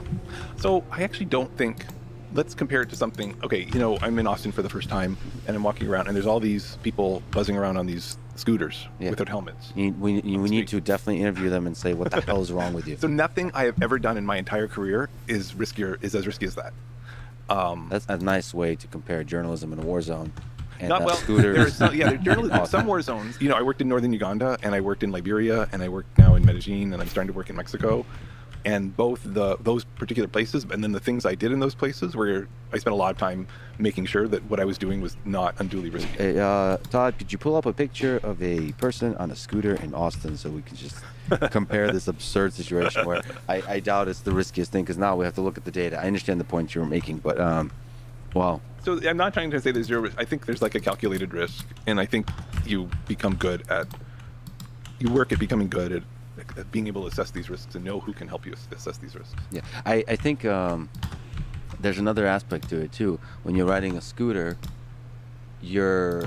once you're done with the scooter, the risk has disappeared. Yeah. There's something, the lingering, where you have to look over your shoulder, potentially for the rest of your life, as you accumulate all of these conversations. Yeah, I've chosen, but I've also advised my students, and I wouldn't go and do this with an armed group that would think I knew too much, and therefore some people do that. Some journalists, I think, are very brave and take risks and do that, and good for them, and I'm happy they do that. I don't personally do that. So these guys are very. I mean, in Medellin, it's a business. They're selling local drugs, and they are laundering money for the big cartels, and they are shaking down businesses for money or selling services in some cases, and they make a lot of money. It's a business, and they're in prison, so they can talk about most of what they want to talk about because there's no double jeopardy. They've been incarcerated for it, and you're just talking shop, and they're just so it's worth it, I think, because the risk is very low. But if you actually want to weaken these organizations, and they're extremely powerful, they're extremely big facet of life in a lot of cities in the Americas in particular, including in some American cities. If you want to understand how to weaken these groups over time, you have to understand how their I need to business get works. these unloaded. And I want imagine you were made like a regular car on one of these of the United States. So you're in charge, or maybe you're in charge of the finance industry. Yeah. Right. You're the regulator for oil and energy or for finance, and then you get in the job, and someone says, and then you're like, well, how many firms are there, and what do they sell, and what are the prices? And everyone's like, well, we don't really know. You would not be a very good regulator, right? And if you're a policeman or you're someone who's in charge of countering organized crime, you're just a regulator. You're trying to regulate an illicit industry. You're regulating an industry that happens to be illicit, and you have no information. And so that's kind of what we do. We figure out how the system works. And what are the economic incentives and what are the political incentives? And the interviews and conversations help with that. They help a lot. Yeah. We do that. So we No. have. I mean, I do some of those, but I'm Fuck, on the side. no, My stop it. Spanish is okay. Oh, God damn it. I didn't want you to And a leave. translator usually, if you ever go directly. Well, if only because I can't understand the street vernacular. Like, I'm just totally hopeless. Nor could many people who speak Spanish as a second language. It's totally. You go to prison, you talk to these guys, and they're speaking in the local dialect, and it's tough. But more importantly, I just don't need to be there, and that's not I'm a quantitative scholar. I'm the guy who collects the data. So we have people on our team and colleagues and employees who are doing full-time interviews. So, and then I just sometimes go with them. So, what about you mentioned Uganda? Yeah. Joseph Kony, the Ugandan warlord. I'm seeing here he kidnapped 591 children in 3 years between 2000. Holy! They must have kidnapped. They probably kidnapped for at least a short time, like a few hours to a day, more than 50,000 kids. Okay. As a terror tactic? A little bit. I mean, so now, most of those people they just let go after they carried goods. They tried to hold on to thousands. The short story. I do want some if you're not petroleum. popular, I want if you're this running an armed petroleum. movement, I then want you need troops. this I'm going to need some level of just and nobody wants to fight for because you. I need You can either defense. give up, or you can have a down small clandestine terror organization that tries to a different set of tactics. really But if you want a just gonna be conventional kind of a army one-time thing. and you don't want to give up, then you have to I don't want conscript. that to be irregular. And if you want to conscript, actually, and you yeah, don't. let me think. You know, here we conscript, and then we say if you run away, we'll shoot you. sulfur. And we control the whole territory. So If I just you'll- bring up that's a federal petroleum promise. here, I can get petroleum, If then I you're can a get my small coal insurgency from there organization, to people there. can run away, and then you can't promise to shoot them very easily because you don't control all the territory. And so what these movements do is they try to brainwash you. And I think what they figured out after years of abducting children, you know, you talk about evil, they figured out that, you know, we have to maybe like, I don't know, but say like maybe 1 in 100. I think, yeah, I will, just like, buy split the it better. and I So we just have built to it conscript a down large number of there. kids. And then some small number of them will not run away. And those will be our committed cadres. And those people can become commanders. And because they'll buy the propaganda and they'll buy the messianic messages, but because most people then the wise problem up, is we if have, I especially set if they get up older, we just have to a abduct bullet vast cart, numbers of kids in order to have a committed cadre. then And I'm so, going to have to so deal it has the other benefit of sort of with being petroleum terrifying for the being population held and being a up weapon in itself. But until I think it was for them was just that primarily cart a way to fills solve a or recruitment empties. problem. Even when you're because I'm going to want to go through petroleum totally, faster than I'm going like, through hopeless and ideologically empty rebel movement. So in some sense, it's yeah. So that's maybe the short story. It's a real tragedy. I heard one interview of a dictator where the journalist was basically telling them, like, how could you be doing this? Basically calling out all the atrocities the person is committing, and the dictator was kind of laughing it off and walked away. Yeah. And like he cut off the interview. That feel like a very unproductive thing to be doing. You're basically stating the thing that everyone knows to his face. Maybe that's pleasant to somebody, but that feels unproductive. It feels like the goal should be some level of understanding. Yeah. He's been super elusive. I mean, why he's been fighting this Coney, yeah. I mean, why he's fought this, I don't even know. You know, it's not a great example of. You know what? The way I look at that situation is. It's a little bit particular to the way Uganda works, but most of the political leadership for most of its post-independence history came from the north of the country. That was like the power base, and it was dictatorial, and they were. So you've heard of like people like Idi Amin, but people have heard of like Milton Obote, and all these people were all from the north. And then you get the current president who came to power in 1986. So he's been around a long time. He's going to 70. He was from the south. And he was fighting against these dictators, and he was fighting for a freer and better Uganda. And in many ways, I mean, he's still a dictator himself, but he did create a freer and better Uganda. So he's better than these. He's a thug, but he was better than thugs before him. And he came to power, and he was like, and these some of the Northerners were like, we want to keep up the fight. And he was like, you know what, you guys, I'm strong enough to continue to the north. You guys go. You want to have a crazy insurgency up there, and some kook believes he's like. Speaking, you know, through the Holy Spirit's, you know, speaking through him, and he's going to totally disrupt the North. I don't care. That's great. You guys just fester and fight, and that's going to totally destabilize this traditional power base, and then that's just going to help me consolidate control. So he was an autocrat. He was an unchecked leader. I really don't need who allowed training a lunatic for this. To run around How close this is. and cause mayhem because it was in his political interest to do so. And so we're just gonna there's no take puzzle. This all down. It's in some ways it's that simple and kind of tragic. There's little to understand. Yeah, it took me a lot. Well, you know what? It's not so easy. In the middle of it, I didn't understand that. I don't think a lot of people did, and I'm not. I think I could persuade most people who study or work there now to like see it that way. I think that would make sense to people, but it didn't make sense in the moment. And, you know, in the moment this is happening, it's terrible, and you kind of, you know, you don't realize how avoidable it was. That basically it was the absence of effective police actions that kept the lunatic from being contained. And that lunatic would never, you know, it's not that skillful of our movement, right? It could have been shut down, and there was just never any political will to shut it down. The opposite. That's what I meant. Like that unchecked leader, not only do you not bear the cost, but you might have a private incentive as an autocrat to like see that violence happen. And in this case, it was just keeping a troublesome part of the country busy. If it's okay to look at a few other wars, so we talked about drug wars in Medellin. Are there other wars that stand out to you as full of lessons? We can jump around a little bit. Maybe if we can return briefly at World War II.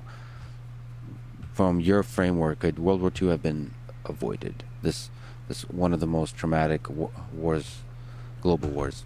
I mean, one obvious driver of that war was these the things that Hitler valued, and then was able to use his autocratic power to either convince other people or to suppress them. And so some people stop there and say that, and then in the West basically, and then of course they were able, because they were such a economic and political powerhouse, they were able to sort of make demands of the rest of Europe that you can kind of see the fold, letting Nazis march into Denmark without a fight, or France folding very quickly. You can kind of see as like an appeasement or an acknowledgement of their superiority and their ability to bargain without much of a fight. And then you can see the Western response as a principled stand. I think and there's a lot of truth to that. In terms of the strategic forces, a lot of political scientists see a version of a commitment problem, basically where Germany says, you know what, we're strong now, we're temporarily strong, we're not going to be this strong forever. If we can get this terrible bargain and get everyone to capitulate through violence, if we strike now, and then solidify our power, and keep these, in World War I, it was prevent the rise of Russia, and prevent the strengthening of Russian alliances as well. And so we have an incentive to strike now, and there's a window of opportunity that's closing, and that they thought was closing as soon as 1917 in World War I. And I don't know that story is as persuasive in World War II. I think there was an element of a closing window. Well, they kept talking about a closing window. Yeah. Hitler really thought there was a closing window. I think the nature of that window is different in that there was kind of pacifism, and it seems like if war broke out, most nations in the vicinity would not be ready. Because by the people, the leaders that are in power, they weren't ready, so the timing is really right now. But I wonder how often that is the case with leaders in war. It feels like the timing is now.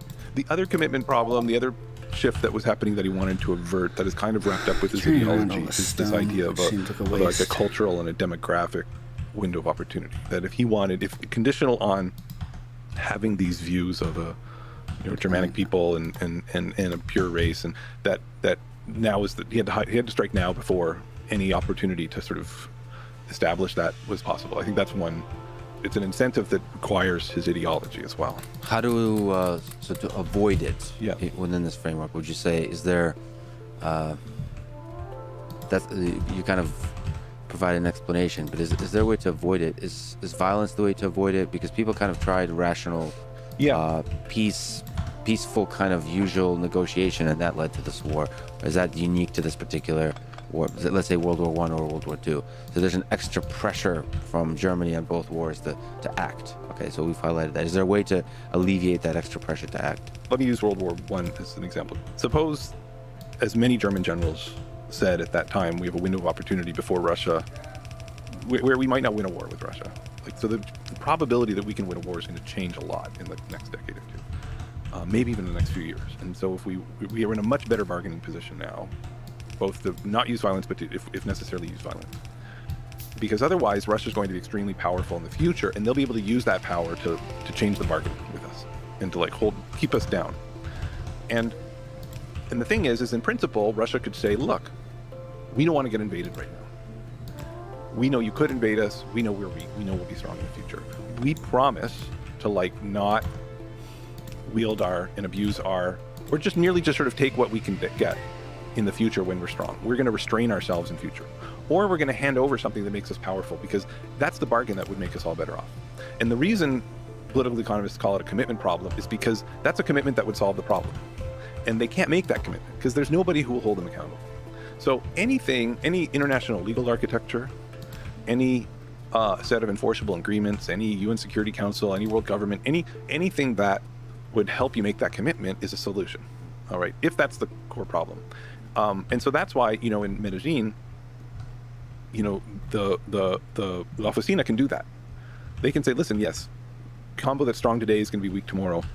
You have an incentive to eliminate this combo over here, but because they're going to be strong. But guess what? You're not going to do that, and we're going to make sure, we're going to promise that when these guys do get strong, we're going to restrain what they can do. Right? Most of our constitutions in most stable countries have done precisely that, right? There's a lot of complaining right now in the United States about the way that the Constitution has apportioned power between states. That was a deal.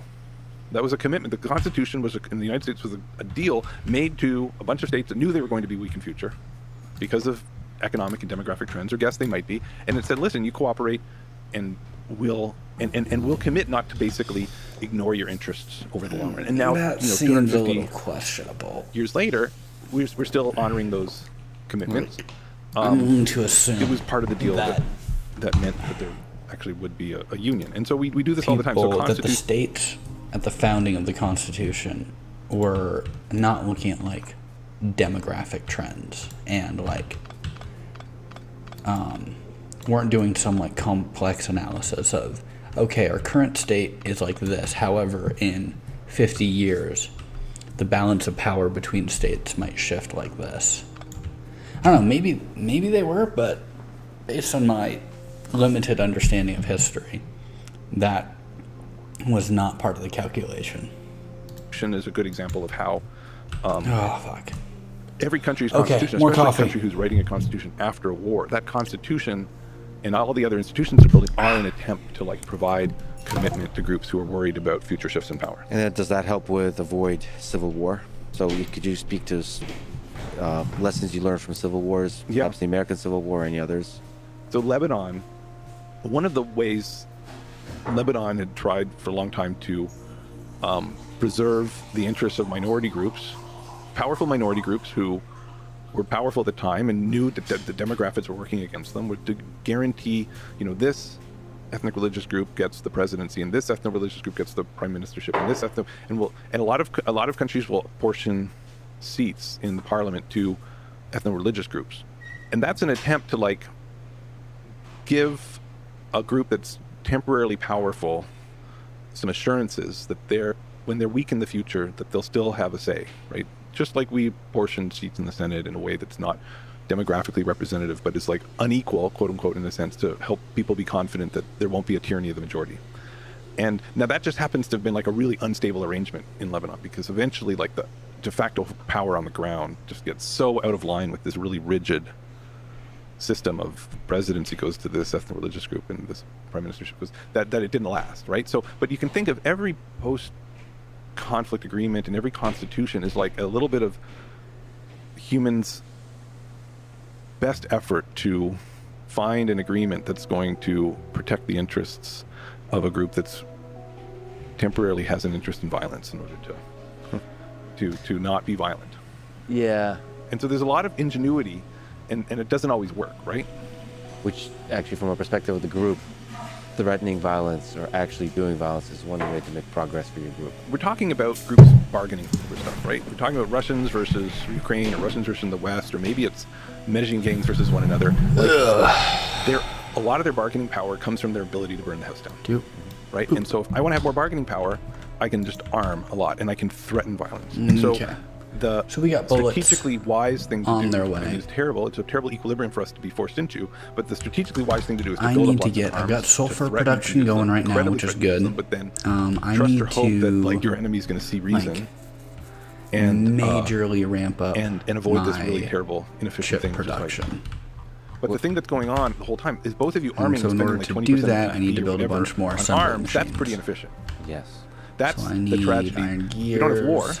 and that's good. But we have really limited abilities to like incentivize our enemies not to arm and to keep ourselves from arming. We'd love to because I got all agree my to shit. just like both disarm. So let's but just we put can't. for the time And so being the, all my train shit. The mess is that we have to arm and then we have to threaten all the time. Here. Yeah, so the threat of violence is costly nevertheless. I just don't need You train actually stuff right pulled up now. that now disappeared, a paper that said the big title called Civil War, and your name is on it. What's that about? Well, that was, I mean, when I was finishing graduate school, and this was a paper with my advisor at Ted Miguel at Berkeley. Most nations, the paper opens, have experienced an internal armed conflict since 1960. Yet, were you still in grad school on this or no? Maybe last year or just graduated. Yeah, I wish I was in a discipline that wrote papers like this. This is pretty badass. Yet, while civil war is central to many nations' development, it has stood at the periphery of economic research and teaching, so on and so forth. And this is looking at civil war broadly throughout history, or is it just particular civil wars? We were mostly looking at like the late 20th century. I mean, I was trained as a what's called development economist, Okay, which is somebody so in who order studies why to do some chips, places I are poor, why some need countries are rich. Iron and I, copper. like a number of people around that time, stumbled into violence. I mean, people have been studying the wealth of poverty nations basically since the invention of economics. But there was a big blind spot for violence.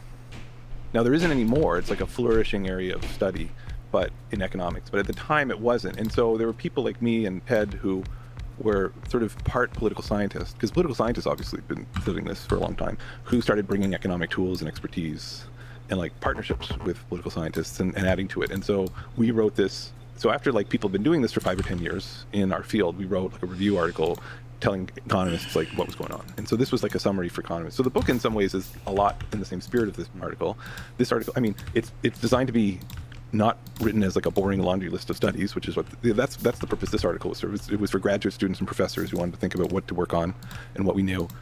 This book is like now trying to like not just say what economists are doing, but sort of say what economists, political scientists, psychologists, sociologists, anthropologists, like how do we bring some sense to this big project, and policymakers, like what do we know and what do we know about building peace, given, you know, because if you don't know what the reason for wars are, you're probably not going to design the right cure. And so anyway, so that was but I started off studying civil wars and because I stumbled into this place in northern Uganda basically by accident. It was no intention of working in civil wars. I'd never thought about it, and then, you know, boom. All right, basically I followed a woman there. And we'll talk about that. I gotta ask you first, sorry. and for people who are just watching, we have an amazing team of folks helping out, pulling pictures and articles and so on, mostly so that I can pull up pictures on Instagram of animals fighting, which is what I do on my own time. And then we can discuss, analyze, maybe with George St. Pierre. That's what all he sends me for people who are curious. But let me ask you, one of the most difficult things going on in the world today, Israel-Palestine. Will we ever see peace in this part of the world? And sort of your book title is The Roots of War and the Paths for Peace, or the subtitle, Why We Fight. What's the path for peace? Will we ever see peace? Yeah.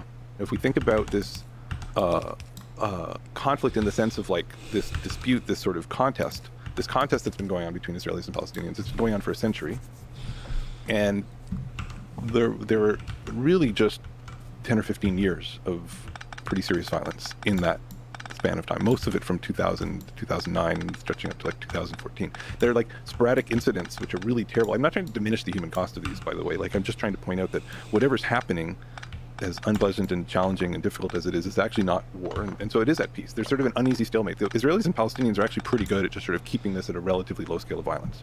There's a whole bunch of like low scale sporadic violence that can be I just let repression this of all go civilians. through and pull it off. It can of be here. terror bombings and terror actions. It can be Probably counter-terror better. violence. It can be mass arrests. It can be repression. It can be denying people the vote. It can be rattling sabers. All these things that are happening, right? What's going to be and the it can best be way sporadic to do 3-week this? wars or sporadic, I could very set brief up another episodes of intense violence before everybody sees sense and then settles splitter. down to this uneasy. And That's just not have that belt we're right now to think of that go as like in a peace, and there's certainly there. no I think stable that's- agreement, right? So a stable think I agreement want and to do amity it and any that ability to move way. on from this extreme hostility, we're not there yet, and that's maybe very far away. But this is a good example of two rivals who most of the time have avoided really intense violence. So you talked about this, like most of the time, rivals just like avoiding violence I and could hating just, each other. pull it off right here. So is this what peace? So to answer my question, Yeah, is sometimes. is this what peace looks like? Not always, but I mean, it's kind of my worry. To go back to like the Russia-Ukraine example, like it's really hard. It's going to be really hard to find an agreement that both sides can feel they can honor, that they can be explicit about, that they'll hold to, that will enable them to move on. Yeah, it feels like a first step in a long journey towards a greatness for both nations and a peaceful time, flourishing, that kind of thing. I mean, you can think of like what's going on in Israel-Palestine. There's a stalemate. Both of them are exhausted from the violence that has occurred.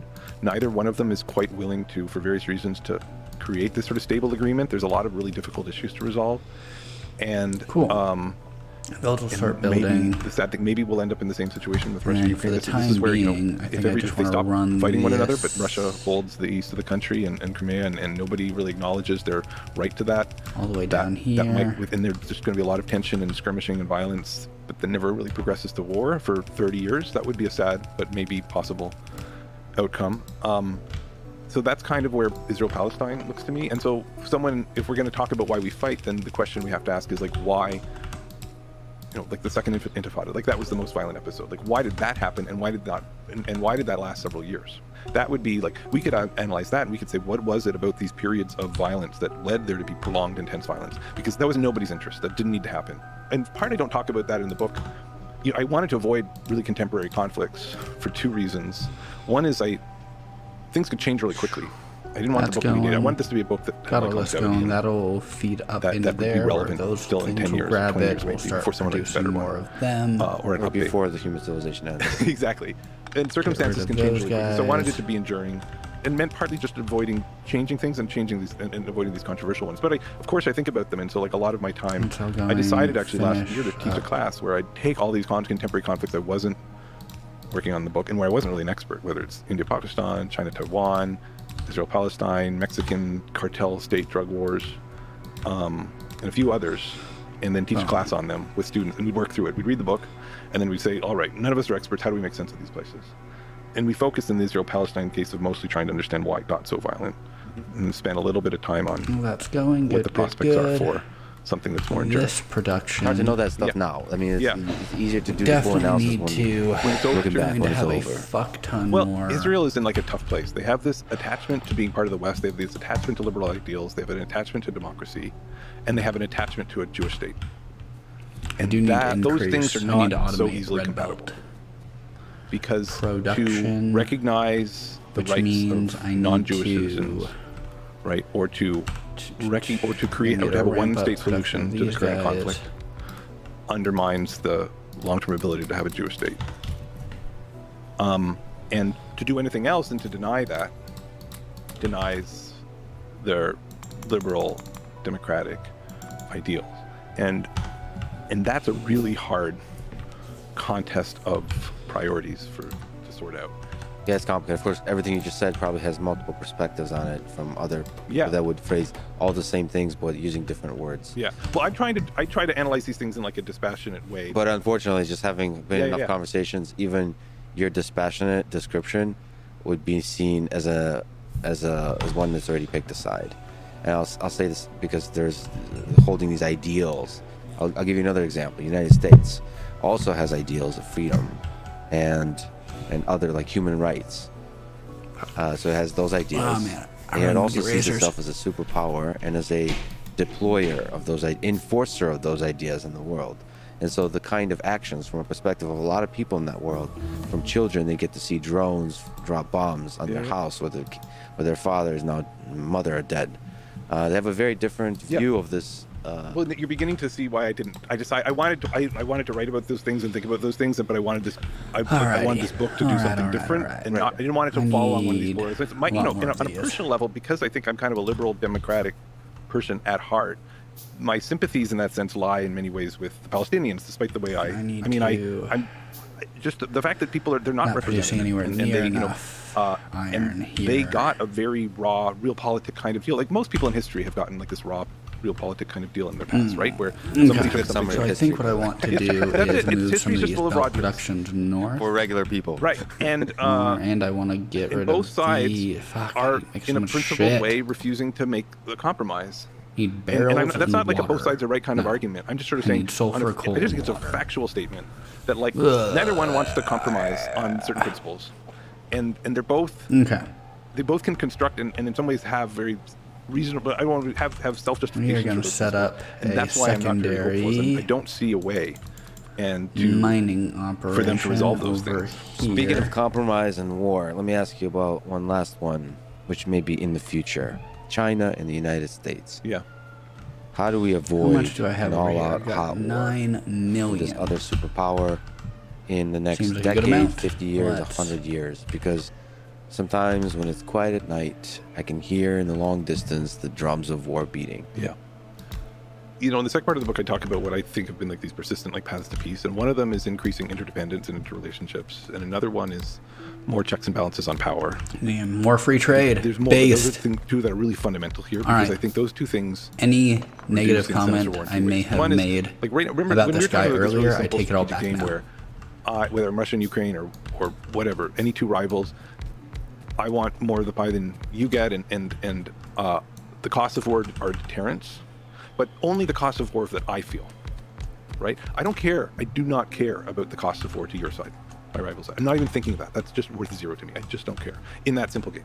Now, in reality, many groups do care about the well-being of the other group, at least a little bit, right? We're, in some sense, to the degree we, first of all, if our interests are intertwined, like our economies are intertwined. Okay, I really do need to get that electric That's not a smelters surefire figured out. way for So peace, in order and to we do shouldn't that, get though, I need complacent to start because we have a making some globally blue integrated side. world, but that's going to be a disincentive. God, And but if we're I can't socially use enough inclined because we have fucking great social iron. relationships and linkages and family or intermarriage or whatever, this is all these things will help. Okay. And then if we're ideologically intertwined, maybe we share notions of liberty, or maybe we just share a common notion of humanity. So I think the fact that we're more integrated than we've ever been on all three Advanced, fronts. which I need. in Okay, the world, but with plastic. China Plastic is the next thing I need to do. is I need to providing get insulation, petroleum, which is which good. So I would be more worried this if we is started should to be shed filling some up of that right insulation, now. which I think has been happening a little bit. U.S. It sort of economic is. I need to nationalism, get. I need to put a pump here to like suck whatever could be the fallout of these all sanctions of or a that closer in. Chinese alliance with Russia. All those things could happen. Those would make me more In order to worried do that, because I I need think to we've get got a lot some of cushion iron, that comes from all of this which I am economic, just social, not cultural capable of interdependence that- producing. Social one with the internet is a big one. So basically, Enough make right friends with the people from different nations. Yeah. Fall in love. Or you don't have to fall in love. You can just have lots of sex with people from different nations, but also fall in love. The thing that also comforts me about China is that China's not as centralized or as personalized a regime as Russia, for example, and neither one of them is as centralized or personalized as as some tin pot, like purely personalized dictatorship, like you get in some countries. The fact that China, the power is much more widely shared, is a big insulation, I think, against this war, and coal future war. to get my petroleum or my plastic run. The attempts by Xi Jinping to going. personalize power over time and to make China a more centralized and personal ruled place, which he's successfully moved in that direction, also worries me. So anything that moves China in the other direction, not necessarily being democratic, but just like a wider and wider group of people holding power, like all of the business leaders and all the things that have been happening over the last few centuries have actually widened power. But anything that's moving in the other direction does worry me because it's going to accentuate all these fibers. I am worried about a little bit of the demonization. So one of the things I see with China as a problem for Americans, maybe I'm projecting, maybe it's just my own problem, but there seems to be a bigger cultural gap than there is with other superpowers throughout history, where it's almost like this own world happening in China, its own world in the United States, and there's this gap of total cultural understanding. It's not that, we're not competing superpowers. They're almost like doing their own thing. There's that feeling, and I think that means there's a lack of understanding of culture of people, and we need to kind of bridge that understanding.